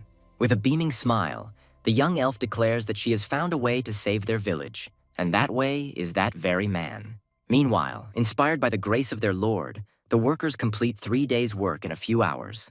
The hero admits with a sly grin that their diligence is just part of his long-term strategy to grow moongrass. As soon as the planting begins, a rumor spreads throughout the entire territory, causing curiosity and mistrust among people. People whisper in doubt, not knowing what exactly he is planting and whether this risky plan will be crowned with success. He lays out his daring plan with unperturbed calm, knowing that he can circumvent the laws of nature, which leaves his assistant dumbfounded.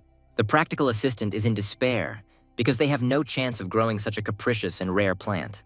The first signs of failure are already evident, but his icy calm and one word make you freeze in anticipation. He predicts rain with ease, as if the sky itself obeys his will, leaving his assistant completely bewildered. The scorching sun threatens to destroy all their work, but its composure only emphasizes the panic of those around them. He holds the key to success, a mysterious artifact, leaving everyone in the dark about his true intentions. In the luxurious halls of high society, they are already whispering loudly, passing incredible rumors from mouth to mouth. The incredible news of a miraculous harvest in the remote lands of Haines spreads like wildfire. The arrogant nobility laughs at the crazy experiment until they learn that the lord of these lands himself is behind it. The mention of the cursed lands of Haines awakens a dangerous interest and dark memories in the mysterious stranger. The young magician grinningly informs the magicians from the tower that their information is out of date because it now rains on the cursed land. The haughty aristocrat dismisses the rumors with cold disdain because even rain will not bring life back to the dead wasteland. All of high society whispers behind his back, attributing the exiled prince's successes to pure madness from grief. A young apprentice anxiously reports to his mentor the incredible rumors surrounding the first prince. Sage Helson interrupts him with an imperious gesture, making it clear that his spy network works much faster. The intrigued master decides that this is an excellent reason to send his ward on a dangerous journey to the east. Julius Janro is left frozen in shock when his mentor suddenly orders him to prepare for immediate departure. In an instant, the barren land, contrary to all laws, turned into an endless, blooming field. The hero looks over his possessions with pride because his risky plan brought an incredible harvest. His assistant is at a loss because she has to select 10,000 perfect sheets of paper from a huge batch from the warehouse. He calmly voices staggering figures because their harvest is worth a fortune, capable of changing the balance of power. A golden shower is about to fall on him because his risky adventure promises to bring fabulous, almost unimaginable profits. This is not just money. This is an entire era, because such a sum can provide a comfortable life for thousands of ordinary people. He looks to the future with anticipation, because this success is only the first step in his much more daring and dangerous plan. His brilliant calculation worked, because while the whole world considered him a madman, he calmly prepared his triumph. He knows that the enemy will not fall for the same trick twice, and this first victory is only preparation for the real war. Everything is ready, and in this silence before the storm there is tension, because the world does not yet know what awaits it. With a predatory grin, he is ready to shake up the entire continent, enjoying the sweet smell of impending chaos and big money. He deliberately creates a shortage, because limited supplies will turn his product into a real treasure that people will fight over. The emergence of a new source of priceless raw materials for magic and alchemy will inevitably cause a stir among the powers that be. Along with the news of the deliveries, another, much more alarming rumor spreads, skillfully launched by the hero himself. News of his supposed illness spreads instantly, creating ideal ground for further manipulation. He rests peacefully while his faithful companion warns him of the invisible danger that big money brings. The simple law of the market is inexorable. The more goods there are, the lower their price, and he understands this perfectly well. He knows that a thoughtless flood of the market will turn his treasure into a useless weed, devaluing all his labors. With a sly grin, he confirms that his goal is not charity, but his own gain and power. The first and most impatient customers are already at the gate, and he is ready to meet them, because everything is going according to plan. His estate has become a center of pilgrimage, where crowds of eager buyers are ready to do anything for the coveted goods. He continues his performance with the disease, making customers languish in anticipation and fueling their excitement. Finally, he is ready to negotiate, gathering the most influential players around the table to dictate his terms. His faithful assistant is in despair, because their strength is catastrophically insufficient to cope with the influx of people. The carefully planned event is falling apart at the seams, threatening to turn into a complete failure due to a lack of resources and personnel. He gives a ruthless order, preferring to be tough now rather than deal with the consequences of serious problems later. He thinks through everything down to the last detail, preparing not only tough measures, but also clever traps for uninvited guests. The city is suffocating from the influx of visitors, and even the hastily renovated buildings cannot accommodate everyone who wants to come. One of the guests comes up with a brilliant idea on how to turn the housing shortage into another source of fabulous profits. With a charming smile, he announces the start of negotiations, now that all the pieces are in place on the board. His loyal captain is greeted as a hero, because under his leadership, simple warriors have turned into a real guard. He gently declines the offer to celebrate, realizing that his people need rest before the trials ahead. Exhausted to the limit, the captain falls onto the bed, exhausted, because the success of their lord has fallen on his shoulders as an unbearable burden. The captain is crushed by the endless stream of duties imposed on him by the ruthless but brilliant lord. He reaches the point of complete despair, begging for death, just to end this endless waking nightmare. A sudden visitor disturbs his miserable solitude, causing only bewilderment and tired irritation. He has to quickly tidy himself up, burning with shame in front of the mysterious and obviously important guest. The stranger turns out to be an influential magician from the Green Tower, and his smug appearance does not bode well. A tense game of politeness begins, where every word hides the true and dangerous purpose of the visit. Hala starts from afar, testing the waters and trying to find weaknesses in the defense of the impregnable lord. The captain skillfully parries flattery, realizing that behind the sweet speeches lies a cold and selfish calculation. Tired of empty words, he goes on the offensive, forcing the magician to finally reveal his true intentions. All the magician's self-confidence evaporates, and he desperately begs for a meeting, realizing that he has been driven into a corner. The captain coldly lies about the lord's illness, enjoying the false sympathy of the influential magician. He continues the performance, putting the imaginary health of the master above any business, and Hallis is forced to play along with him. Realizing that persuasion is useless, the magician moves on to his main trump card, taking out a bag that can buy any conscience. The glittering jewels become a silent offer, and the captain freezes, amazed by the impudence and scale of the bribe. He feigns righteous anger, loudly refusing the bribe, while Hallis smiles and calls it a modest gift. The captain can hardly contain his disgust as he listens to false compliments about his honor from a man trying to buy him. The temptation lies right on the table, and in this silence, not only its fate is decided, but also the success of the entire plan. A sudden revelation strikes him, because everything from flattery to bribery was precisely predicted by his genius lord. Meanwhile, the hero calmly explains the essence of his plan, because his enemies are not individuals, but powerful organizations. With cold calculation, he throws his loyal captain to the mercy of his enemies, turning him into the main bait for his enemies. He coolly introduces the captain to his plan, preparing him for the dirty games in which he is assigned the main role. The order to take bribes from everyone shocks the captain to the depths of his soul, because his master is ready to do anything for his goal. The young man hands him the main trump card, a bait that none of their greedy enemies can resist. This is not just a potion, it is a real treasure, capable of exploding the market and making its owner rich. The goal is not a sale, but a clever deception, so that rumors about a wonderful product spread, driving buyers crazy. Their true plan is to drive the price sky high, leaving the rich to languish in anticipation and lose their last shreds of sanity. The magician, as if enchanted, looks at the potion, and his eyes reflect the greed that the hero wanted to see. The captain casually displays the goods, knowing that this gesture will ignite an unquenchable flame of desire in the magician's soul.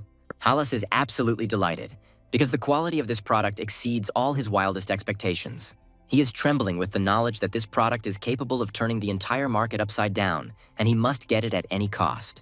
Hallas finally loses his head, realizing that for the sake of this treasure he is ready to resort to any, even the dirtiest methods. The captain delivers a crushing blow by announcing that anything that doesn't meet their highest standards is simply thrown out. He finishes off the stunned magician with numbers, revealing the incredible scale of their production, which makes him go dark before his eyes. A terrifying thought about the young lord's ruthlessness flashes through Hallas's mind. The magician realizes with a chill down his spine that this is not a naive youth, but a brilliant and dangerous player who cannot be underestimated.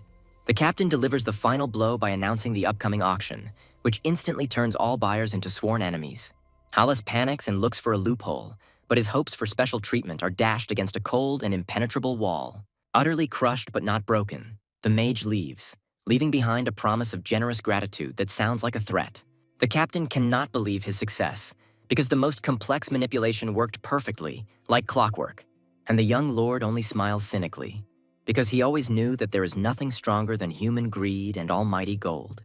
The captain is delighted by the brilliant simplicity of the plan, and the young man only shrugs modestly as if it were obvious. Bribes from influential organizations flow like a river, and the hero notes with satisfaction that the catch turned out to be quite good.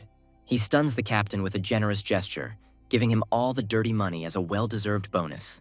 The young man reminds with a smile that this is only a small part, because the main profit will go to him, strengthening the loyalty of his subordinate. With a devilish grin, he predicts that his enemies, blinded by greed, will destroy each other.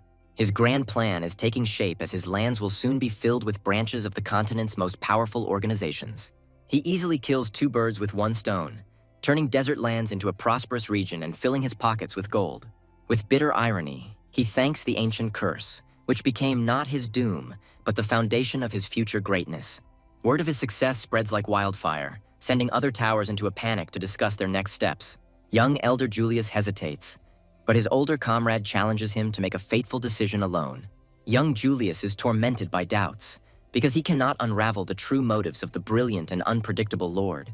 The teacher confirms his worst fears, because the lord is deliberately underpricing, playing a dangerous game with business sharks. They discuss the risks, realizing that abandoning standard trading methods is not a mistake, but part of a clever design. The sudden mention of the first prince adds a chilling note to their conversation. The talk of the land's insignificant population only underlines the audacity of the plan, since he's going to build a metropolis out of thin air. Julius is struck by a revelation, as he finally understands that the Lord is not just selling goods, but forcing the entire world to invest in his land. The teacher reveals with admiration the full scale of the plan, turning the cursed wasteland into the economic heart of the kingdom. Realizing that the limited supply is a trap, Julius realizes how ruthless and brilliant their enemy is. The true goal turns out to be even more frightening. It is not just getting rich, but accumulating huge capital for something greater. The whole picture comes together as this desperate prince who has nothing to lose is just beginning his dangerous game. The teacher realizes with horror that the young man's strength lies in his despair, because someone who has already lost everything is not afraid of any risks. He convinces Julius of the need for an alliance, but he himself is burning with desire to personally meet this daring and mysterious genius. Even the wise head of the tower is intrigued by the young man's self-confidence and, with a smile, gives his consent to this fateful meeting. The beautiful sage is tormented by an unsolvable riddle, because the young man's victory over the vampire violates all known laws of this world. She clutches a mysterious artifact in her hand, and her confidence in the world order collapses under the onslaught of inexplicable events. The elder comes to a blood-curdling conclusion, because such incredible power can only belong to the god of the sword. Looking up at the starry sky, he sees how disparate events weave together into a single and frightening picture, revealing the true scale of the game. The plan works perfectly, and crowds of people flock to his lands, begging him to sell them at least a piece of their new homeland. In response to the maid's panic, the hero gives a cold and merciless order, pitting the competitors against each other in an auction battle for the land. The butler, his eyes shining, voices their common goal, demanding that they squeeze absolutely everything down to the last coin out of the greedy customers. The young man agrees to the order with a sly grin, already anticipating his benefit. The heroine watches with alarm the sinister laughter of her companion, remembering his past ruthless actions. The sudden news of the letter makes the young man wary, interrupting his idle thoughts. A letter with the royal seal promises something important and possibly dangerous. Intense trading begins in the city center, attracting a large crowd. The auctioneer announces a high opening bid, challenging the assembled crowd. Immediately, a fight breaks out between the participants, and the stakes rise rapidly. The hooded hero enters the game, brazenly outbidding on behalf of his faction. The guy doesn't just bargain, but provokes his opponent by hinting at his weak spot. With a decisive gesture, the young man makes his final bet, leaving his opponent no chance. The losing opponent angrily attacks the guy, but he only coldly reminds him who started this mess. The auctioneer watches with alarm as the conflict brews and the atmosphere in the square becomes tense. The auctioneer prepares to bring down the gavel, giving a final chance to outbid the bid that will decide the outcome of the auction. While the loser is being led away by security, the hero's satisfied assistant begins the countdown to triumph. At the last second, the girl freezes with a hammer in her hand, shocked by the unexpected turn of events. Suddenly, a new participant's hand rises above the crowd, completely changing the balance of power at the auction. Meanwhile, the real player, watching from the sidelines, is pleased to learn of the stunning final price. The assistant reports to the young man about the resounding success of the trades, which were even more profitable than expected. The hero enjoys triumph because his brilliant plan brought a stunning victory on all fronts. The girl is amazed to realize the scale of their success, which will make their region the richest in the kingdom. The young man shares his brilliant plan, ordering to diversify production for complete control over the market.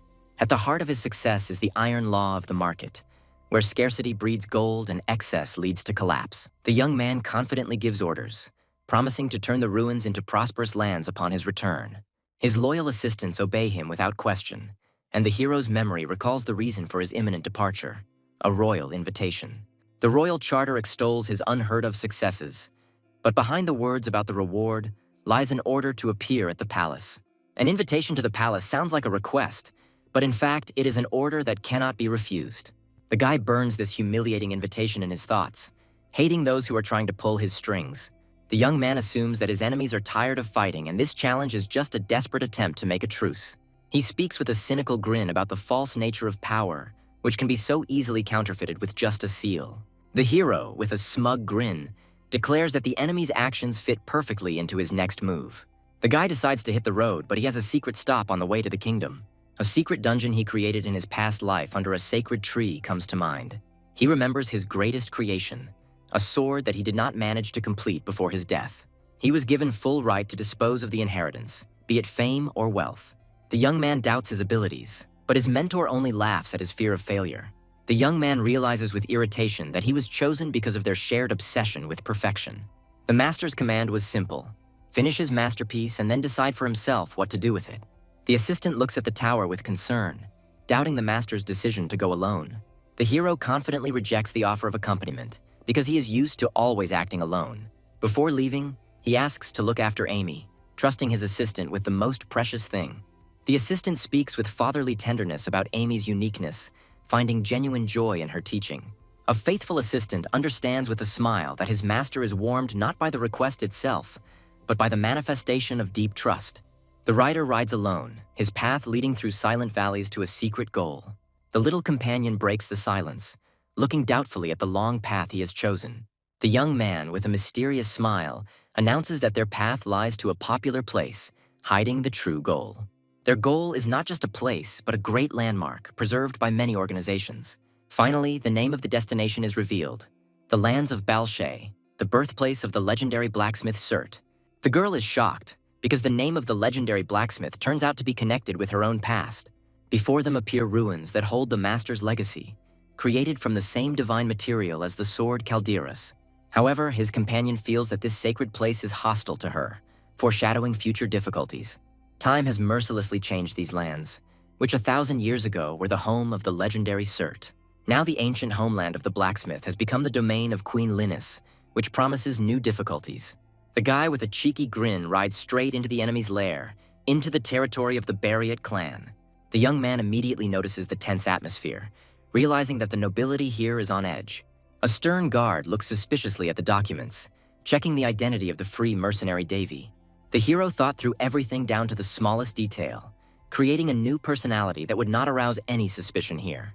The plan worked perfectly, and the young man is relieved to realize that the first barrier has been passed without any problems.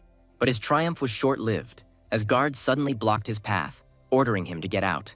The boy is stunned when the guard reveals an unexpected reason for the commotion: a recently discovered labyrinth. Suddenly, another arrogant young man appears, rudely pushing away the guards, interfering in the situation. The hero, with icy calm, tries to understand the chaos that is happening in his path. Even for the holdings of a powerful family, the situation was much worse than he could have imagined. The young man decides to figure out what is happening, and in order not to give himself away, turns to the first person he meets. Pretending to be a simple traveler, he starts a conversation with the old man to find out the situation. The old man silently points to the guards who shamelessly collect tribute from people passing by. The guy is furious and realizes that he is witnessing blatant bribery, which has become the norm here. His anger grows because this illegal tax was abolished several centuries ago, but here it is still in effect. The old man notices how the young man's gaze has grown cold, foreshadowing an imminent storm. Trying to avoid trouble, the old man hands the boy a bag of money so that he can pay and pass. But the hero returns the money, advising the old man to pass without fighting, because he himself will deal with this injustice. The old man insists on help, seeing in the young man his distant grandson, and hands him money. The hero politely but firmly refuses help, returning the money to the old man with good wishes. The young man leaves with a sinister grin, telling the old man that he definitely won't need the money. The guard notices with irritation that the impudent guy still hasn't left, and prepares for a showdown. The young man calmly quotes the law, pointing out to the guards their blatant lawlessness.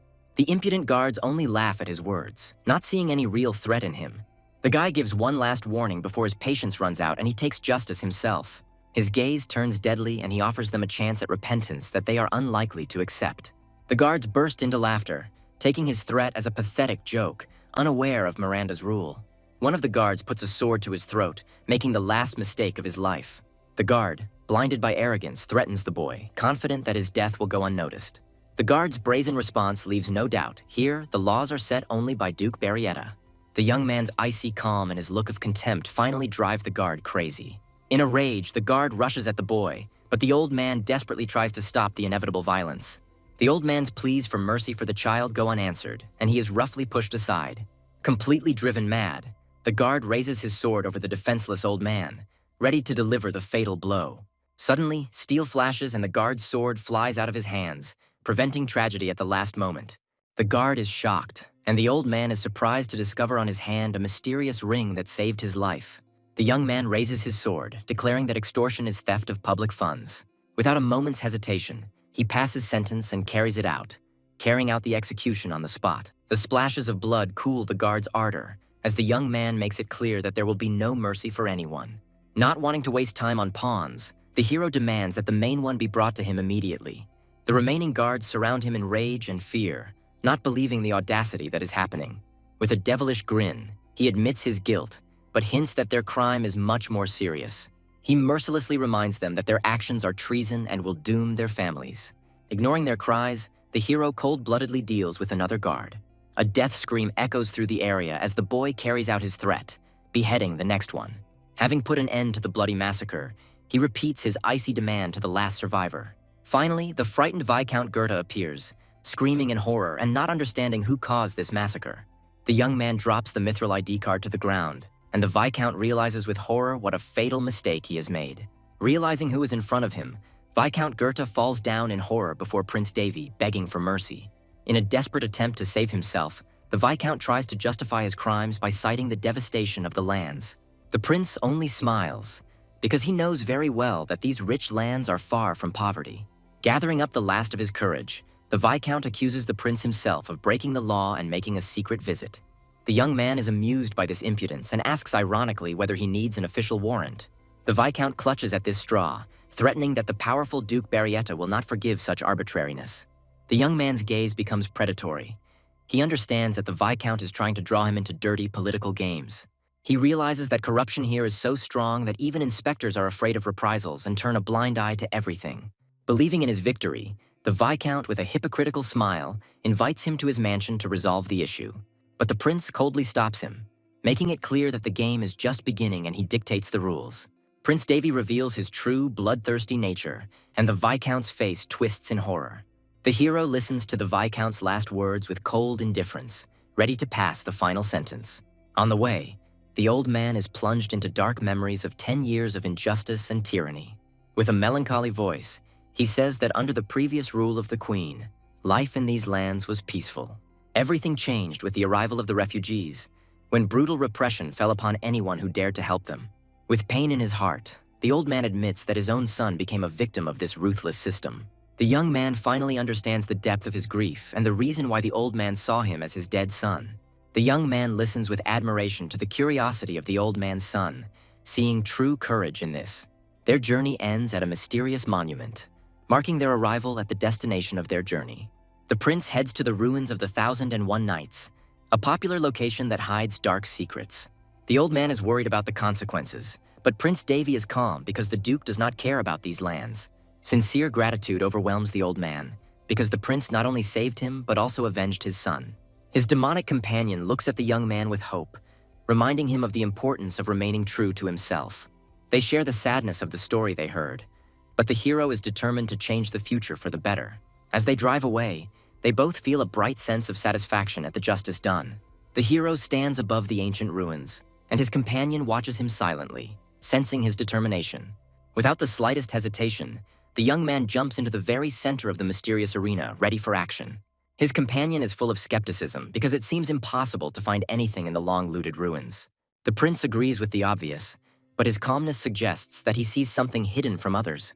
His mind begins to work at incredible speed, reading the hidden code in the architecture of the ancient ruins. The hero holds a feather in his hands, explaining to his puzzled companion that this is part of the solution to the ancient password.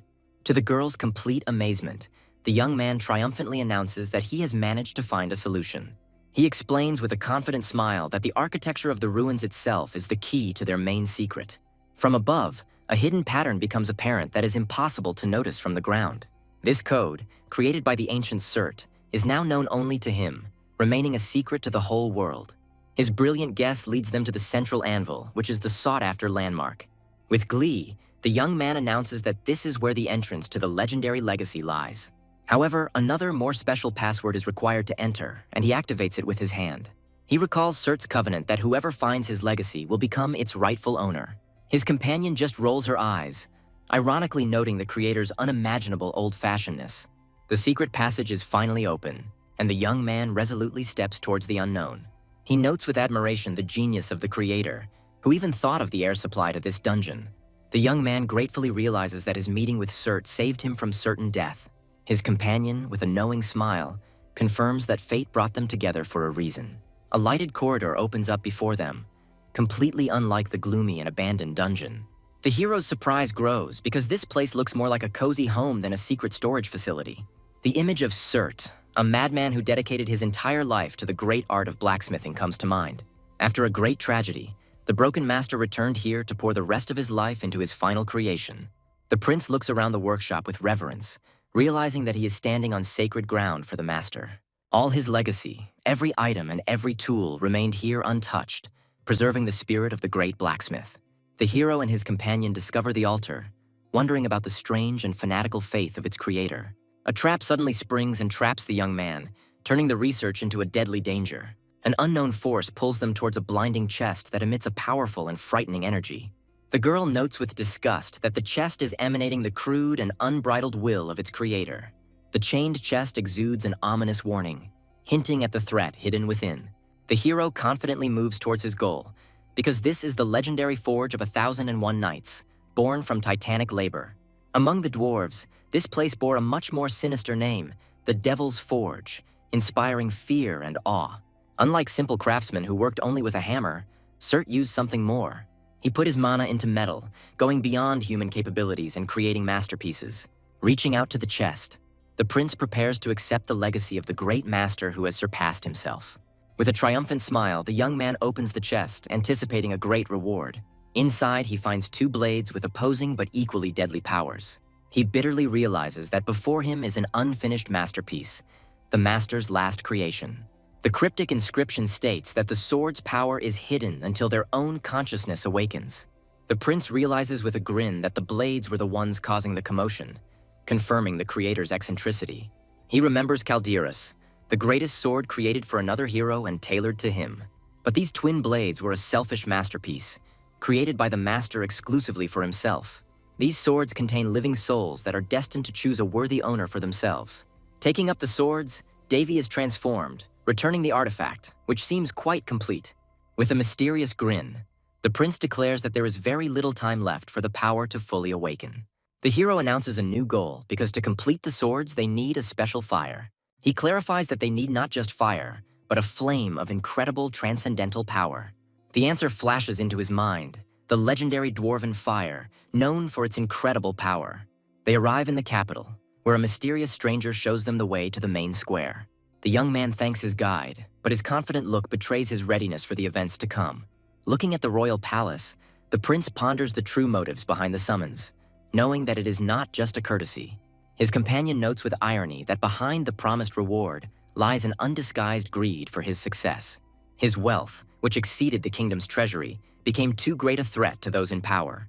Greedy hands reach out to his business, because the nationalization of his enterprise promises untold riches to the kingdom. The girl confirms his suspicions, clarifying that not only the king, but also all the nobility of the kingdom are behind everything. As he approaches the palace, the hero wearily realizes the scale of his achievements and the price of fame. The meeting with Chamberlain Besphos takes place in an atmosphere of cold and tense formality. Behind the official's polite words lies close attention to the young man's stunning success. The guy, with a disarming smile, replies that his success is nothing more than a gift from heaven itself. The prince is surprised to learn of the king's brutal reprisal against the nobility, provoked by his actions. He is informed that the audience with the king has been postponed, but the young man calmly accepts the rules of the game. The Lord Chamberlain secretly gloats, because his intrigues and the king's participation led to such a quick result. Davy realizes that he was worrying in vain, becoming just a tool in someone else's political game. A sudden touch on his shoulder catches him off guard, interrupting his thoughts. Behind him is his brother, whose smug look promises nothing but new troubles. The appearance of Brother Callus causes only cold and tired irritation in the hero. The young man politely but firmly sends the servant away, preparing for an unpleasant family conversation. Callus, with a venomous grin, tries to belittle his brother's achievements, accusing him of excessive pride. He continues to hurl insults, attributing the prince's enormous success to blind luck. Davy just smirks indulgently, accurately pointing out the envy burning in his brother. His words hit home, revealing Callus' deep insecurities and dependence on his mother. In a rage, Callus lunges at him, losing control at the humiliating truth. The young man, with icy calm, intercepts his brother's hand, repelling his pitiful attack. The prince mercilessly destroys Callus's illusions, calling him an empty and worthless leader. This final insult tears Callus' mask off and he charges in a fury. The memory of his brother's betrayal 6 years ago flashes through his mind, confirming his insignificance. Just the thought of the past makes Davy's blood boil with suppressed rage. With one smooth and humiliating movement, the hero sends his pompous brother flying. The defeated Callus hears only reproach for how his behavior has tarnished their father's honor. With a mocking grin, the young man mimics his brother, pointing out his limited vocabulary. By pinning his brother with his foot, Davy turns an insult directed at him into treason.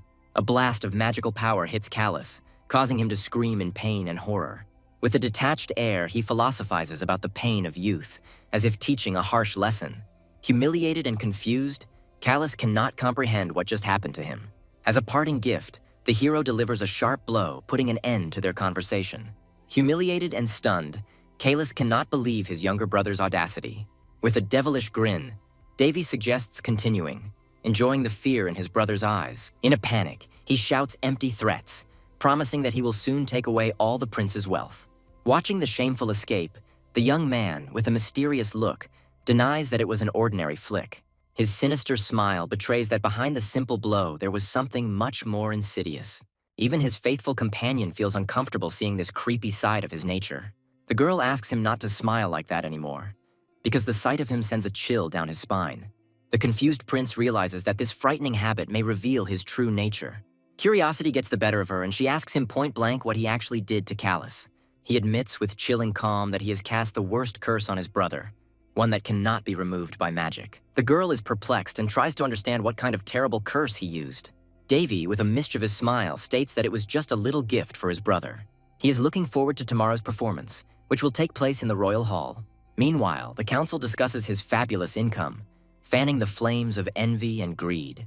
In the meeting room, the nobility is already dividing up the skin of the unkilled bear, planning the development of his enterprise.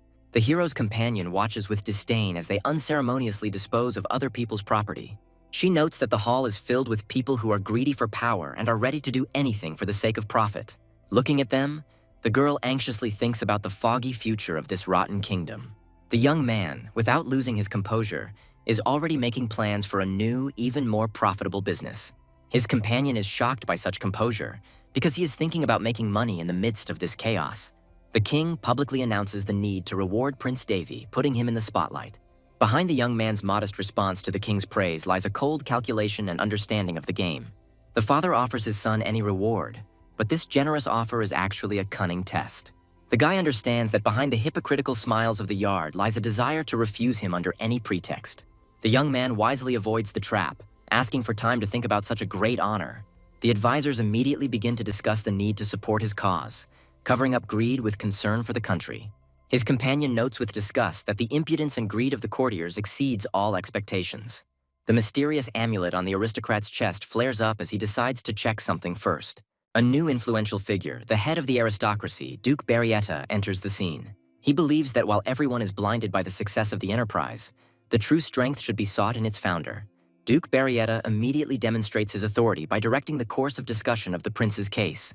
He boldly challenges the council, accusing them of a brazen attempt to appropriate the merits of others. The Duke puts the presumptuous advisor in his place, reminding him of the inviolability of royal status. He corners another aristocrat with a stinging question, exposing their double standards.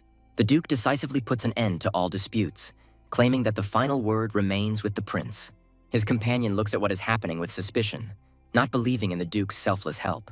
The Duke shrewdly warns that a violent takeover of a business would set a disastrous precedent for the kingdom. The prince, with a shrewd smile, senses that there is something more behind the Duke's words. The Duke admits with a sly smile that his defense was only a prelude to a more important conversation. Behind the Duke's ostentatious concern, the young man sees only the beginning of a new, much more dangerous intrigue. The Duke pulls out his trump card, producing a wax-sealed message from the high priest of the sacred land. The prince listens to the news with icy calm, his composure hiding a storm of thoughts. A shocking demand is made. The Holy Land calls on Devi to grant him the title of saint. The news explodes the hall with rage, because this demand is tantamount to an encroachment on sovereignty. One of the lords jumps up, outraged that the prince of the kingdom is being treated like a vassal. They object to him, reminding him of the omnipotence of the sacred country, whose will even empires do not dare to contradict.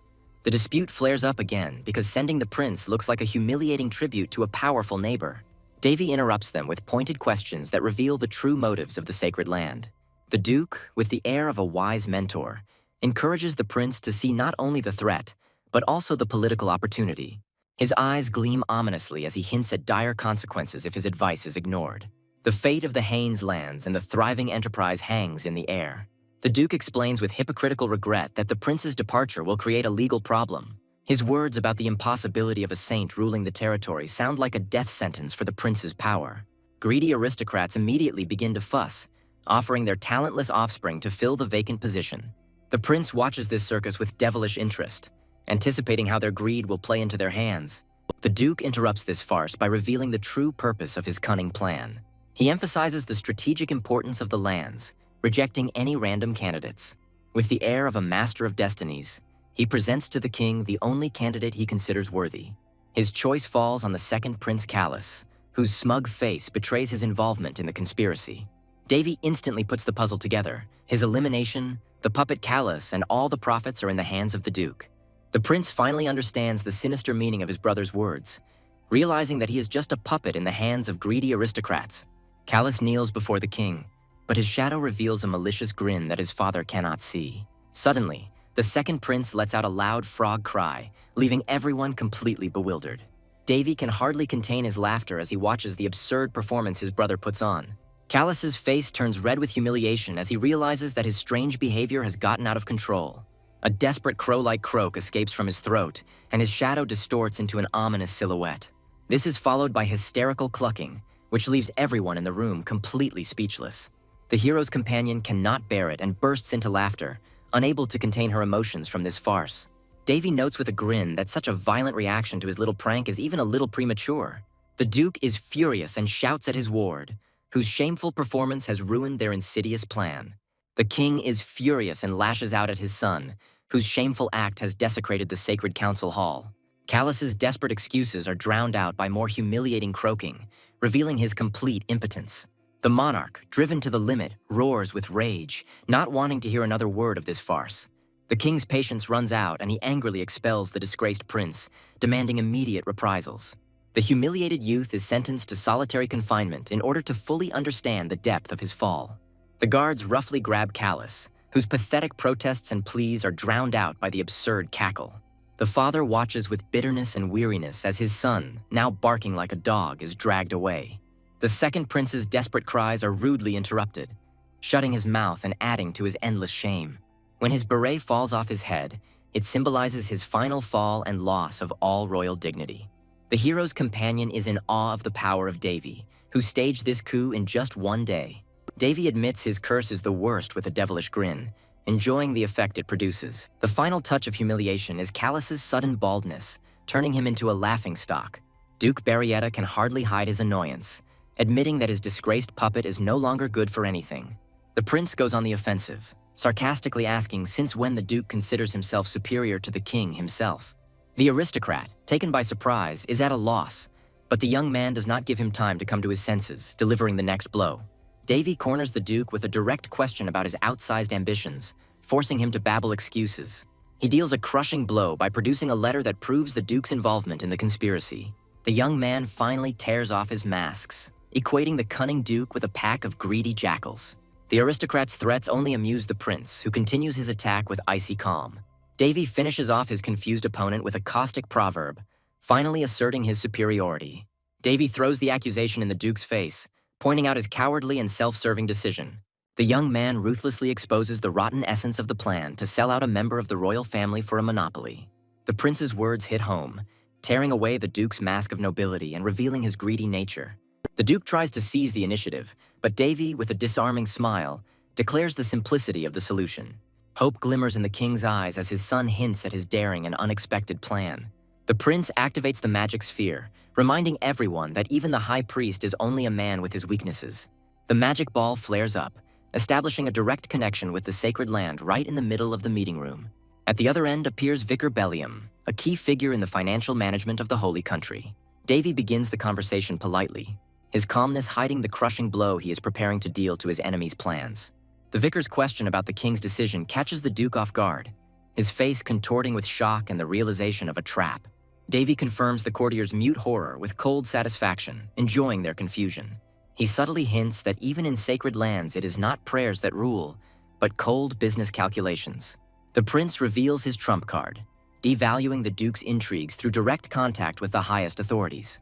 The Duke's plan falls apart, because no one dares to go against the will of the ruler of the sacred country. The meeting ends with the young man's triumph, leaving the conspirators in complete confusion. In the privacy of his office, the hero thanks his loyal ally for the flawlessly staged performance. Vicar Bellium admits with a smile that he was prepared for any outcome, but is glad of their overall victory. Davy notes with a grin that the short-term benefit of his departure would be disastrous for the kingdom. He recalls his main lever of pressure, the threat of cutting off supplies vital to the Holy Country. The guy ends the conversation by confirming his reliability as a partner and promising a new batch of valuable goods. The vicar is delighted and thanks for the deal, anticipating even greater profits from the collaboration. Davy smiles contentedly as he enjoys his incredibly profitable and clever deal. At the heart of his success is a simple but brutal principle: everything must be paid for in full. With cynical joy, he drags everyone into a common swamp where no one can remain clean. Behind his deceptive ease lies a cunning liar for whom the end justifies any means. Suddenly, a frightened girl appears in the magical sphere, her scream disturbing his triumphant calm. He scolds his future assistant with cold disappointment for showing weakness at a critical moment. The butler sheepishly apologizes for his charge's panic, but the prince sees this as just another test. The faithful servant is relieved to learn of the success of the meeting, while his master is already making new plans. The prince's massive projects are already in motion, transforming the desert lands into a thriving camp. The prince faces a harsh reality as his grand plans are thwarted by decades of technological stagnation. He realizes that saving the lands was only the first step, and that there is a long road of revival ahead. Mountains of gold prove useless in the face of time, the main enemy of his ambitious plans. With a sly smile, the hero announces the launch of a new, even more daring project, surprising his companion. His target is a stubborn tribe of the best inventors, for whom the young man has an irresistible offer. Davy is making the deal of the century, offering something so valuable it's like trading corn for diamonds. His plan is virtually risk-free and promises unimaginable benefits, the key to which are mysterious boulders. The expedition sets off on a journey towards the lands of the legendary Golden Boulder tribe. The young man confidently leads the squad forward, his calm contrasting with the nervousness of his companions. The map reveals their destination, a hidden mountain settlement of dwarves, guardians of ancient technology. The dwarves, an ancient and proud people of craftsmen, become the prince's new ambitious target.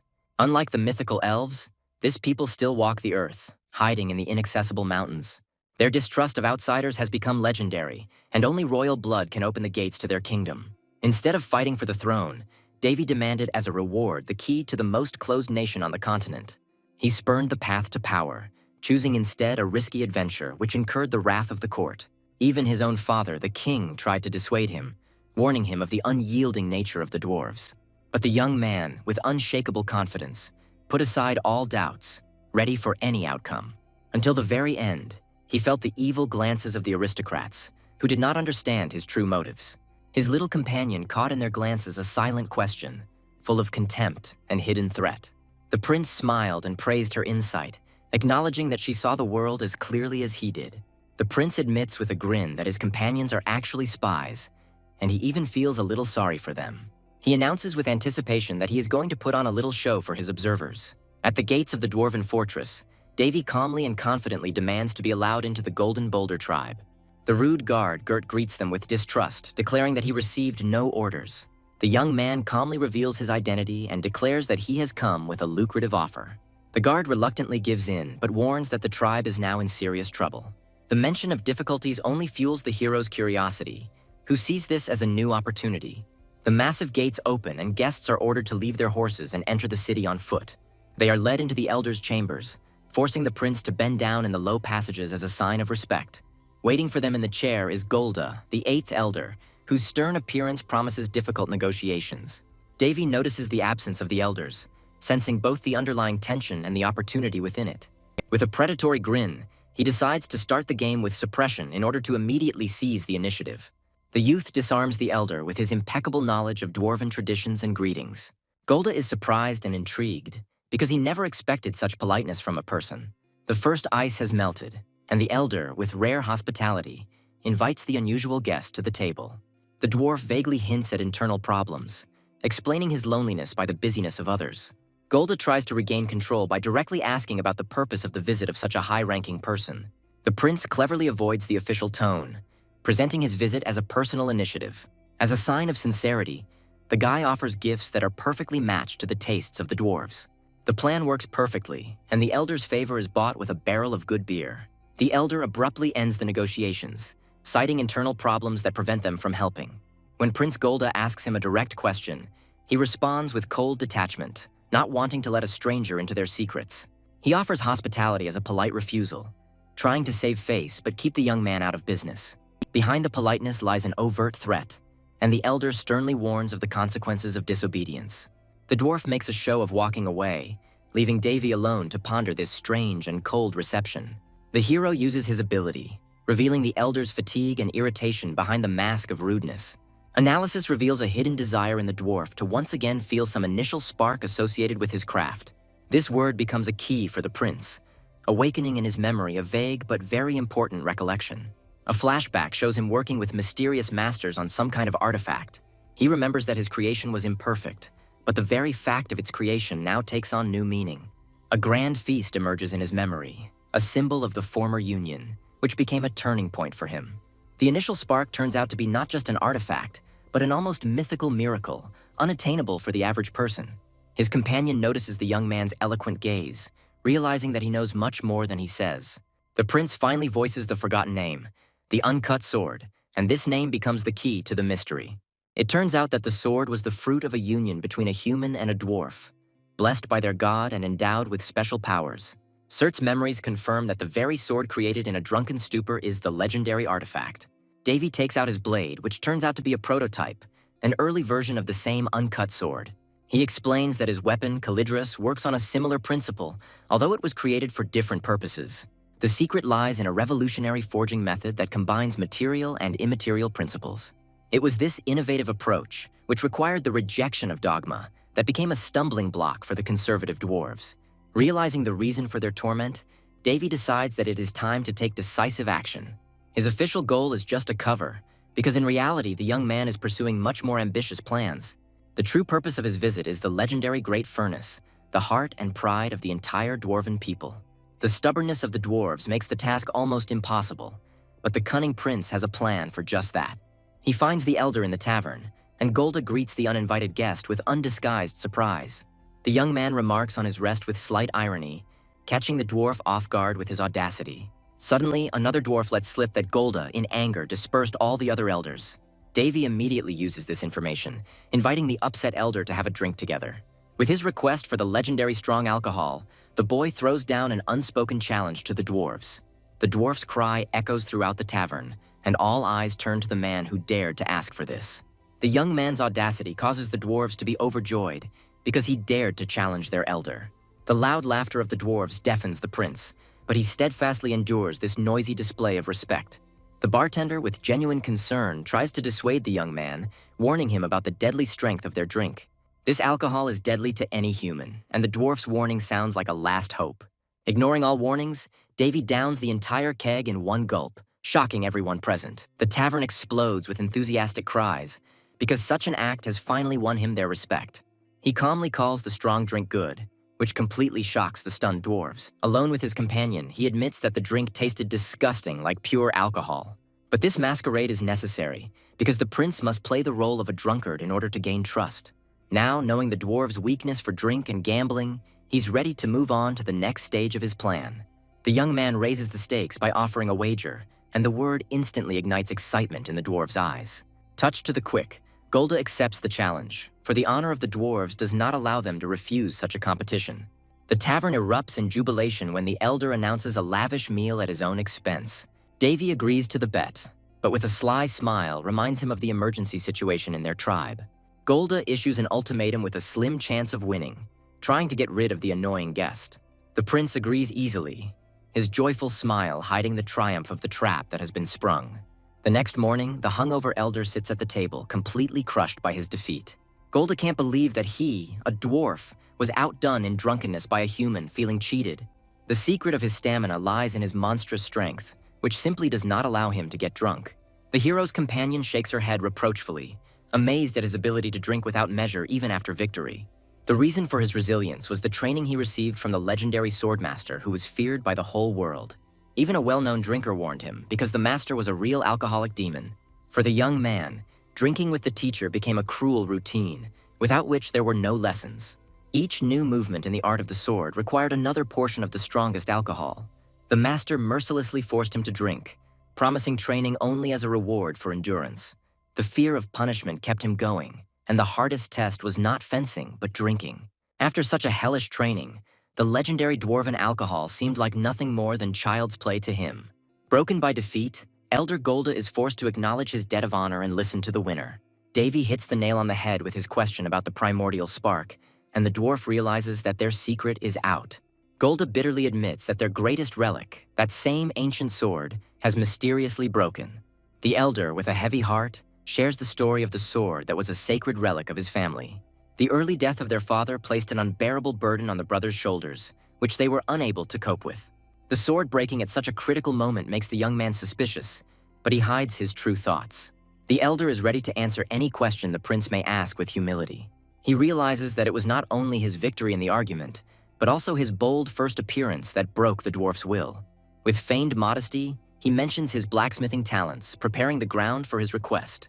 Under the guise of scientific interest, he asks to look at the broken artifact, getting closer to his true goal. He is brought to the very heart of the tribe, to the central workshop, where work is in full swing and an unquenchable flame burns. The prince looks in admiration at the grandeur of the forge, created by pure craftsmanship, not magic. The sudden appearance of an angry dwarf breaks the silence, for Golda has brought a stranger into their holy of holies. The angry dwarf lashes out at Golda, not understanding how he dared bring a stranger into their sanctuary. Davy watches with a smug grin as the predictable chaos he himself has caused unfolds. The appearance of the first Elder Goliath heats up the situation, and he demands an immediate explanation from his brother. The humiliated Golda tries to justify himself, explaining his actions by a lost bet and a simple request from the prince. Goliath angrily rejects his excuses, accusing his brother of drunkenness and recklessness unworthy of an elder. In desperation, Golda puts her position on the line in an attempt to protect her decision and honor. He begs his brother to believe this young man, which only causes him more bewilderment and shock. Caving in to his brother's pressure, Goliath angrily orders everyone to get back to work, putting the conflict aside.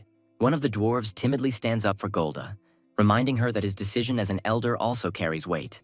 Goliath finally addresses the young man directly, and their introduction becomes the first step toward a fragile truce. Goliath reluctantly agrees, but his threat sounds like a death sentence for the slightest mistake. Behind the young man's polite smile lies seething indignation at the absurdity of what is happening. Before them appears a giant broken sword, whose nickname Unbreakable now sounds like a bitter mockery. The forge is in desperate chaos, with every cry betraying the dwarves' complete helplessness in the face of the task. The crack in the blade becomes a symbol of their failure, and mutual reproaches only deepen their despair. His companion looks at the prince in bewilderment, not understanding what has captured his intense gaze so much. With cold confidence, he passes judgment on their efforts, knowing that they are doomed to failure. He instantly deciphers the secret of the sword, as the unfinished ritual has left it vulnerable to time. Goliath works obsessively until he is exhausted, ignoring the pleas of his comrades to stop the pointless work. The elder's face reflects horror as he realizes that there is more at stake than just a broken sword. Davy realizes with cold irritation that all their pathetic attempts are doomed to failure. The sudden intrusion and furious cry of the stranger finally destroy the remnants of order in the forge. The arrival of Troz from the hostile Black Boulder tribe turns their failure into a public humiliation. The rope presses mercilessly on the sore spot, blaming Goliath for the incompetence that led to the disaster.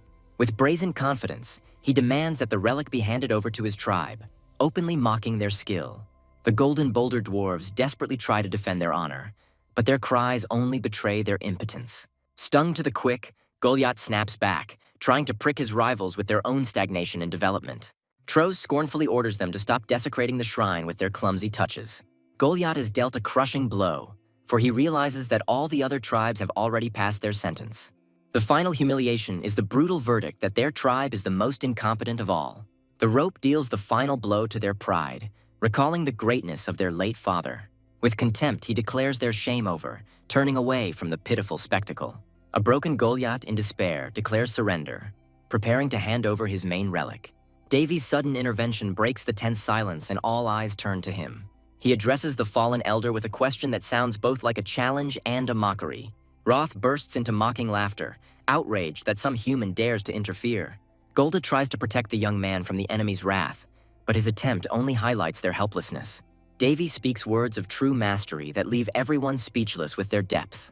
His accusation hits the mark, reproaching Goliath for the blacksmith's chief sin, neglect of the soul of his creation. With one movement, he releases blinding energy, proving his words with unimaginable power. The dwarves are horrified to realize that their sacred sword has been completely and irrevocably destroyed. Ignoring the panicked cries, Davy confidently heads towards the broken artifact. He calmly meets their threats and asks the elder a question that calls into question their true intentions. Davy mercilessly exposes his true motivation, accusing the elder of putting his pride before the relic. He speaks of the sword as a faithful warrior whose life's journey has come to an end, and they are trying to revive the dead. His calm is replaced by righteous anger, because their treatment of the relic is an insult to any master. He throws the accusation of baseness, unworthy of the great race of dwarves, into their faces, and his aura burns with indignation. His gaze reflects wisdom and strength, reminiscent of the legacy of the continent's greatest masters. The boy's words crush the elder, forcing him to see the bitter truth that their pride has blinded them. A flash of blinding energy marks the beginning of a miracle as the young man prepares to do the impossible. A sacred covenant emerges in the young man's memory. A true master puts a piece of his soul into his creation. This unbreakable law states that anyone who neglects it is not worthy of even being called an apprentice. The memory of the teacher's lesson demands that anyone who commits such sacrilege be mercilessly punished. The dwarves watch in silence, mesmerized, as the boy they despised confidently approaches their sacred horn. The rage of one of them breaks out, unable to bear the humiliation at the hands of a stranger. Davy coldly counters the threat by implying that their own misdeeds deserve a far more severe punishment. He cuts them off in a forceful manner, accusing them of mocking the sacred thing, and his words strike them to the very heart. He reveals the bitter truth. None of them understand the true nature of the sword created by his teacher. Davy points out their greatest failure. They don't even believe in their own ability to revive the sword's extinguished life. The final blow to their pride, he asks with contempt how they dare call themselves masters when they surrendered without a fight. Their pathetic attempts to shut him up only betray their fear of the truth he dared to speak. The young man's words pierce Goliath with pain, for each of them reveals his deepest fears and failures. Deep down, they always knew the truth, but his words tore away the mask of self-deception. The elder is finally broken, because he understands that the original spark of the sword has died out forever. They deceived themselves by clinging to tradition because admitting their own powerlessness was unbearable. Self-deception, the greatest sin for a master, turned their pride to dust, leaving only shame. Troz scornfully accuses Davy of being frivolous, not believing that an outsider is capable of understanding their art. In a rage, he challenges the young man to prove his right to judge their great craft. Even his companion is concerned about their blind stubbornness, sensing that it will not end well. Surrounded by hostility, Davy drops a phrase that freezes the air and promises the impossible. The dwarves shout at the young man in despair, not believing that a man can handle metal that is beyond even their control. They invoke the name of the legendary creator, convinced that his masterpiece cannot be repeated by simple effort. Davy breaks their hysteria with authority, telling them to shut up and humbly learn from a true master. A blinding energy flares up in his hands, and the boy prepares to show them a miracle that will crush their pride. He recalls his past, where the creation of artifacts was one of the few peaks that he almost conquered. The boy's mind goes back to his training with Surt, whose genius helped him develop his talent at an incredible speed. Hammer in hand, he recalls the countless times he has recreated what they consider impossible. His actions cause the dwarves to feel holy horror, for he mixes metals, violating their ancient taboos. In response to accusations of ignorance, the young man smirks and challenges the very foundations of their craft. He questions their laws, asking who created them, the great ancestors or the one whose creation they were unable to preserve. He reproaches them for having become slaves to their own rules, having locked themselves in the cage of dogma. In one move, he rejects their outdated laws, declaring a new era of mastery. He proves that true art is born not from rules, but from bold experimentation and complete control. Their world is crumbling before their eyes, because he easily does what they considered impossible and even blasphemous. With mocking ease, he demonstrates a result that was an unattainable dream for them. Despite its unsightly appearance, the sword emanates the same divine aura, crushing their last doubts. He proudly declares that his creation is not just a copy, but a masterpiece that surpasses the original.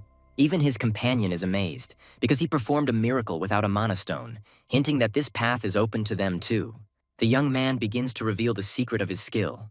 He explains the unthinkable. The sword is alive. It has its own mana circulation system, like a living being. Davy asks Elder Golgod directly if he realized the extent of what he had done. He explains that he has created an eternal artifact, leaving the dwarves in awe. His companion notes with a smile that he not only demonstrated his skill, but also won their proud hearts. The young man passes the baton to them, but the dwarves shamefully admit that their skills are not enough to complete the masterpiece. In response to their despair, Davy smiles and offers them to become his disciples, holding out the hammer of knowledge. Hope and shock mix on their faces as they realize that he can teach them the lost techniques of their ancestors. He offers them a deal based on mutual benefit, placing his creation before them as collateral.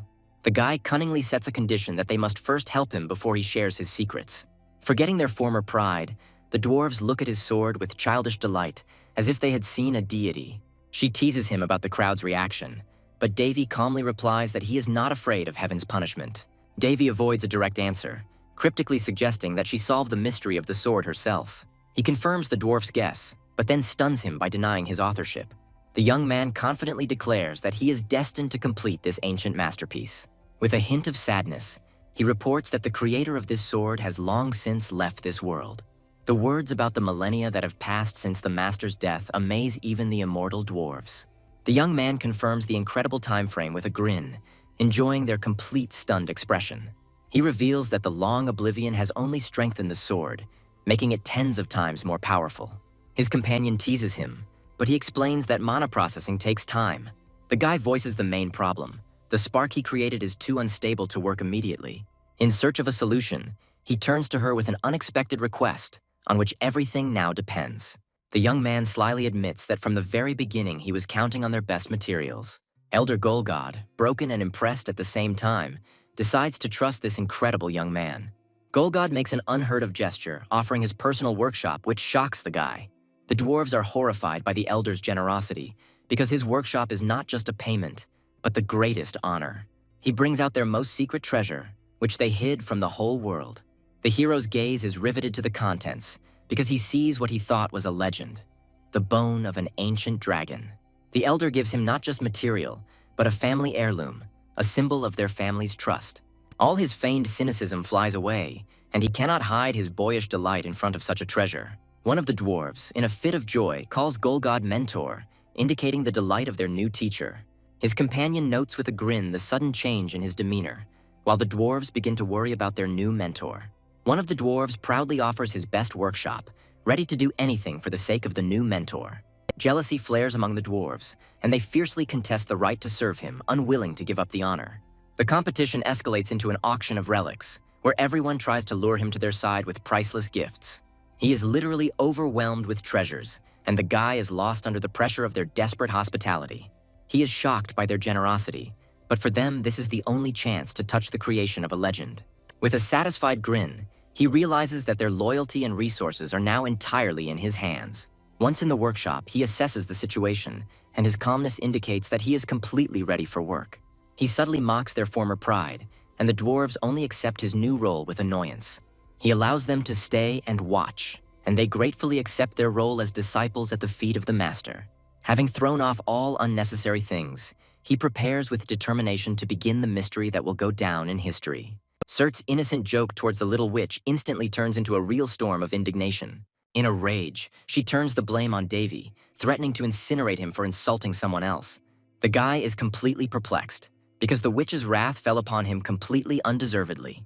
This place is a paradise for heroes, created as a reward for their suffering in another world. He remembers how, thanks to the power of an ancient dragon, he received an unimaginable gift: its sacred bone. The girl is in tears because Surt's mockery of the god of magicians became the last straw for her. Davy tries to console her by handing her the priceless ingredient, which only shocks her more. Surt grins and warns her to be careful, placing the responsibility for Davy's life on her. All his past failure has turned into incredible success, and he is ready to begin the main work of his life. The tension reaches its limit because the slightest mistake in fire magic will lead to disaster. Two swords, born of fire and magic, reflect blood and stars, symbolizing the duality of his power. She watches him with admiration, amazed by his inhuman focus and skill. Having given his all, he stands exhausted but victorious, surrounded by the aura of a miracle he has created. The great work is complete, and two perfect blades lie before him, marking the end of a long journey. Looking proudly at his creation, the hero understands that these masterpieces need a worthy name. He confirms with a mysterious smile that a name for them had been in his head for a long time. Her curiosity is piqued when the young man confesses that the name was destined from the very beginning. Gently touching the blade, he names it, investing it with a secret and unexpected meaning. Their characteristics appear before your eyes, revealing the incredible power and unique properties of each sword. Their true essence is revealed in the description. One gives life and strength, the other brings destruction and death to enemies. She sarcastically criticizes his choice of name, but he, lost in his thoughts, pays no attention. Without further ado, he tests the power of the red blade, and its blow shakes the workshop. Her confusion grows as he brings the two swords together, preparing for something unthinkable. His only word is a sentence, for he intends to cut through the very space between the blades. A blast of energy stuns her as the red sword cuts through the whetstone with ease. She realizes in horror that he cut the stone without a drop of mana, only with the power of the sword itself. Now he has a blue blade in his hands, and he demonstrates a completely different, almost immaterial power. The glow of the swords changes his appearance, and she is once again at a loss as to the nature of his power. He confirms her guess with a satisfied smile. This sword is capable of cutting through mana itself. The blue blade is an absolute weapon that can cut through things that do not exist in the physical world. With a feeling of deep satisfaction, the hero realizes that he has created a truly ruthless weapon. Leaving the workshop, he is surprised to find loyal dwarves waiting for him as a messiah. The elder proudly reports that they stood guard, protecting his peace and great work. He discovers with horror that he has spent 4 days at work, completely losing track of time. His companion teases the boy about his insane obsession with work while the dwarves worry. She hints with a coquettish grin that watching his obsession was a fascinating spectacle. The dwarves stand in awe as they see their humble materials transformed into a self-luminous masterpiece. Emotions overwhelm the dwarves to such an extent that they are ready to die upon seeing such perfection. A young man panics and tries to calm down his overly enthusiastic students. A few weeks later, tensions rise again as they struggle to find a place worthy of the power of his sword. Under his calm guidance, the dwarf learns to control fire, bending the elements to his will. He reveals to them the secrets of forging magical metals, where every movement is decisive. The hero gently corrects the elder, teaching him not brute force, but smooth and natural skill. With timid hope, the dwarf follows the advice, and the mentor guides his hand with approval. The guy notes with satisfaction how his discarded pride has given way to pure passion for the craft. The dwarves work with such enthusiasm, as if they had touched a hammer and anvil for the first time in their lives. Leaving them behind, the young man finds peace on the hill, enjoying the silence and the fruits of his labors. A dwarf suddenly appears and hands him a bottle, offering to share the moment of triumph. They sit under a tree, and this quiet gesture erases the boundaries between student and teacher. But behind the friendly chat, there is a serious conversation, and the atmosphere instantly changes. The hero waits with interest to see what is hidden behind the elder's meaningful pause. He awkwardly apologizes for the broken whetstone, causing only confusion in the dwarf. The dwarf finally reveals his cards, tying help at the forge to the future of their lands. The elder solemnly declares that his people never forget the favor shown to them. He humbly offers his help, knowing that their skills are no match for the boys. The Golden Boulder tribe, represented by their elder, swears eternal loyalty to their mentor. Under the shadow of the age-old tree, an unbreakable alliance is concluded, sealed with an oath to the god of iron. Their solemn peace is disturbed by a breathless messenger bearing disturbing news. The panicked cry of an invasion into the village instantly destroys the peaceful atmosphere. The elder's face distorts with shock, because the threat turned out to be real and inevitable. With a sharp swing, deadly magic full of fury is born in Davy's hands. A scarlet dagger freezes in the air like a materialized drop of blood. Meanwhile, at the other end of the castle, the maids tremble with horror at the mere mention of his name. The prince screams in agony, his body and mind engulfed in the curse with a scarlet gleam in his eyes.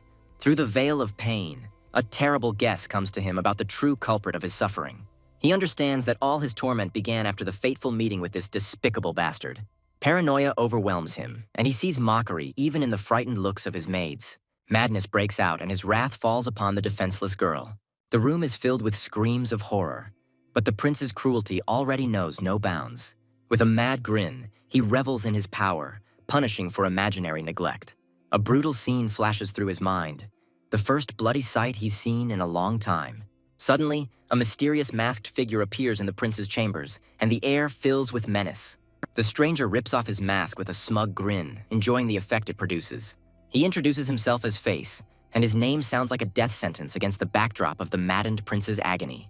Face speaks of his side's disappointment, and the prince realizes in horror that he is up against something bigger.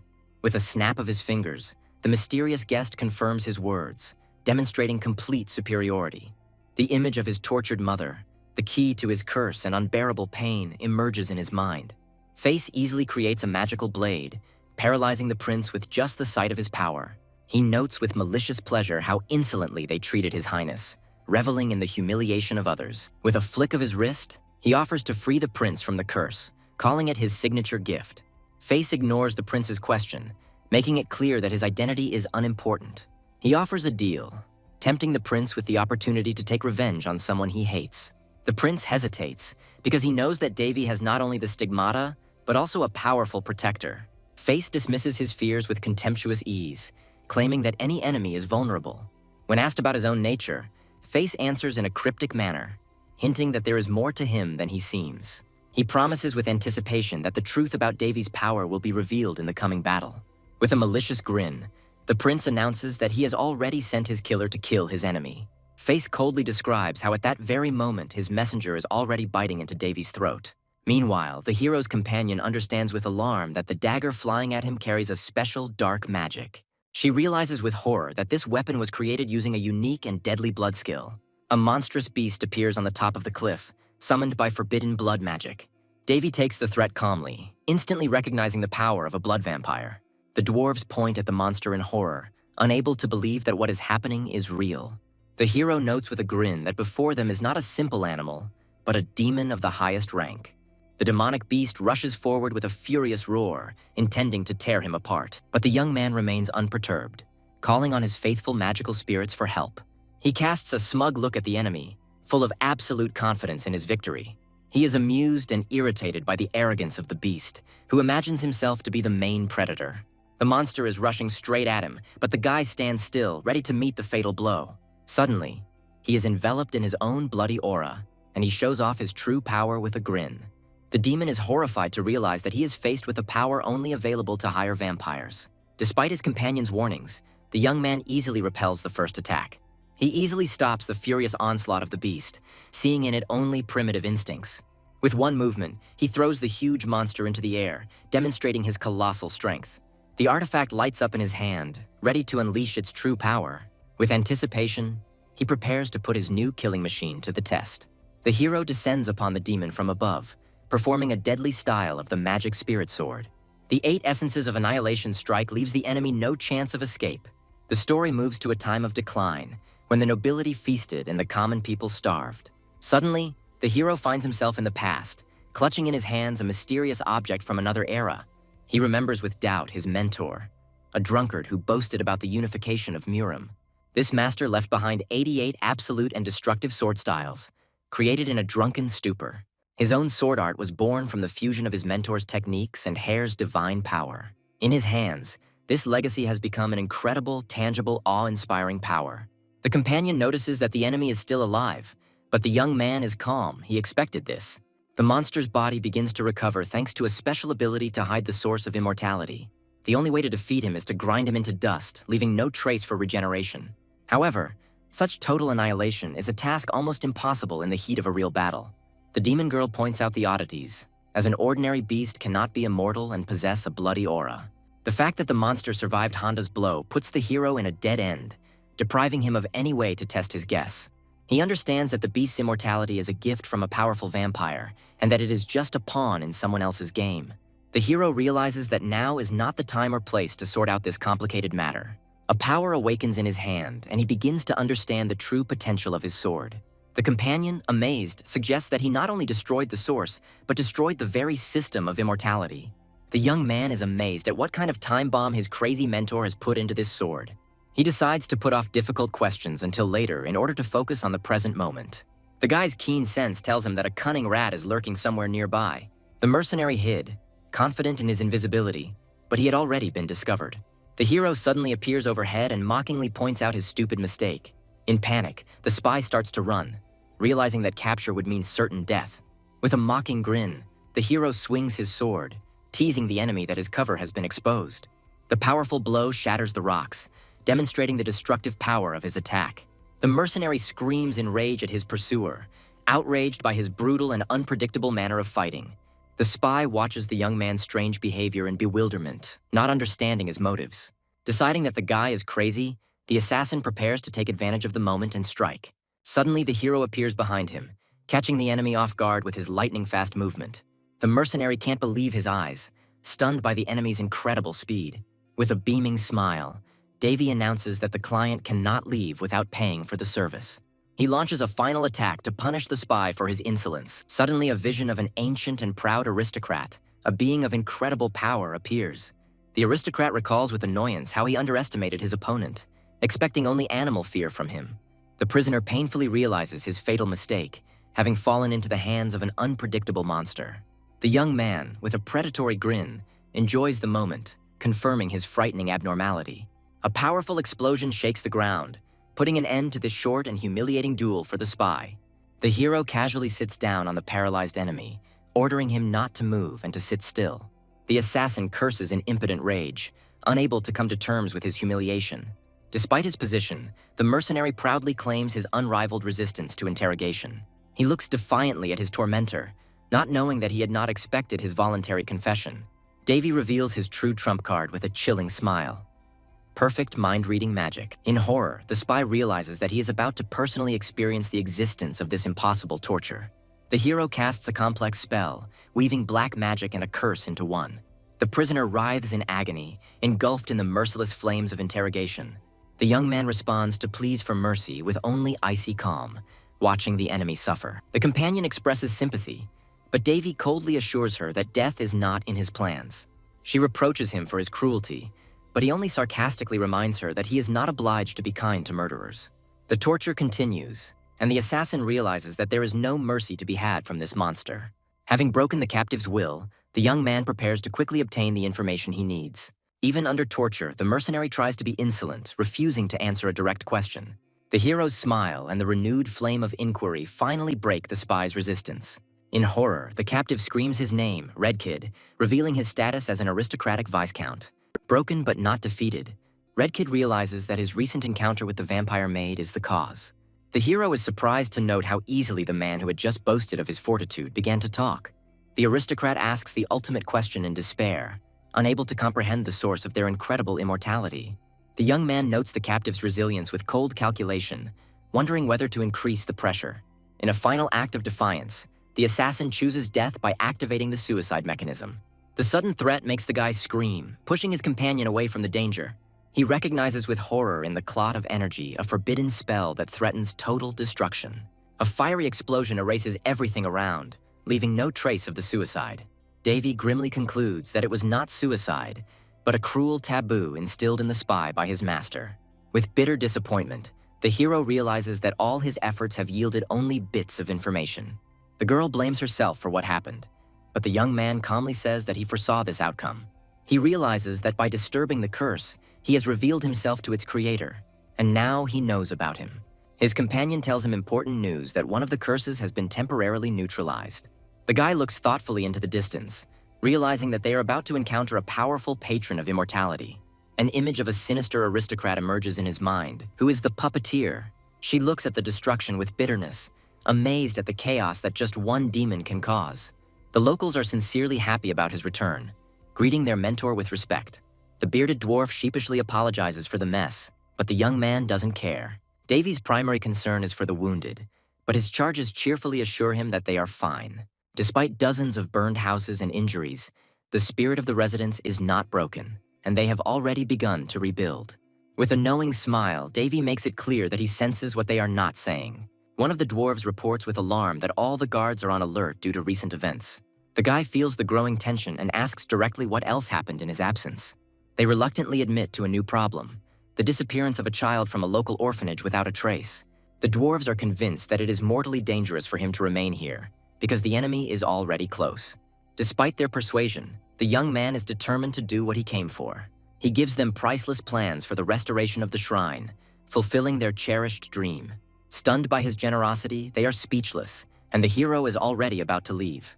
When they ask about gratitude, he modestly replies that he is their debtor and not the other way around. He grips the hilt of his sword, hinting that he has already received his main reward in this battle. The young man explains with cold logic that he is the root of the problem, and his departure will solve everything. The loyal dwarves protest furiously, refusing to accept his lies and guilt. The hero, with a slight smile, shares the wisdom that guilt is only a matter of perception and attitude. He admits that he deliberately lied about the stigmata to hide the real reason for the attack from them. Davy worries about the future of the village, realizing that he will not be able to protect it from all threats. Extending his hand in a farewell gesture, he offers them the last thing he can do to protect them. His only goal now becomes to return home as soon as possible for their own safety. The young man accepts his new title with dignity, ready for the next stage of his journey. The guy corrects his companion with slight irritation, tired of the pompous addresses. With a sense of accomplishment, he looks at his native walls, finally returning home.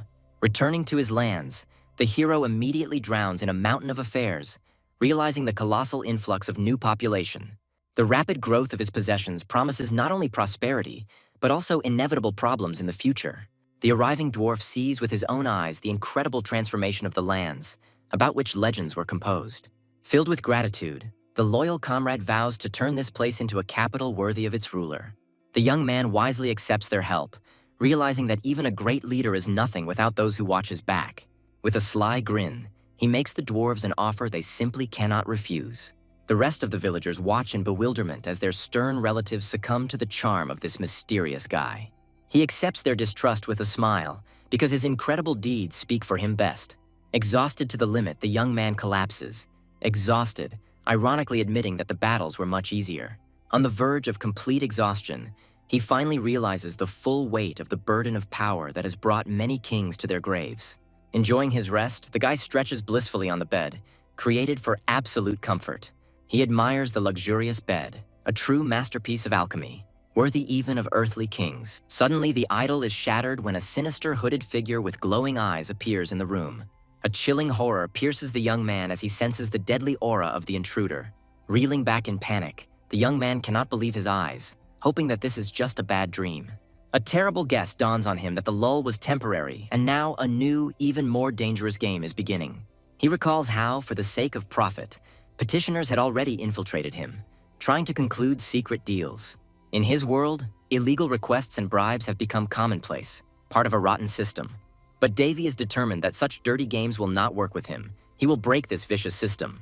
Suddenly, an angry girl bursts in, causing a scandal and threatening to smash everything to pieces. The holy sister with a knife at her throat proves that her warnings are more powerful than they seem. While corruption flourished and bribes flowed like water, the main puppeteer remained in the shadows.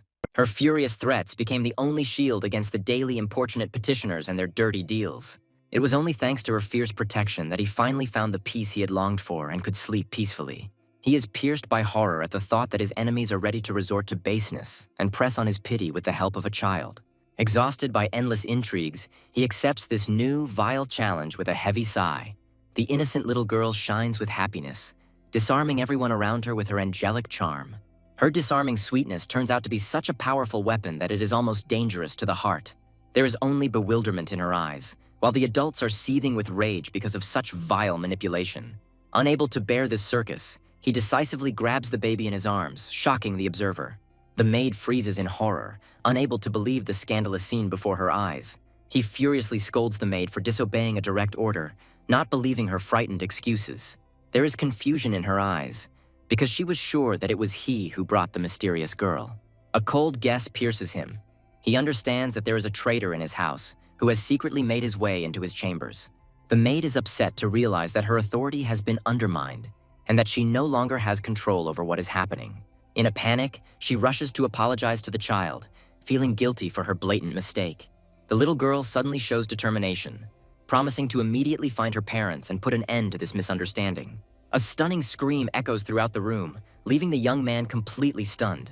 Another girl peers out from behind the door with tears in her eyes, her silent grief adding another mystery. A pop-up window reveals the shocking truth. The girl is actually his powerful spirit blade. He realizes with annoyance that all this time he has been missing a simple but brilliant function.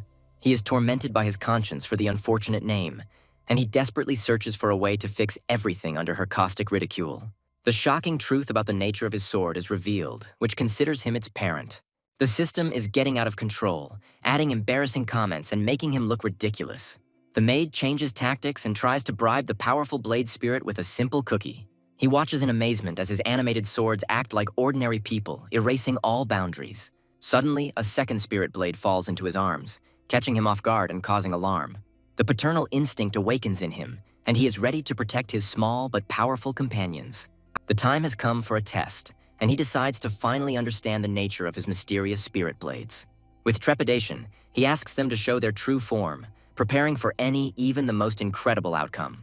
He is relieved to find that his living blades are fully sentient and understand his every word. As if by magic, the spirit blades rise into the air, beginning their incredible reverse transformation. Holding them in his hands, he feels absolute unity, as if they were not weapons, but an extension of himself.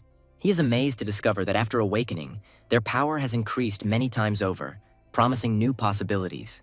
Satisfied with the test, he allows them to return to human form, accepting their new reality. His sudden daddy status leaves him at a loss as spirit blades swarm around him. With a sly grin, he tries to get out of it by calling them adopted, but only makes the situation worse. His new family life is a chaos as his young daughters demand sweets. The sudden appearance of an agitated maid interrupts this idyll, foreshadowing new troubles. The news of an unexpected guest takes him by surprise, making him wonder what other surprises fate has in store for him. An unexpected visit without warning takes everyone by surprise, disturbing the established peace. The arrival of the princess adds a touch of intrigue and anticipation to the narrative. The meeting with the mysterious children causes a storm of emotions in the princess and questions for her stunned brother. He proudly announces his new role as guardian, leaving his sister in a state of complete shock. The princess finds herself caught in the children's embrace, confused and charmed by their unexpected affection. She notes with surprise that her brother never ceases to amaze, getting involved in something new every time. With relief, she admits how much she worried about his fate in this godforsaken wasteland. His incredible success in trading rare moongrass makes her truly admire him. She excitedly shares another discovery. Real dwarves now live in his village. His modest admission of alliance with the reclusive dwarves finally convinces her of his incredible talents. Princess Winry reassures him with a gentle smile, letting him know that she doesn't care about the state of his lands. Her calm is based on his happiness, and this simple confession leaves the young man at a loss. Under the burden of endless work, he himself did not notice how much he had changed for the better. His little companions confirm that joy is the most accurate description of his new state. He invites her in, and the girls' delighted cries create an atmosphere of almost family idyll. He entrusts the children to his sister, leaving them alone and creating an awkward but warm family scene. In the silence of the living room, he learns that the lull in her lands has allowed her to come on an important mission. A slight reproach of indifference on her part only elicits from him a disarming smile and an apology. The atmosphere changes dramatically when she finally reveals, fists clenched, the true reason for her visit. Her desperate request to use the power of the stigmata comes to him like a bolt from the blue. He is puzzled by her request, not understanding what kind of power she is talking about and why it is so important. There is despair in her eyes, because he is her last and only hope for salvation. His calm voice gives her strength, and she prepares to reveal her terrible secret. Unable to withstand the enormous tension, the princess loses consciousness right in his arms. Looking at her exhausted face, he understands that the long journey and stress have finally broken her. He realizes what a huge and dangerous journey she has made alone for this meeting. His heart aches at the thought that she drove herself without sleep or rest, driven only by despair. A terrible picture emerges in her memory. Her best friend is dying and no one can help her. I can still see the moment when her faithful guard Portna shielded her from a poisoned arrow. She realizes that she owes her life to her friend, and this thought makes her mission even more desperate. Despite the priest's efforts, ominous blue spots appeared on his friend's body, foreshadowing a new disaster. After the apparent healing, her friend collapsed to the floor, a victim of unknown and frightening symptoms. Portna was slowly fading away, burning with fever and choking on blood, while her body became covered in cadaverous spots. The last spark of hope ignited in her when she overheard the priest's desperate words about the powerful stigmata. Guilt overwhelms her and she desperately begs her brother for help, because Portna is suffering because of her. The little spirit blades look anxiously into the face of the sleeping princess, sensing her pain and despair. He tries to reassure his little companions, hiding his own anxiety behind a mask of confidence. The girls, in a childishly touching manner, forbid her to get sick, making it clear that she is now under their protection. Hongdan and Chandan decide to remain guard at her bedside, showing unexpected devotion and care. He watches with affection as his spirit blades, who had recently rejected her, now sleep peacefully next to him. He watches them with tenderness, realizing that now their closeness is more important than ever. He realizes that their pure energy is the only chance to heal his tormented sister. His faithful companion notices a shadow of concern on his face, but he is not yet ready to share his suspicions. A chilling realization hits him as he realizes that he has experienced similar ominous symptoms before. An anxious premonition forces him to act decisively, relying on intuition, which has never failed him yet. He orders his loyal assistant to find the best spy, realizing that time is against him. Looking up at the night sky, he feels the threads of a conspiracy woven into a tight knot, threatening to engulf him. His companion reminds him of his talent for turning any disaster to his advantage, instilling confidence in him. However, he understands that lives are at stake and cannot allow this mysterious disease to spread. Even his ancient demonic companion does not know this affliction, which only confirms his worst fears. A terrible guess dawns on him. This disease could not have appeared on the continent by itself. He understands that every effect has a cause, and he intends to get to the bottom of it. A mysterious poison, strange symptoms, and the impotence of doctors. All this adds up to a sinister picture.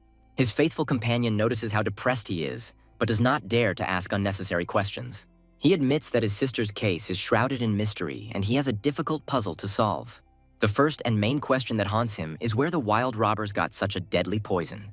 He decides not to jump to conclusions, realizing that he lacks the information to get the full picture. She finally understands that calling the spy is his first step in investigating this complicated case. The main rule of medicine comes to mind. The key to healing lies in the cause of the disease. He sits down at his desk, ready to work, and at that moment someone appears who can give him answers. He confidently addresses the void, knowing that the spy he summoned is already here and waiting for his moment. His insight amazes even his faithful companion, because he easily discovered the invisible guest. He greets the mysterious informant with a slight smile, immediately making it clear who is in charge here. He politely invites the guest to sit down, but he remains standing, shrouded in an aura of mystery and mistrust. Realizing that his abilities have frightened the spy, the young man decides to drop the pleasantries and get straight to the point. He announces his intention to buy up all available information, challenging the capabilities of the secret guild. The young man is ready to pay any price because he knows that there is no such thing as a free lunch. The informant boasts that for money they can reveal even the dirtiest secrets of the royal family. Such an inept and vulgar advertisement of services only causes comical bewilderment in the hero. He decides to play along, making an absurd order to test the limits of his guest's capabilities and audacity. He casually throws a bag of gold on the table, demonstrating his power and seriousness of intentions. This generous advance is not just payment, but a silent order to act quickly and without unnecessary questions. Putting the jokes aside, he finally voices his real order, and his voice brooks no argument. Suddenly, a dossier on the spy appears before him, revealing shocking details about his identity and background. His surprise knows no bounds when he realizes that the formidable assassin is actually a girl. He corrects the spy, calling her mission a medical investigation to hide her true motives. He looks at her defiantly, checking to see if she will break under the weight of his first serious assignment. Her sudden refusal of money puts him in a quandary, disrupting the usual course of their business relationship. She rejects both free work, and her mystery begins to intrigue him even more. She offers a risky deal with payment later, and he immediately tests her strength by playing with fire. She is banking on his reputation, believing that even a notorious lecher keeps his word. He saw through her daring plan, realizing that she was trying to draw him into a web of debt obligations. The spy disappears in a spectacular cloud of smoke, leaving him alone with his thoughts. He is amused by her ostentatious departure, because pride made her choose the most ridiculous way to leave. The mysterious dark elf, hiding her true identity, increasingly piques his curiosity. He understands that behind the most powerful guild on the continent there is not money, but much more serious ambitions. He suddenly asks about Helishan's last name, and his gaze becomes sharp as a blade. His companion doesn't see the connection, but he already feels that this last name is the key to something bigger. He ends the conversation abruptly, but the boredom on his face suggests that the game has become too predictable. 2 days later, a desperate cry breaks the silence, foreshadowing a new tragedy or a painful choice. He tiredly tries to reason with his sister, knowing full well that her condition does not allow her to take risks. Despair overcomes her, because she understands that they are trying to leave her behind, despite all the persuasion. He is adamant in his decision, because her stubbornness could cost her too much. He reminds her of her own words that time waits for no one, and every minute of delay is mortally dangerous. His patience is running out because her whims only take away precious time that they don't have. She clenches her fists, refusing to admit her weakness, even though her body is already at its limits. The bad feeling doesn't leave him, and he trusts his intuition more than her words. Her cry of despair is not just stubbornness, but the fear of being helpless and abandoned. Their tense argument is interrupted by the appearance of a stranger whose presence seems out of place and suspicious. The guest who suddenly appears turns out to be Mr. Julius, whose smile shines too brightly for this gloomy situation. The girl is speechless, completely enchanted by the sudden appearance of a handsome stranger. The hero's intuition screams of danger, and his face is distorted by a sinister grin. Julius proudly introduces himself as a high-level mage, casually flaunting his status and power. Davy greets the guest coldly, hiding his true attitude behind a mask of politeness. His friendly smile is just a cover for icy indifference and unwillingness to deal with him. He sees this magician as nothing more than a source of future problems, from whom it is better to stay away. The embarrassed sister admits that she has heard about him from the princess, which only piques his interest. Behind his cheerful laughter lies a chilling scream. This man is incredibly dangerous. His faithful companion is ready to kill, feeling threatened, and barely holds him back from a rash act. He decides with icy fury that no one dares to lay their dirty hands on his sister. He is a living legend, a genius of the magic tower, whose skill at such a young age is awe-inspiring. His image is impeccable. He is the ideal of the era, in which there is not a single weakness or shortcoming. Davy cuts off the pleasantries abruptly, his question about his sister coming across as an accusation, making her flinch. Julius easily parries the attack, explaining it all away as an accident. But his smile does not deceive his brother.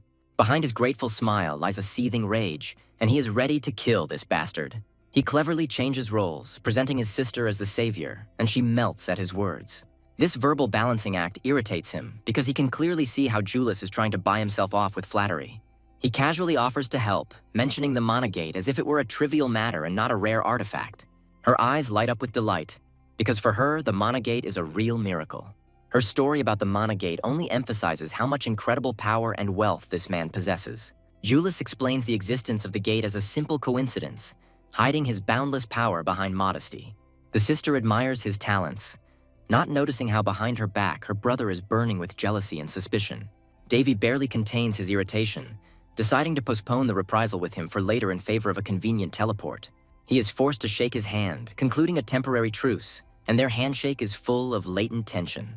The teleport takes them to a place where the very atmosphere is filled with a chilling premonition of doom.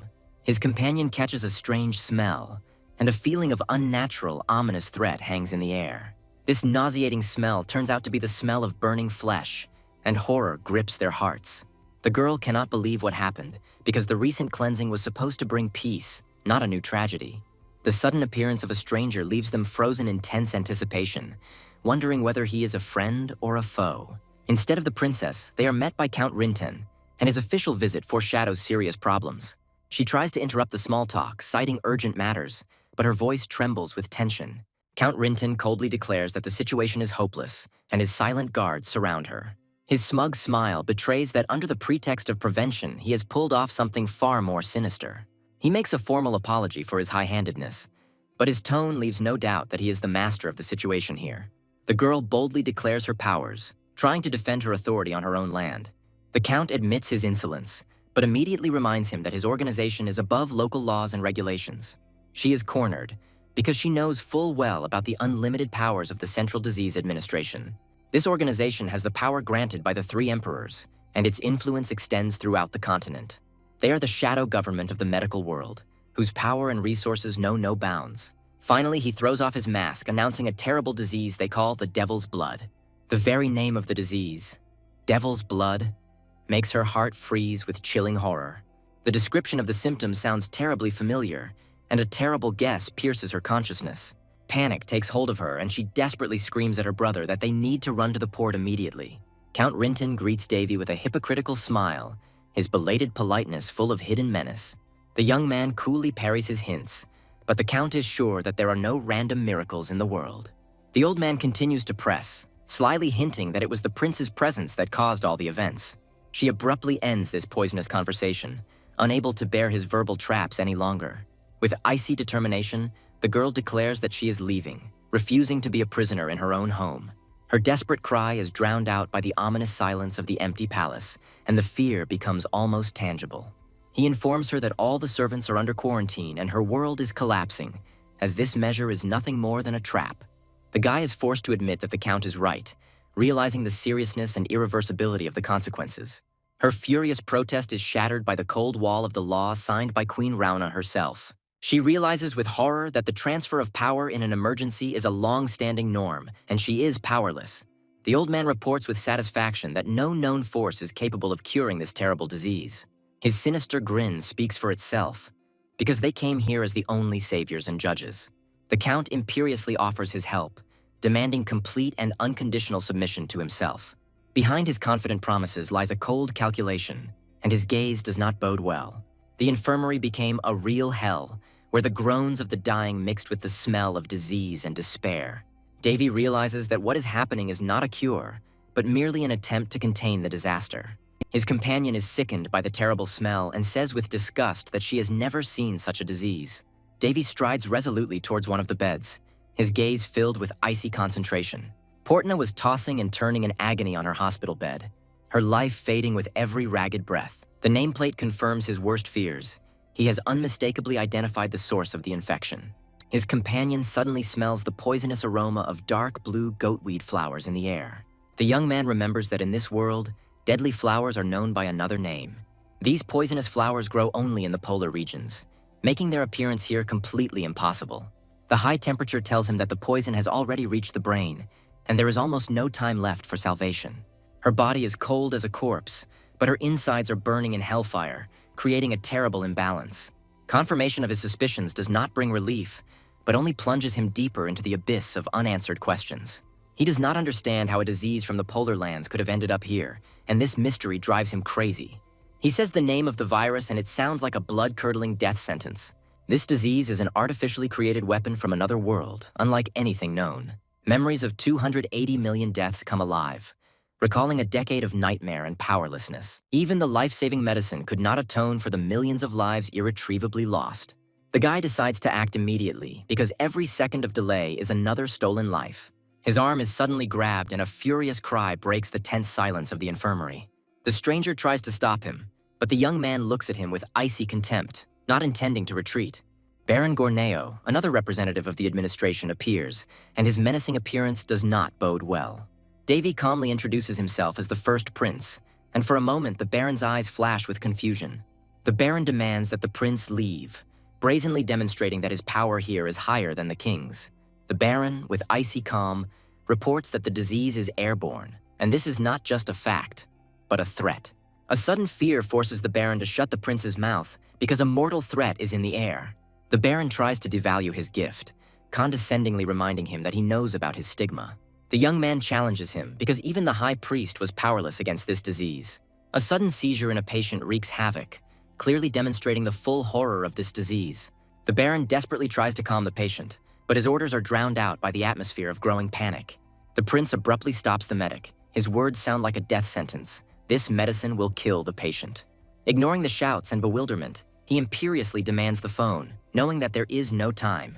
With a pipe in his hand, he is ready to act, and his confidence makes the Baron look at him with suspicion.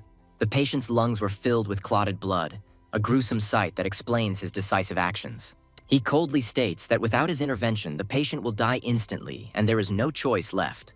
With incredible precision, he finds the right point, because the slightest mistake will cost his life. Behind his outward confidence lies a huge fear, because he understands that there is no right to make a mistake. A sacred cut flares up in his hands, and this light becomes the last hope for the dying man. He tries to suppress the patient's unbearable pain, but his screams tear his soul apart. Without hesitation, he plunges the glowing instrument into the patient's chest, and a desperate scream shakes the walls. The Baron, in a rage, accuses him of playing with human life without understanding his true motives. The Baron desperately grabs his shoulder, trying to stop what seems to him to be senseless cruelty. The Baron's face is distorted with anger. He cannot understand whether he is witnessing a rescue or a cold-blooded murder. He ignores the Baron's furious accusations because now words don't matter. Only the result is important. The Baron, in shock, demands an answer as dark, infected blood drips from the instrument.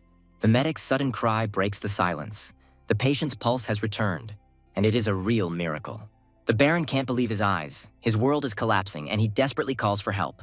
The prince confidently takes the flask from the medic, his gaze leaving no doubt about his intentions. In his hand is a flask with poisonous blood, and this is not just a trophy, but a symbol of the victory won. He issues a cold warning to the medics. Their incompetence almost cost a man his life. Davy leaves, leaving behind a trail of shock and awe. Their world will never be the same again. A person with a stigma not only heals, he carries within him the blessing of resistance to disease. The Baron stands in a daze, realizing the depth of his error and the insignificance of the high priest. The girl shudders at the unexpected appearance of the guest. His presence causes her anxiety and fear. He can hardly contain his irritation at the familiarity while his companion makes caustic comments about the situation. The inability to contact Varys only increases the tension, hinting at even greater trouble. When asked about the infirmary, he answers with restraint, but there is satisfaction in his voice about the work he has done. The assistant reports an important find, and a tense anticipation hangs in the air. The presence of two officials from the disease department, Count Linten and Baron Gorneo, complicates the already confusing situation. The titles are just a cover. Their real power comes from the Central Disease Control. The girl confirms their status by revealing the complex system of ranks of the central administration. The chain of command is revealed to be vast and daunting, hinting at the scale of their enemy. The realization that the three chairmen are three emperors turns a local problem into a global conspiracy. At the head of everything is the Holy Father, and the hero understands that magic is powerless against the real threat of this world. The destruction of personal files along with information about each person looks like a sinister conspiracy. The power of the officials, supported by 3 emperors and a union of countries, seems an irresistible force. Any confrontation threatens to incur the wrath of the empire and sow chaos not only in their kingdom. The residents' fear demands immediate action, but the assistant insists on a wait-and-see approach. The appearance of the knightly order led by Count Collio foretells not salvation, but total destruction. The name of Count Collio of the Imperial Order means nothing to the prince, hinting at the hidden figures on the board. The Count's sudden return from retirement forces the heroes to make a risky decision to trust him. The girl is tormented by a feeling of guilt for dragging her friends into this deadly game. The prince kneels to comfort her, his tenderness a contrast to the brutality surrounding them. The young man's sharp answer to the question about 5th grade Yulisu cuts off the conversation, hiding another secret.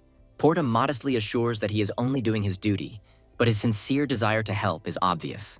Davy is surprised by Porta's status, but his sincerity seems too suspicious. He leaves the infirmary because his true goal lies outside of it. In his hands is a flask with infected blood, and this is not just a sample, but the key to salvation. While the disease control is holding back the worst, he must use this chance to create a cure. Paris doesn't understand his plan, but he is going to create a vaccine, antibodies against the deadly threat.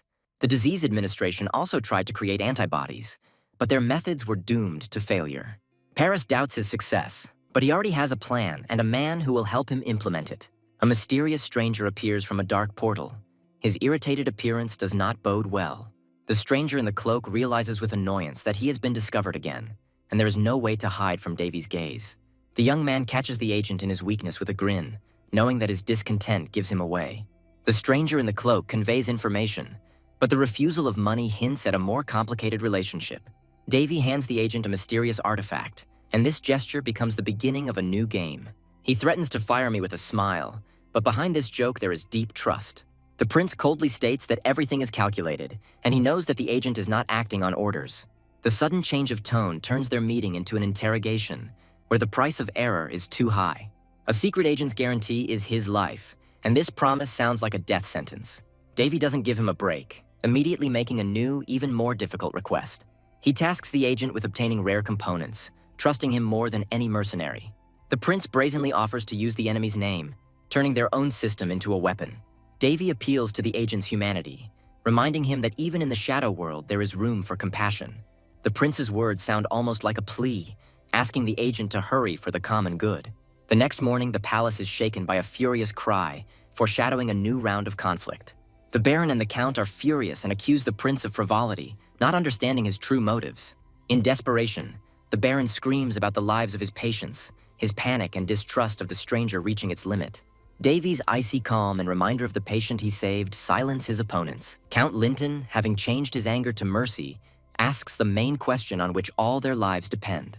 The prince's gaze is full of confidence when he is asked directly about the existence of a cure for the deadly disease.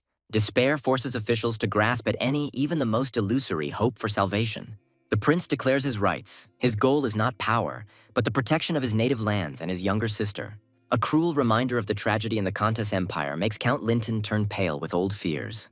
Memories of countless deaths and the helplessness of doctors paint the present in the colors of hopelessness.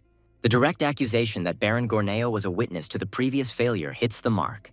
The Baron's silence in response to the reproach of pride speaks of his internal struggle and wounded pride. The prince calmly declares that even the slightest chance of salvation is worth grasping at. The official is at a loss to understand what game this unpredictable young man is playing.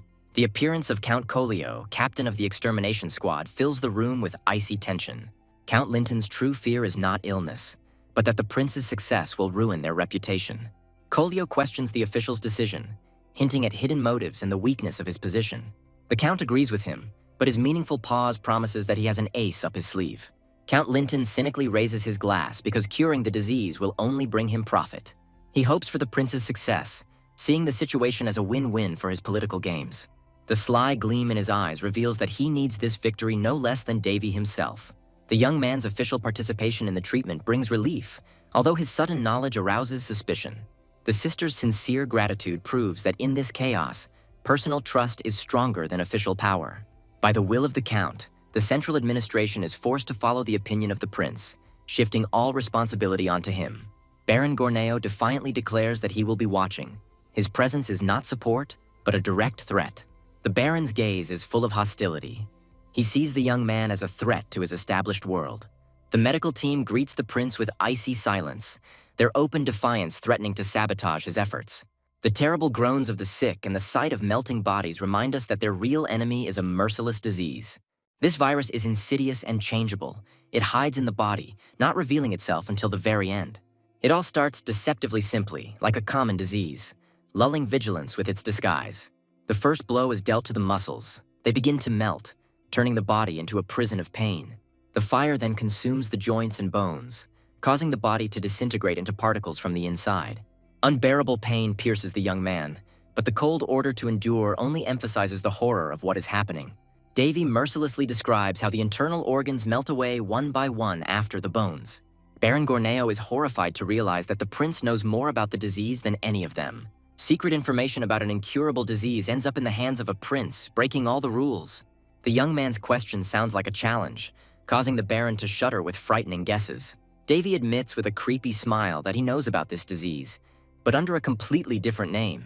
A mysterious hint about another place and other knowledge makes the Baron freeze in bewilderment. The prince voices the harsh verdict of doctors who admitted their complete powerlessness against the disease. The only desperate method is to cut out the source of the infection, but this is almost certain death. The Baron bitterly confirms that they have already tried this barbaric method of treatment without any success. The young man's knowledge of the failures of operations and relapses of the virus plunges the Baron into real shock. A sudden improvement in the patient's condition becomes the first ray of hope in this impenetrable darkness. Davy appeals to the patient's will, turning treatment into a battle of the spirit, not just the flesh. The appearance of the agent with the delivery report indicates that the main stage of the plan has already begun. The Baron is amazed by the agent's speed, and the prince carelessly resolves financial issues, demonstrating his power. A confident promise of results in 3 days sounds like a challenge to fate and all its enemies.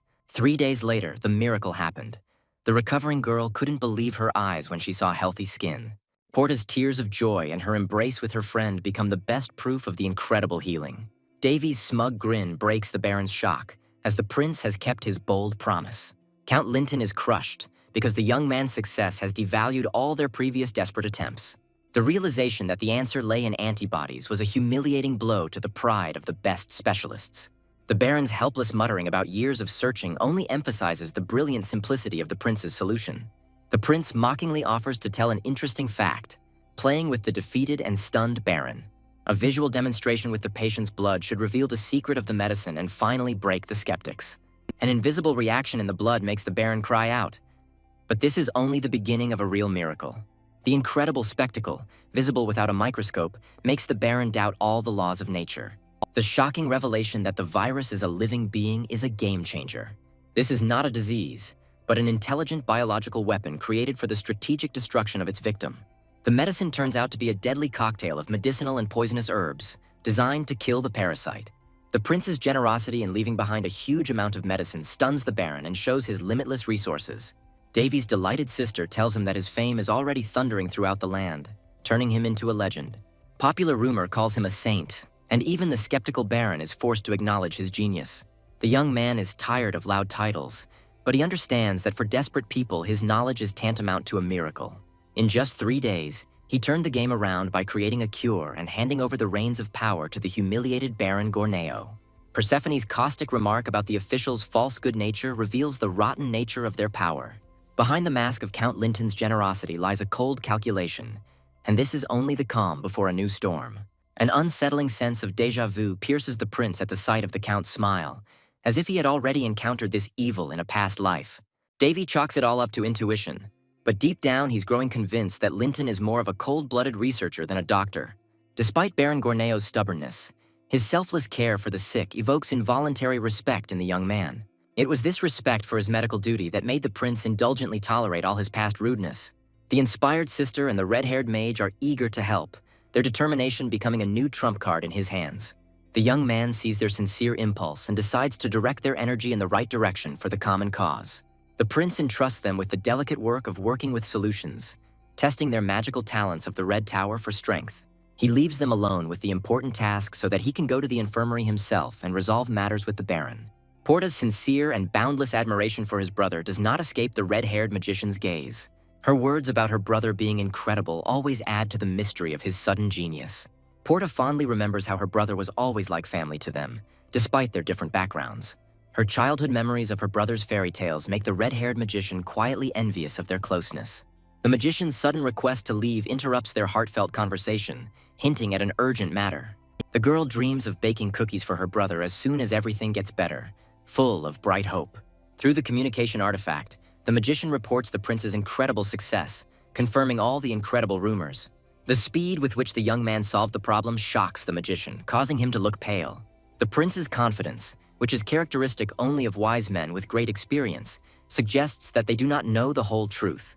Davy's talent awakens in the Count a personal greed, a desire to have such a genius as his ally. In the red-haired boy's heart, hope is born that with a person like Davy, they can become true friends. The Count's loud laughter sounds like approval, because meeting such a person is a rare and valuable success. The teacher's wise words that age is not a measure of knowledge help the red-haired magician accept the genius of the young prince. The Count begins his story, and his tense expression suggests that he has unearthed something disturbing. He could only find scraps of information about the secret project, but even this was enough to draw dark conclusions. The investigation confirms the existence of a rare and very special specialist, as the young magician had assumed. A sudden explosion and roaring flames interrupt the conversation, turning a quiet day into a living hell. The desperate cry of the magician calling for Princess Winry is drowned out by the roar of the fire, and he is overcome with a chilling horror. All his magical power is put into one spell, a desperate attempt to master the element of fire. A powerful water cyclone descends upon the flames, demonstrating his incredible level of magical prowess. But after the water pacified the fire, a terrible blow awaits him. The princess disappeared without a trace. A terrible guess flashes through the magician's head, connecting the explosion, the disappearance, and their recent conversation.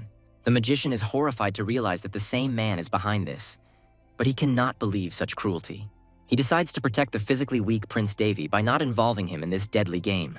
The memory of the prince's calm confidence in his conversation with the Baron contrasts sharply with the current chaos. A harsh lesson from the past comes to his mind when he first encountered the destructive power of magic. The teacher's precepts about caution and the value of human life were always his unbreakable rule. But now, overcome with rage and despair, he throws aside all prohibitions for the sake of saving his sister. The image of the smiling princess burns him from the inside, because strength is meaningless if he cannot protect her. The scale of the destruction exceeds his worst fears. This is not just an attack, but a planned massacre. The red-haired boy rushes to Count Colio with a desperate question, his intuition screaming about betrayal. The sudden appearance of the prince and the baron adds new tension, their calm looking ominous against the backdrop of the ruins. The knight's cold words of command sound like a sentence, leaving no room for doubt in his intentions. The death sentence for Baron Gorneo and the order for the prince to follow them reveal the true face of the conspiracy. The sword pointed at the defenseless baron becomes a symbol of treachery and abuse of power. A swift blow should have ended the baron's life, but instead he faces an unthinkable obstacle. In an incredible move, Prince Davy stops the deadly blade with his bare hand, leaving everyone in shock. The young man's icy calm amidst the general horror proves that the situation is completely under his control. The prince realizes with disdain how stupid the knight was to fall into such an obvious trap. The hidden power that flared up in the young man's hand comes as a complete surprise to the attacker. The knight's face distorts with pain and surprise as a powerful electric discharge runs through his body. A deadly bolt of zero-charge lightning envelops the attacker, revealing to the world the true power of Prince Davy. His cold words about being prepared for death sound like an indisputable law for all conspirators. The prince issues an icy challenge to the remaining knights, questioning their resolve to go all the way. In response to Persephone's warning, the young man only smirks, because his magic will not leave traces of blood. The sudden appearance of a mysterious assassin named Jack at the call of the prince completely changes the balance of power. A ruthless order to get rid of all witnesses becomes payment for past favors, revealing their long-standing deal. The deal is sealed with a single gesture, and the prince confidently moves forward, leaving the dirty work to his loyal assassin. He orders the stunned baron to focus on healing, taking full leadership of the chaos. His sinister smile and promise to grind the villains into dust leave no doubt about his cruel intentions. The astonished baron hears a growing roar, not understanding what other horror the young prince has prepared for them. Flashing lightning strikes the remaining knights mercilessly, demonstrating the true extent of his magical punishment. A desperate mage rushes through the roaring flames, realizing that he has become a pawn in someone else's cruel game. The prince's foresight in casting tracking magic on his sister is now the only hope for her salvation.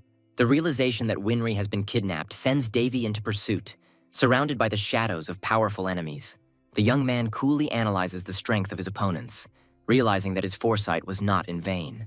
Having found himself surrounded, the young man admits his mistake, but there is no fear in his eyes, only cold calculation.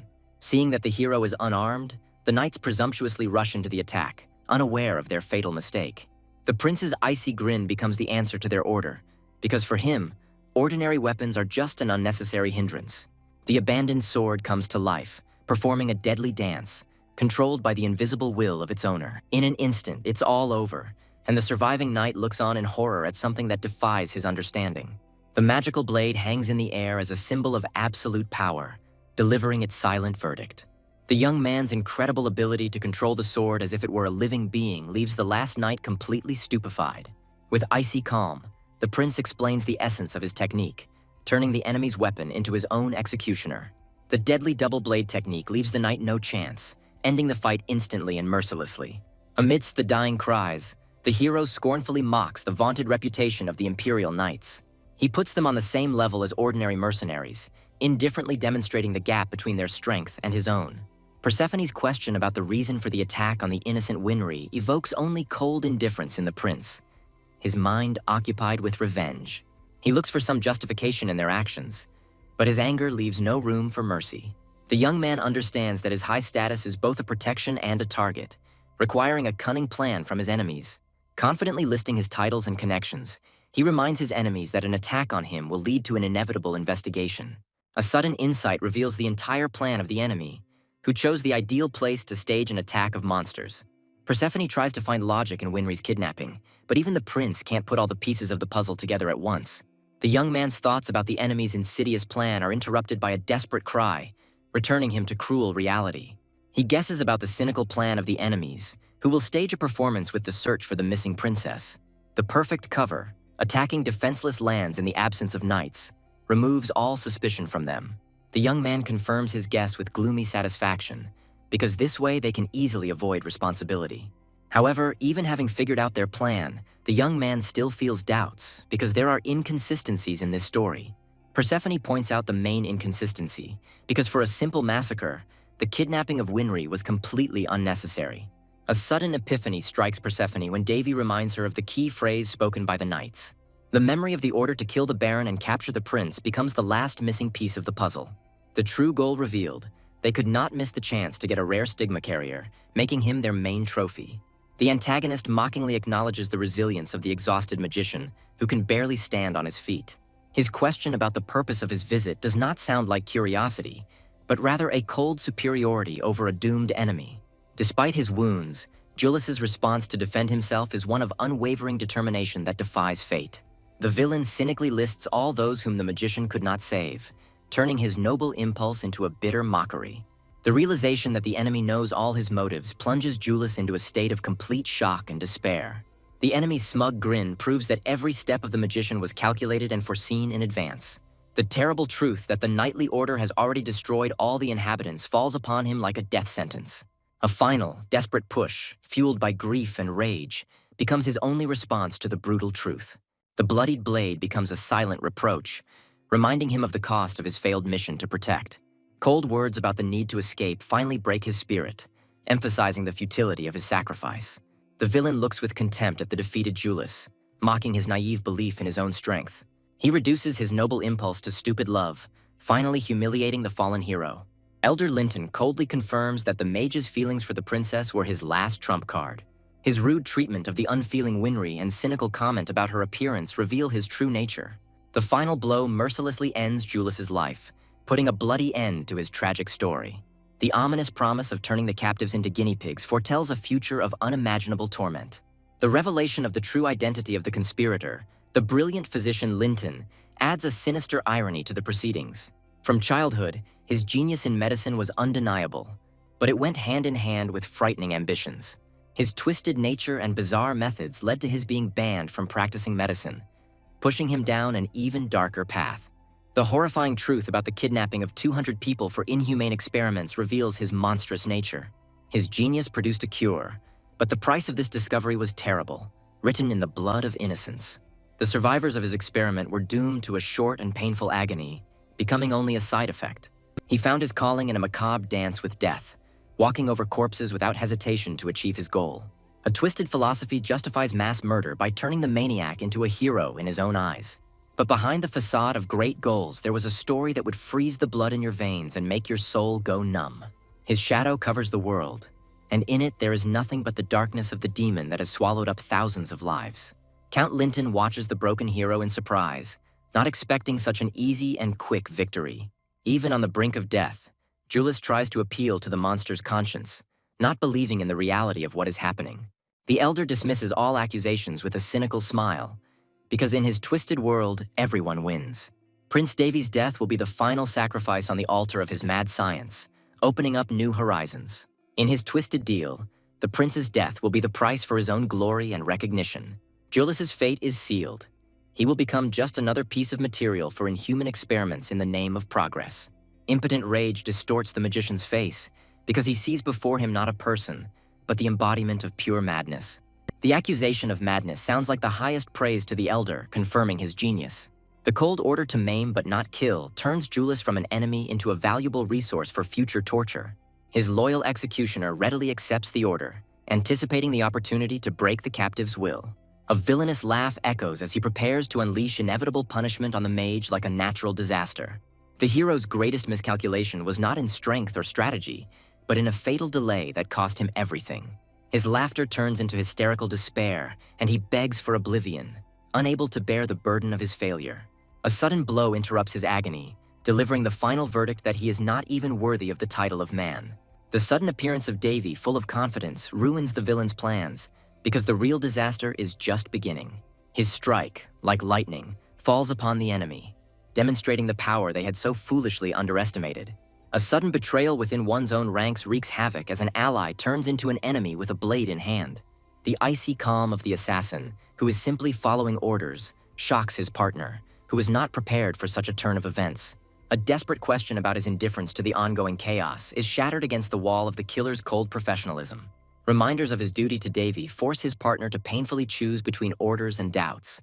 Without wasting a second, the assassin continues his deadly mission, ruthlessly eliminating obstacles in his path.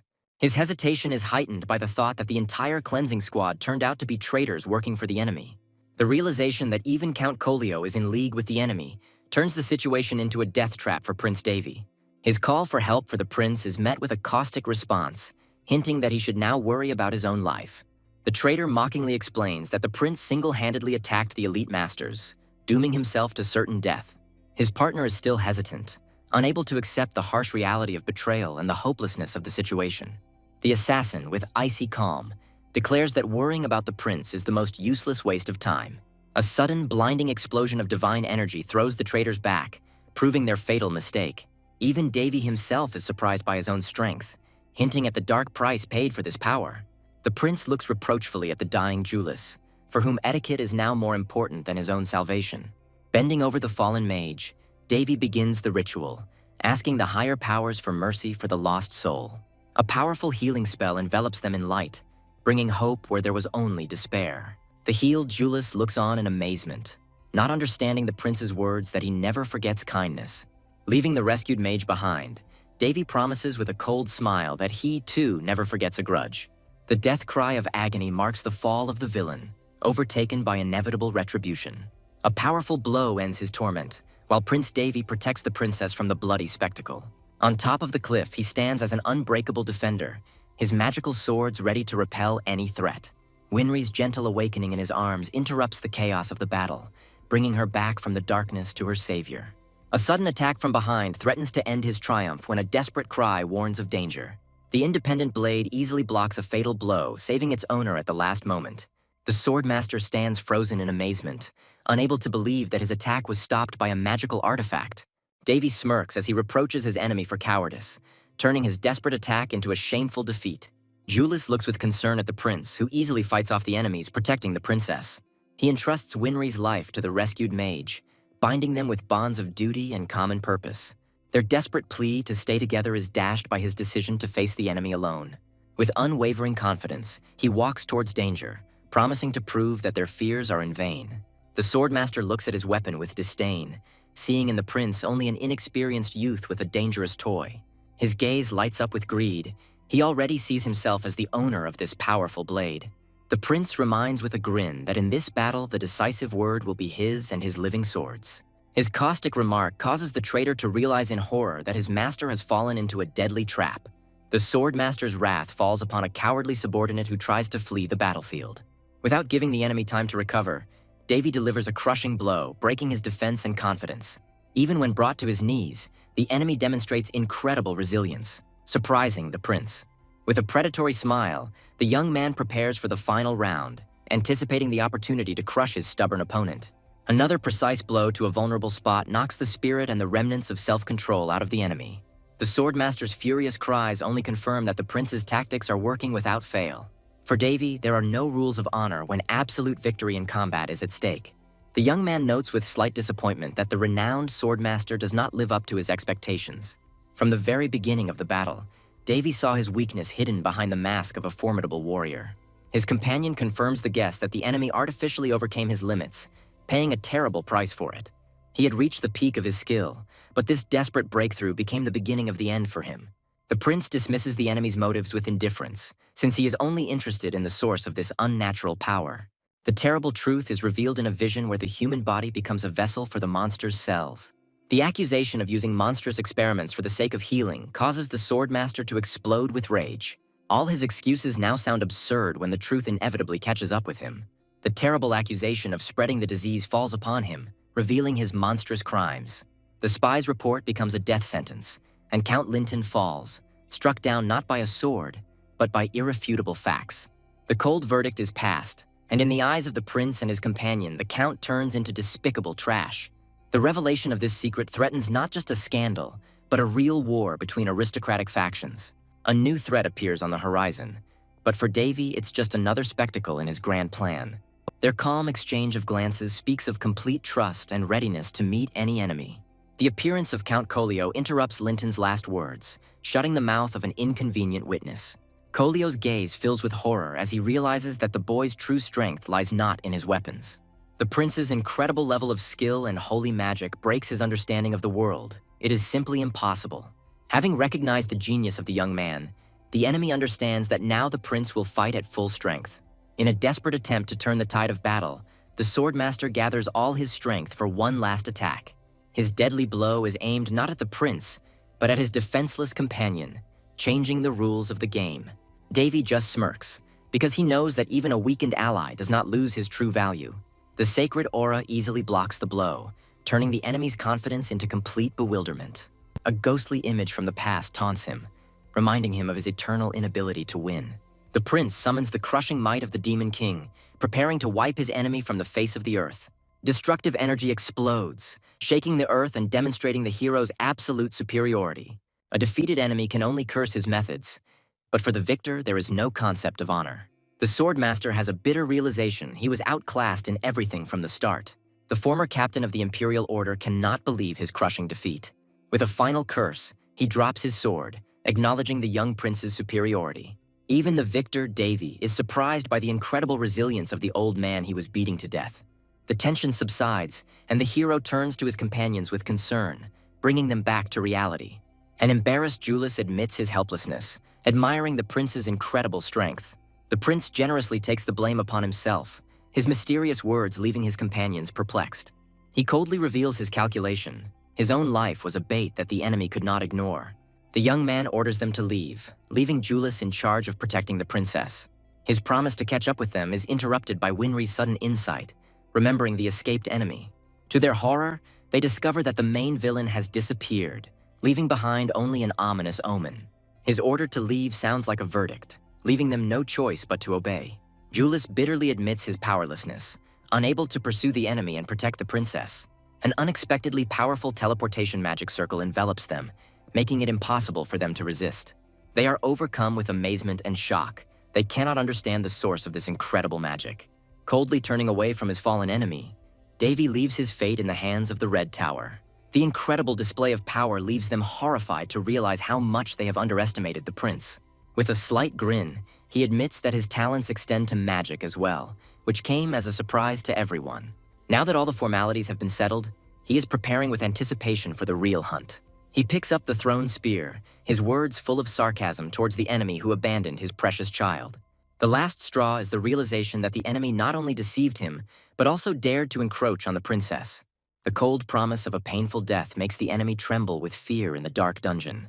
His eyes reflect primal horror. He sees before him not a man, but a monster. The prince challenges him with a grin, making him question which of them is the real monster. A silent dash forward, and the chase reaches its climax in a mysterious hall with a portal. The villain's desperate laughter foreshadows a trap, his last trump card in this deadly game. The air suddenly becomes heavy, and the hero realizes that he has fallen into an invisible but strong trap. An incredible amount of mana is compressed into a barrier, a trap that costs a fortune. The villain ends the game by activating his last artifact to escape from the monster in human form.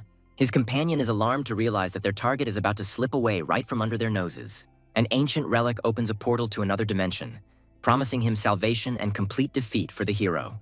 The villain mocks him, confident that even his legendary sword is powerless against this trap. His threats are filled with mad rage. He vows revenge and turns the prince into a guinea pig. Linton deals the final blow by bragging about the stolen cure and condemning the innocent to suffering. His mad grin reflects his confidence in complete and final victory over the hero. The villain's triumphant laughter echoes throughout the hall as the young man silently watches his triumph. Already disappearing into the portal, the enemy throws out one last mockery, enjoying his superiority. Davy interrupts his monologue with icy calm, his disgust for his enemy almost palpable. The sarcastic farewell is followed by a blinding flash that destroys the barrier and the villain's hopes. The smug smile on Linton's face is replaced by complete shock and incomprehension of what is happening. For the young man, there is no difference between a barrier and a gate. His power breaks down any barriers and laws. The prince reveals his trump card, a blade capable of destroying the very essence of magic and illusion. His inhuman actions led to a deserved and disfigured end, without causing the hero a drop of pity. Hiding his disappointment, the young man admits that he restrained his thirst for revenge, giving his enemy too easy a death. A sudden rumble interrupts their dark thoughts, foreshadowing a new, unknown threat. The villain's final devious move enrages the prince, who tries to destroy the evidence even after his death. Bursting into the thick of events, the nightly squads receive orders to arrest the conspirators, but with unexpected caution. Orders fly out with lightning speed, splitting forces to capture enemies and rescue allies. The commander reminds his men of their true purpose. Their duty is not for the glory of battle, but to protect the innocent. With a desperate plea in his voice, he sends them into battle, hoping to save as many lives as possible. Before his eyes appears a picture of complete devastation. The scale of the tragedy exceeds all his expectations. Memories of the past only intensify the bitterness, because even then the earth was already groaning in misfortune.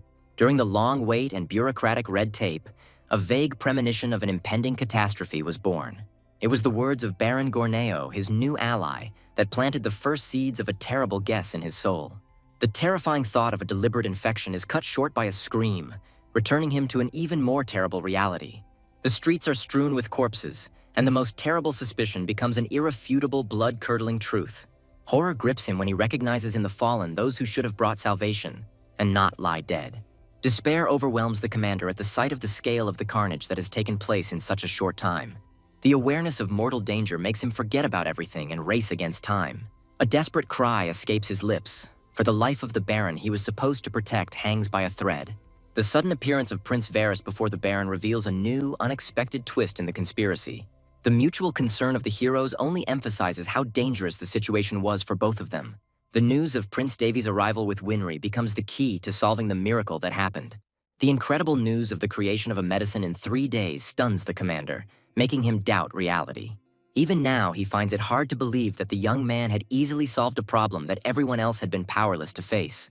The grim identification of Count Collio's fallen knights finally confirms their worst suspicions. A sudden realization brings horror. They were to be the next victims in this bloody purge. Fear for the fate of his sister and the prince overshadows everything, because their lives are more important to him than any medicine. Desperation pushes him to extreme measures. He demands an answer, unable to bear the unknown any longer. A chilling horror grips him at the thought of what could have happened to his loved ones. The thought that his trusting sister could have been harmed fills his heart with unbearable pain. His insightful grin catches the girl off guard, revealing her secret feelings and making her blush. The powerful blow shakes the ground, demonstrating his determination and unwillingness to retreat in the face of danger. Having successfully repelled the attack, the young man realizes with relief that he will not have to waste precious energy on this fight. The prince's uncontrollable laughter is interrupted by the anxious cry of his companion, who has noticed something important. The question of the enemy's escape fades into the background when it becomes clear that their path leads to a new, even greater threat. The terrifying guess is confirmed. Their enemies are heading straight to the cursed lands of Ordom.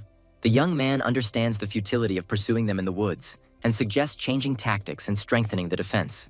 The conditions are perfect for magic. Lightning crackles in the air, foreshadowing a crushing blow. Focusing all his will, the young man unleashes a powerful spell, ready to end this once and for all.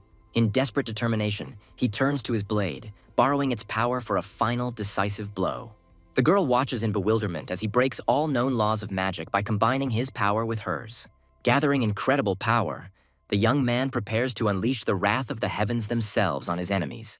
He summons not just lightning, but the very essence of thunderclouds, leaving his enemies no chance.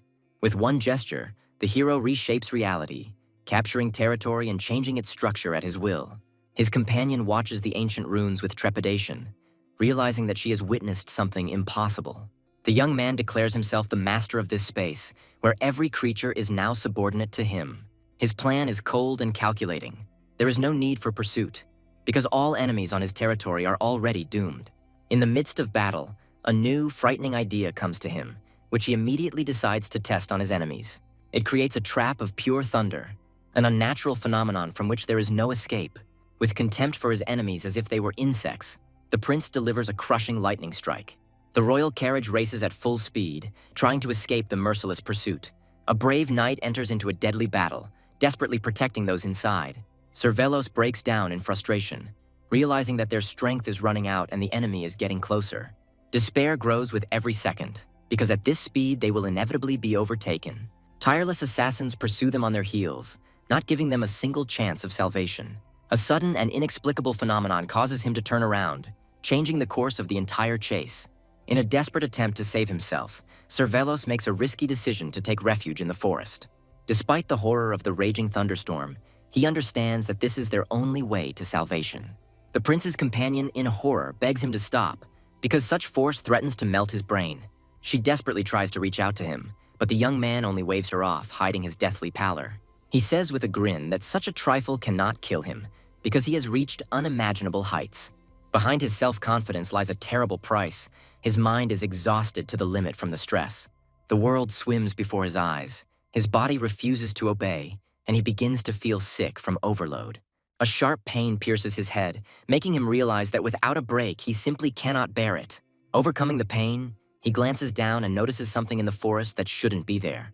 The only question that runs through his head is what a luxurious carriage is doing here in the wilderness. Recognizing the imperial coat of arms on the carriage instantly turns bewilderment into chilling anxiety. His companion confirms his guess, because the platinum color unmistakably indicates an imperial family. A cold analysis of the situation tells him that if a member of the imperial family is being hunted in this way, then the enemy is incredibly strong. He understands that interfering in this game could result in a catastrophe for them that is much worse than the current one. Their eyes meet, and in that moment he makes a decision that will change everything. An unexpected energy clears his clouded mind, giving him a saving respite. In a sudden revelation, this divine scent belongs to a powerful elementalist. Casting aside all doubts, the young man makes his choice, interfering in someone else's fate. The pursuers find themselves trapped, their path blocked by unknown magic circles. The heavens answer his call, raining down upon the earth a blinding column of divine wrath. A devastating lightning strike cuts off the assassin's path, creating an insurmountable barrier. With feigned indifference, the hero turns away, leaving his companion in complete bewilderment. Her shocked scream breaks the silence as the rescued knight flies down due to his fault.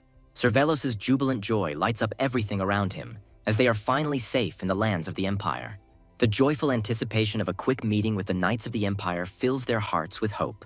The joy of salvation is overshadowed by the bitter realization that not all of their faithful knights were able to return. The feeling of guilt falls heavily on the princess's shoulders, and she quietly asks for forgiveness from the fallen. With pain in her voice, she confesses her damned nature, considering herself the cause of all misfortunes. Her words cause a storm of indignation among the knights, who refuse to hear such humiliation. The loyal knight bends his knee, taking all the blame upon himself to spare her suffering. Her only wish is for her protectors to stop suffering because of her by revealing their true nature. Her words touch him deeply, forcing him to gather his courage for the sake of his emperor. In the name of the Imperial Swordmaster, he vows to investigate and quench the flames of popular discontent.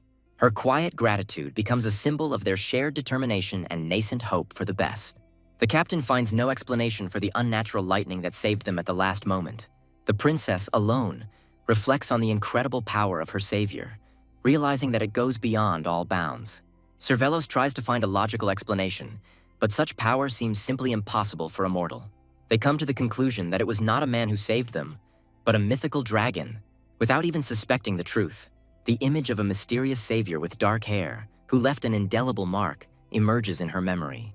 The young man slowly comes to his senses, catching the subtle scent of dogwood, which brings him back to reality.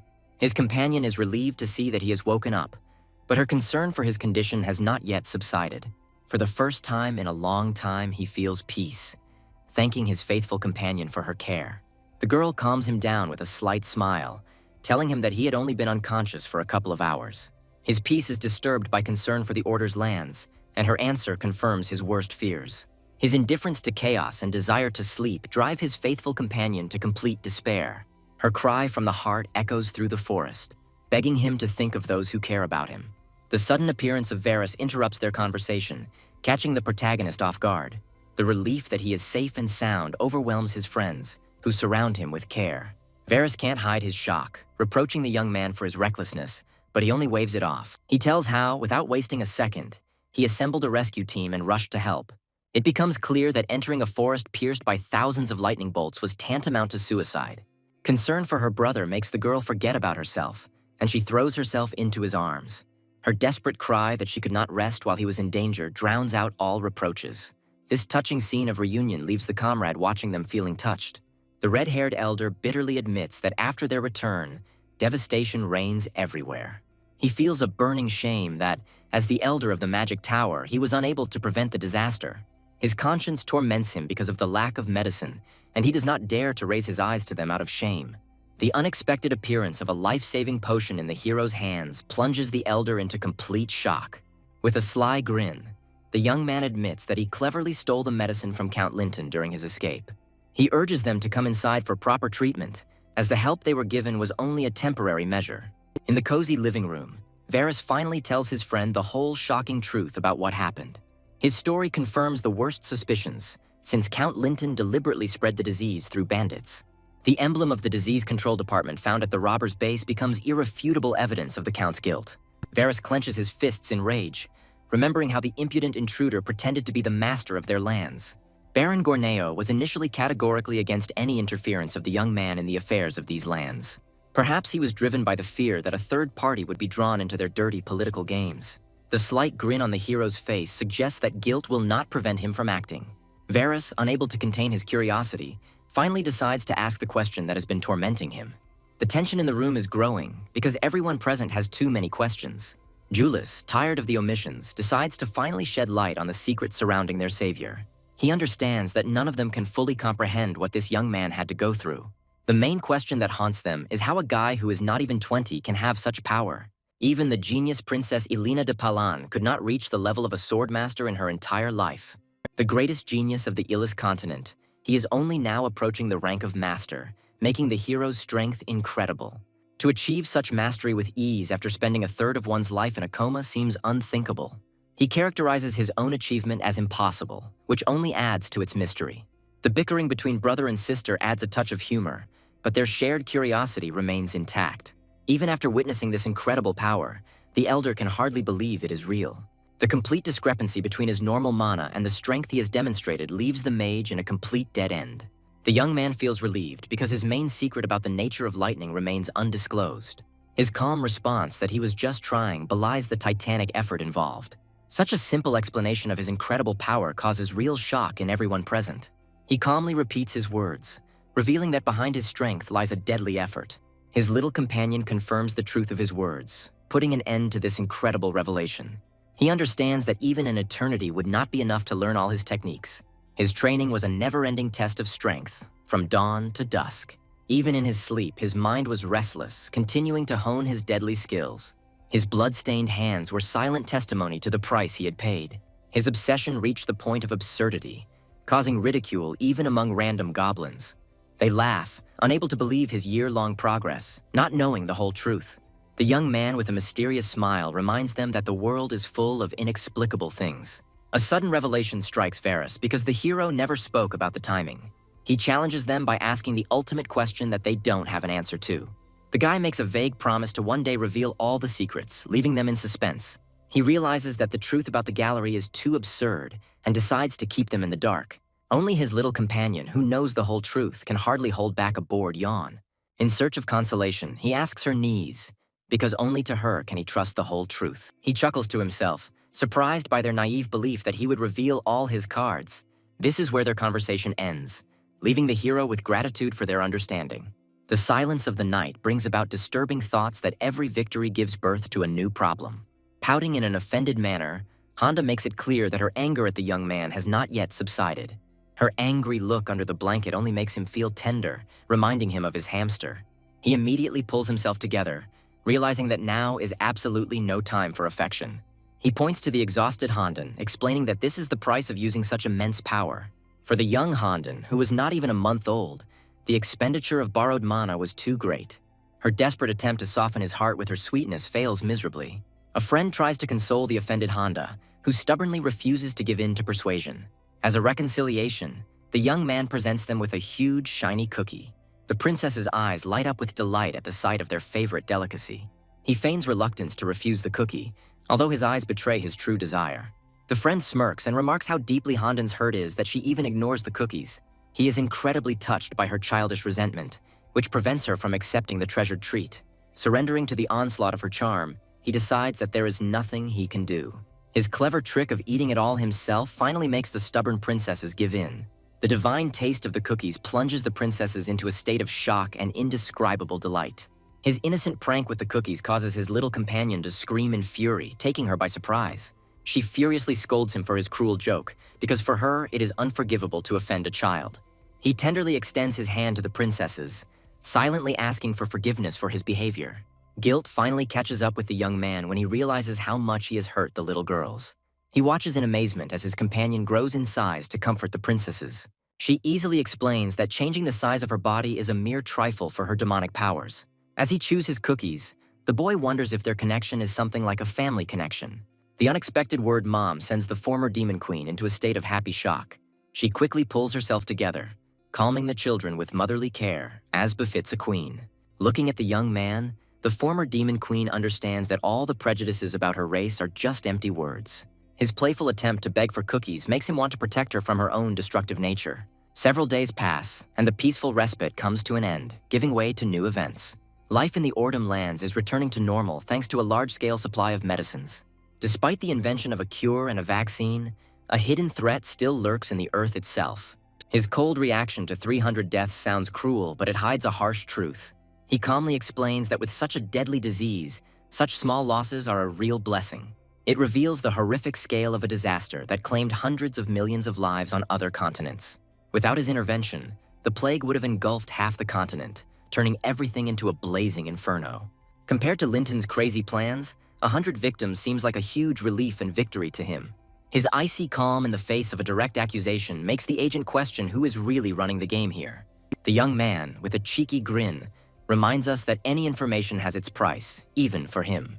The joke about paying with the organs is met with a polite refusal, because the life of an information agent is also dear. The prince gets tired of this cat and mouse game and demands that his interlocutor finally get down to business. The agent avoids giving a direct answer, but the young man offers him an easier path, inviting him under his wing. Losing patience, he issues an ultimatum, demanding that he remove his mask as a sign of trust if he truly wants to be accepted. A suddenly illuminated communication ball interrupts their tense conversation, foreshadowing new problems.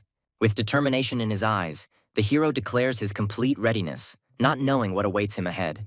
After a week of grueling battle with the virus, the cured residents were finally able to get back on their feet.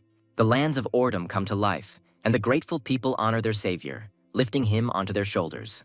Despite the enthusiastic shouts of the crowd, he shyly dreams only of peace and quiet. Once they've finished their business, they head home, taking the slow carriage ride for a much-needed break.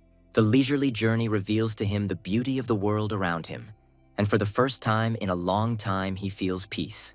He recalls that he was striving for a measured life, and not for the suffocating pressure that haunted him. The opportunity to relax and be lazy on the road now seems to him to be the greatest reward after all the trials. The landscapes flashing outside the window, as if from a painting, give him a long-awaited feeling of peace. His sudden pallor betrays a hidden fatigue which he tries in vain to hide from his companions. The girl is tormented by doubts and anxiety for Varys. She does not understand the true motives of his decision. Her companion assumes that it was just concern, but she feels that the real reason lies somewhere else. His request to his brother to look after Winry comes to mind, revealing the true reason for their journey.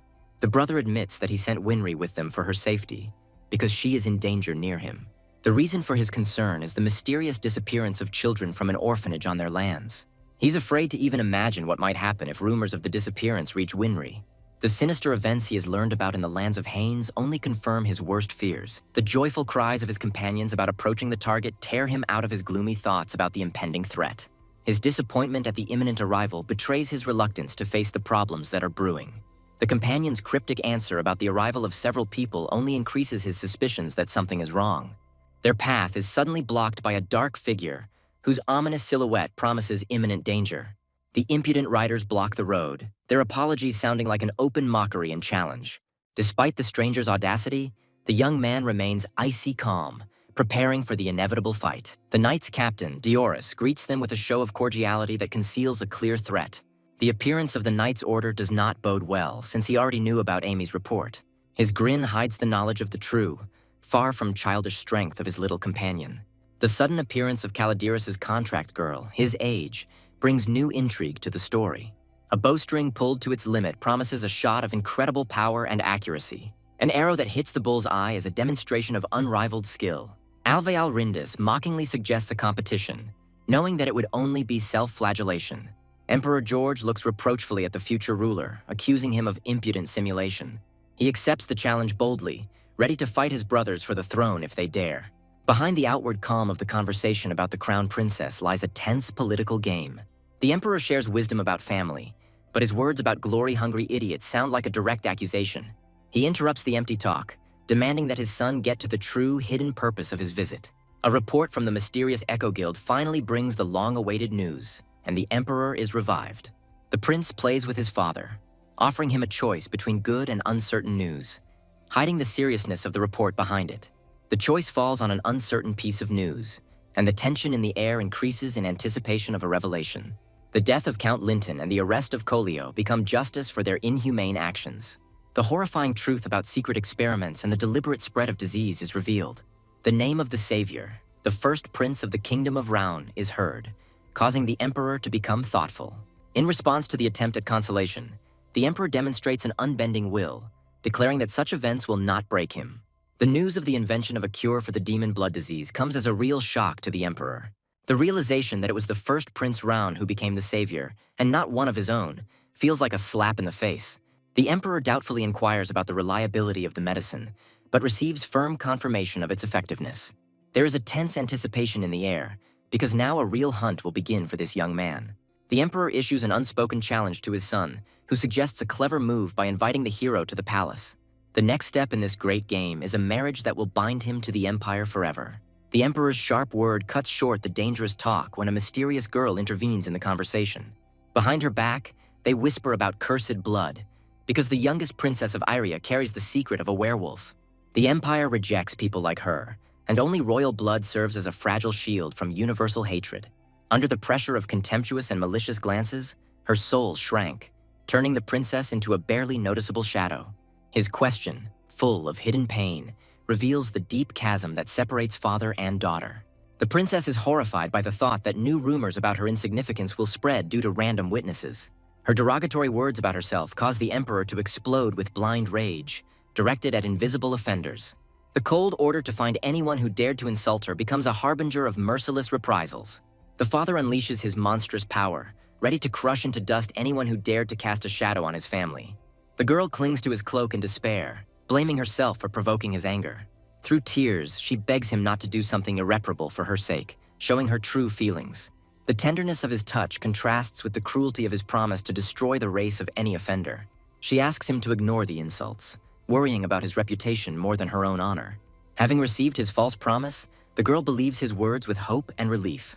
Behind her, the emperor gives a quiet order, his icy gaze leaving no doubt as to his true intentions. The majestic castle of Haines welcomes guests, promising new challenges and hidden secrets. Envoys from a powerful empire are approaching the gates, their visit carrying a hidden threat. He bitterly admits that he cowardly ran away, leaving her to deal with his problems alone. His gloomy thoughts are interrupted by the appearance of a maid, who brings him back to the harsh and unpleasant reality. The news of Princess Elena's visit sounds like a demand, and his grin betrays his understanding of the true motives.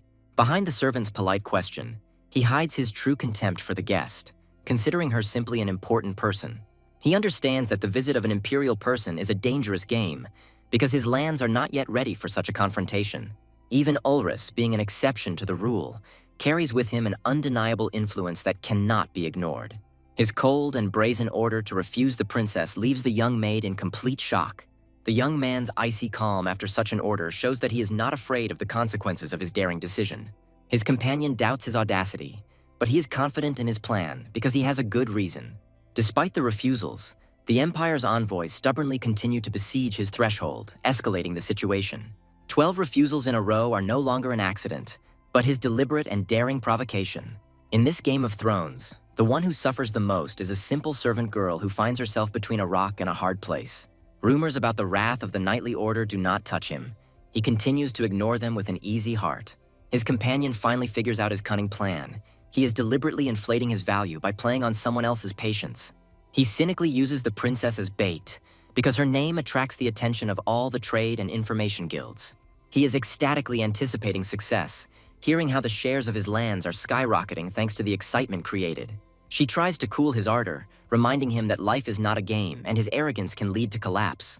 His devilish grin and confidence in success indicate that he knows something special about the princess. He is euphoric in anticipation of his lands of Haines becoming known to the whole world thanks to his cunning plan. His triumph is interrupted by the sudden appearance of a determined warrior who has finally tracked him down. Prince Davy comments sarcastically on her appearance, trying to hide his surprise at her acrobatic abilities. She imperiously declares the need for a serious conversation, leaving him completely at a loss. Her patience snaps and she forces him to talk, but his smug smirk only fuels her anger. The Emperor notices his daughter's anxiety and gently encourages her to express what is troubling her. His encouraging words and fatherly support finally give her the courage to speak about her most intimate thoughts. She reminds him with trepidation of an old promise that could now change her entire destiny. With timid hope, she asks to fulfill the oath and allow her to be with the one she truly loves. Her confession of love for the unknown savior shocks the Emperor, because he does not yet know who she is talking about. Princess Iria dreams with bated breath of seeing her mysterious savior again. The advisor reminds the Emperor of the main principle of their family, unaware of the storm this will cause. A flame of anger flares up in the Emperor's eyes, because he sees in this savior only an annoying insect. The faithful servant offers to quietly eliminate the pest while the unsuspecting girl remains in the dark. The Emperor's order to find and destroy the stranger sounds like a death sentence, terrifying his children. The irony is that they are ready to destroy the hero who found the cure for a deadly disease. Their meeting was predetermined, because only he can save the princess from her terrible curse. Meanwhile, the furious warrior unleashes all her might, demonstrating crushing force. She stands victorious on the ruins of the enemy, her fiery sword proving her undeniable superiority. Even she herself is amazed by the scale of the destruction, realizing the full severity of her unbridled power. The warrior feels the echo of the blow in her hand, realizing that the enemy turned out to be much stronger than she expected. She realizes that before her is not just a golem, but a creation that goes beyond ordinary understanding. Suddenly, the girl herself becomes the target of an unknown guidance system, and the situation changes dramatically. An unexpected ranged attack catches the warrior off guard, leaving her in a state of complete shock. Her furious cry about the prince's madness is met only by his smug and mocking laughter. The mighty warrior finds herself trapped, bound by a monstrous mechanism, the product of the prince's genius. The young man mockingly asks her opinion about his creation, enjoying her complete powerlessness. The discovery that the golem has an automatic barrier makes the girl furious at such unfair play. She accuses him of creating a weapon capable of destroying continents, but he only praises her for her good work. Completely exhausted, the warrior loses her last strength to argue with his insane logic and power. His condescending praise is met only with a contemptuous snort from the princess, humiliated by this performance. The spirit of the sword is indignant at the weakness of the enemy. But Prince Davy only smirks, because the experiment was a success. The battle was just a test, and now, in his secret workshop, the young man analyzes the data to improve his creation. His ambitions shine as brightly as the new castle the dwarves built for his grand plans. He leaves behind the dilapidated legacy of his ancestors in order to build his own empire on its ruins. This magnificent palace is not just a home, but a bold statement of his power and the future he will build. While he is quietly building his empire, the powerful princess becomes just a pawn in his great game. He is amused by her humiliating state after the fight, because it only confirms his complete and unconditional victory. The story flashes back, showing the princess's growing bewilderment at his persistent refusal to meet. After much manipulation, he finally grants her an audience, showing with his whole appearance who is the boss here. The princess speaks indignantly about the rumors, but he coldly admits that this is exactly what he wanted. Her guess about his true motives turns out to be correct, and he shamelessly confirms his selfish plan. His audacity knows no bounds, and he proudly admits his fearlessness, which infuriates her even more. The appearance of Perserk's mysterious companion only confirms that he knows much more about Elena's impulsive nature. Perserk tries to calm Davy down, but his distrustful look suggests that he doesn't believe in her kind heart. Hidden within the sword, Perserk grew up alongside Elena, who was unaware of her second nature.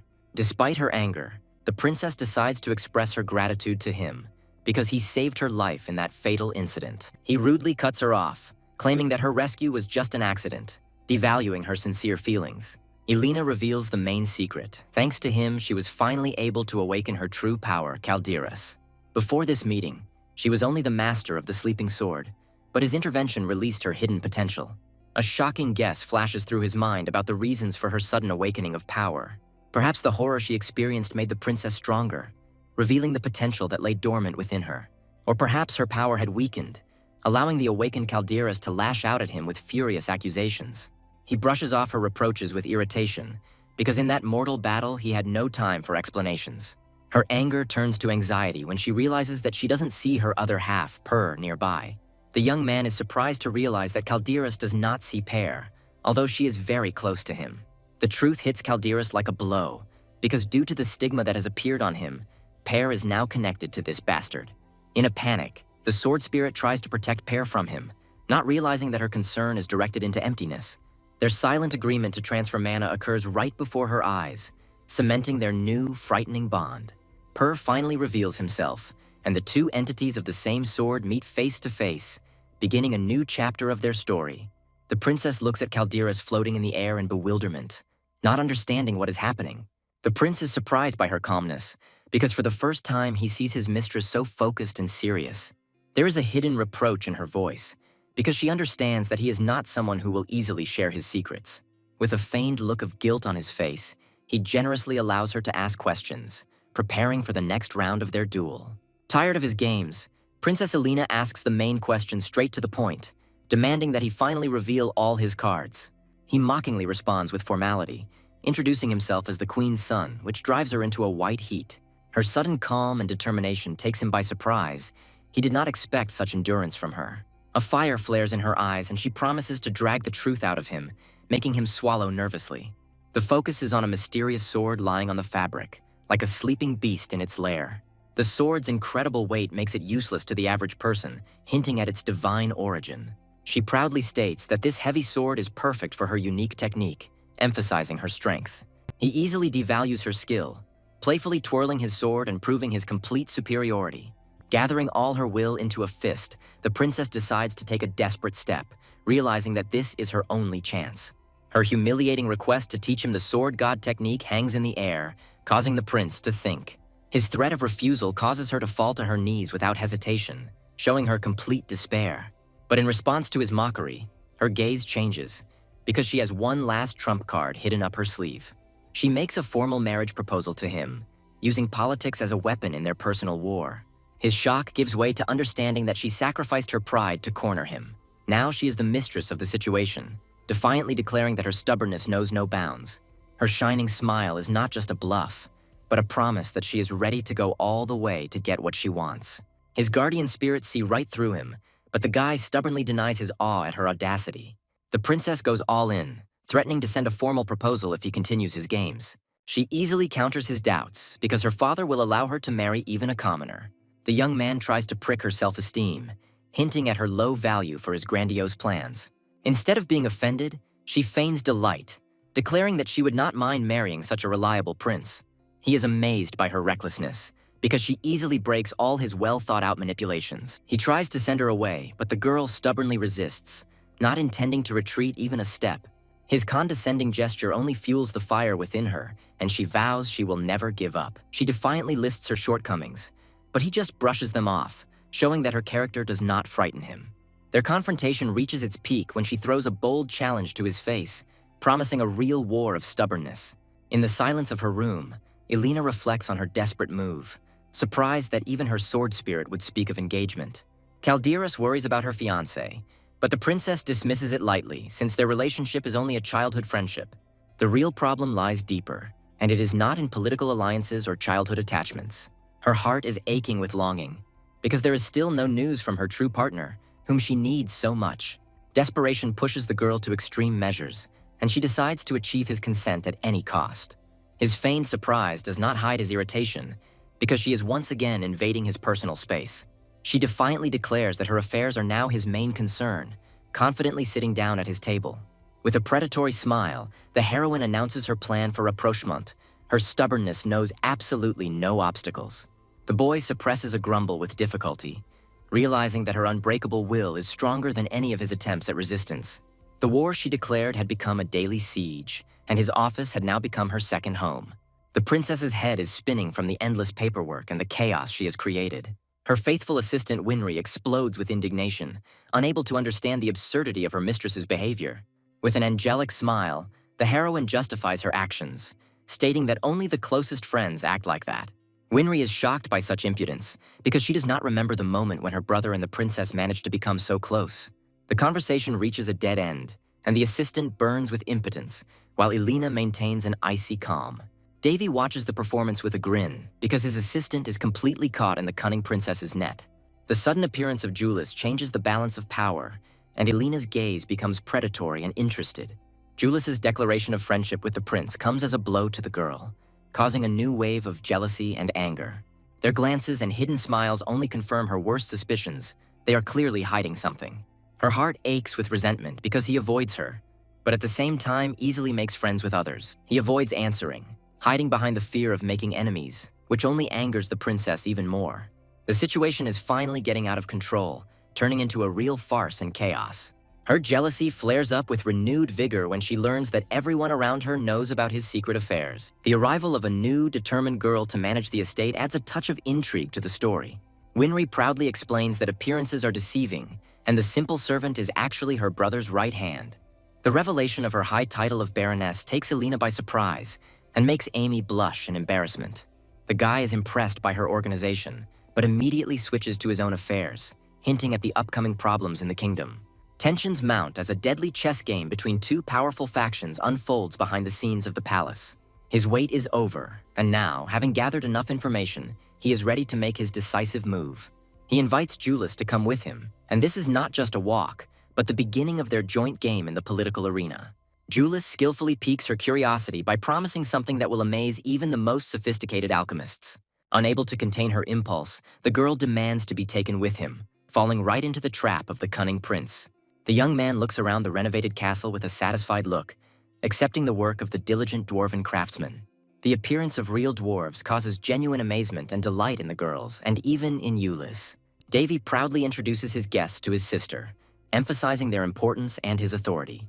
The dwarf's enthusiastic reaction to Winry's name takes her by surprise, as her fame has already reached the underground craftsman. The dwarf's firm handshake and praise of her virtues only serve to increase the young lady's embarrassment. His gentle joke leaves Winry completely at a loss, but a timid gratitude begins to grow in her heart. Julius formally introduces Elena and herself, and her cold, royal appearance is in sharp contrast to the general atmosphere. An experienced dwarf instantly reads their status, realizing that these are truly very important people standing in front of him. The rudeness of the dwarf, who doesn't care about her high status, hurts the princess to the depths of her soul. For the first time in their lives, the arrogant guests feel like empty space, and this humiliation unexpectedly brings them closer together. The important news about the almost finished sacred sword makes Davy forget about everything, because it is his main trump card. The new sacred sword, born from his design and dwarven craftsmanship, promises to be a weapon of unprecedented power. He refuses empty pleasantries, for his true purpose lies hidden deep in an underground warehouse. The mention of the giant warrior makes everyone freeze in shock, anticipating something incredible. Before their eyes appears a giant guardian, whose power and size make even the most sophisticated tremble. His icy calm against the backdrop of general shock only emphasizes that this monster is his creation. This is not just a mechanism, but a formidable weapon of war that combines magic and advanced technology. Julius's admiration only confirms its value, and the hero hints with a grin at the fabulous cost of the project. He reveals the secret of the cheapness with a sly grin, because the giant is based on an ancient magical golem. This guardian once guarded a cursed source, and its reworking was an ingenious solution to the problem. His complacency knows no bounds, because for the owner of such a workshop, money has no meaning. His childishness and boasting about his workshop only cause the spirit to mock him, but the boy is proud of his dream. With one movement of his hand, he awakens the steel giant, and his commands cause the machine to come to life. The fluidity of her movements and her ability to feed on magic shocks everyone, as it exceeds all their expectations.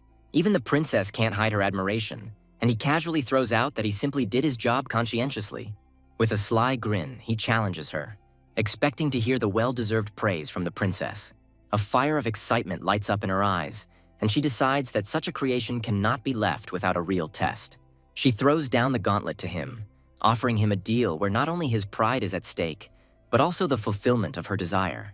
Her bold statement that she can break his creation sounds like a challenge he can't ignore. His icy indifference to the fate of his dear robot only provokes her, because he clearly underestimates her strength. Despite her momentary hesitation, he pushes her to fight, allowing her to not hold back and show all her power.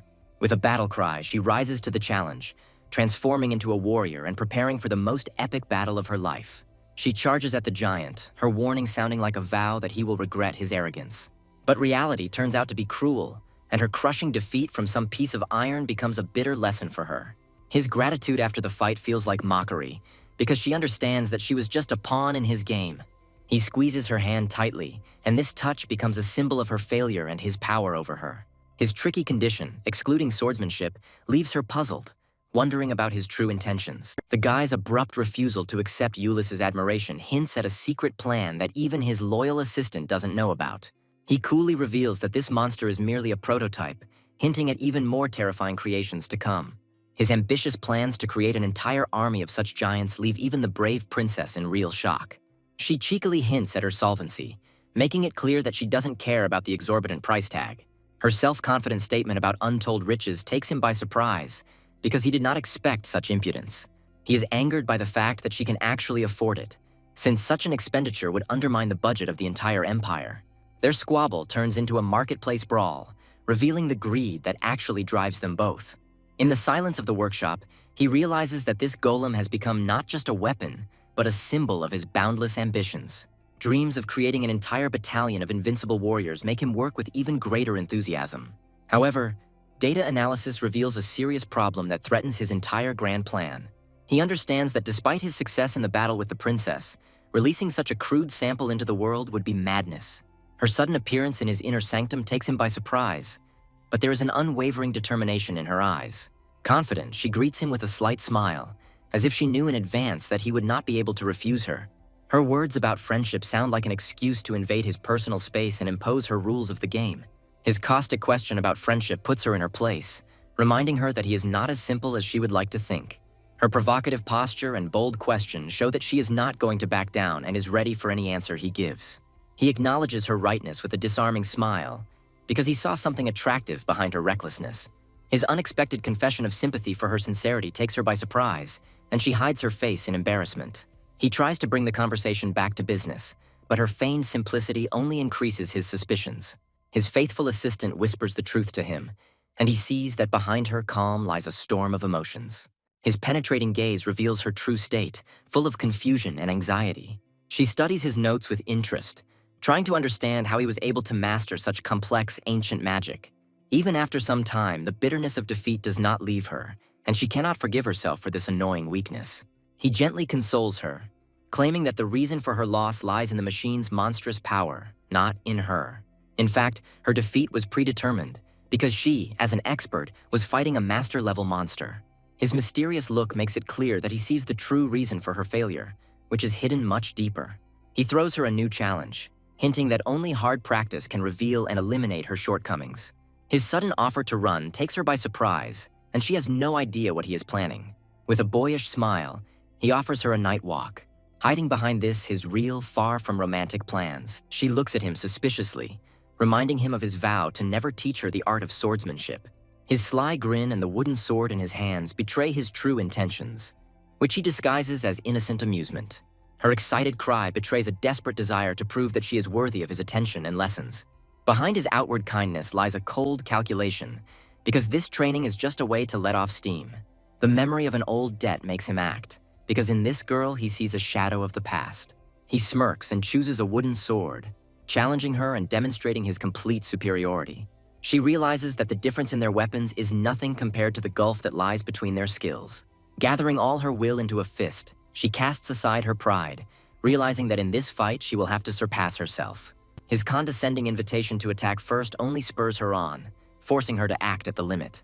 Her sword flares with divine energy, and she accepts his challenge without hesitation, ready for anything. In a desperate leap, she begs him to show her his true technique, wanting to see the power of a true master. Their blades clash in a blinding flash, beginning a brutal dance of steel that foretells her defeat. His slight smile hides a cold analysis, because he already sees all her weaknesses in battle. Her divine sword radiates such power that its very appearance evokes disgust and awe. She puts all her rage and desperation into one crushing blow, hoping to break through his defenses. Her most powerful attack dissipates into thin air, her cry of despair drowned out by the deafening silence of his superiority. The humiliating slap on her soft spot becomes a bitter reminder of his lightning speed. His casual remark about the sword's lightness comes across as mocking, further fueling her helpless rage. Horror flashes in her eyes as she realizes that not a single blow of hers even touched him. He pretends not to understand her confusion, but his smug smirk gives him away. He stands still as a rock, and she realizes with horror that he's just been playing with her this whole time.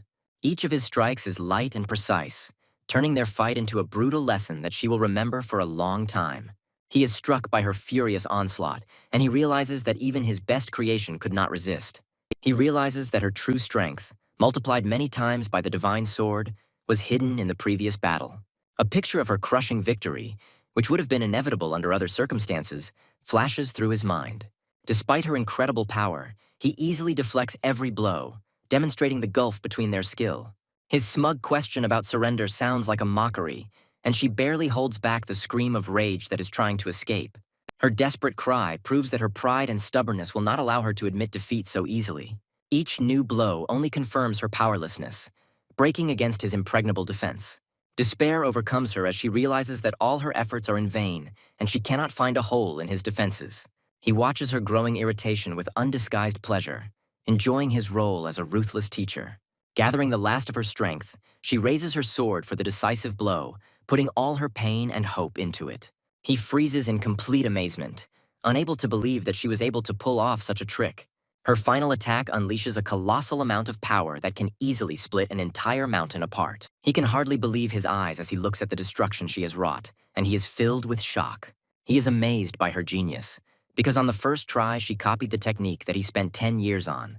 He decides to end the fight, casually stating that they have made enough of a mess, but she is not done yet. Her desperate cry of protest echoes throughout the area because she is not going to give up so easily.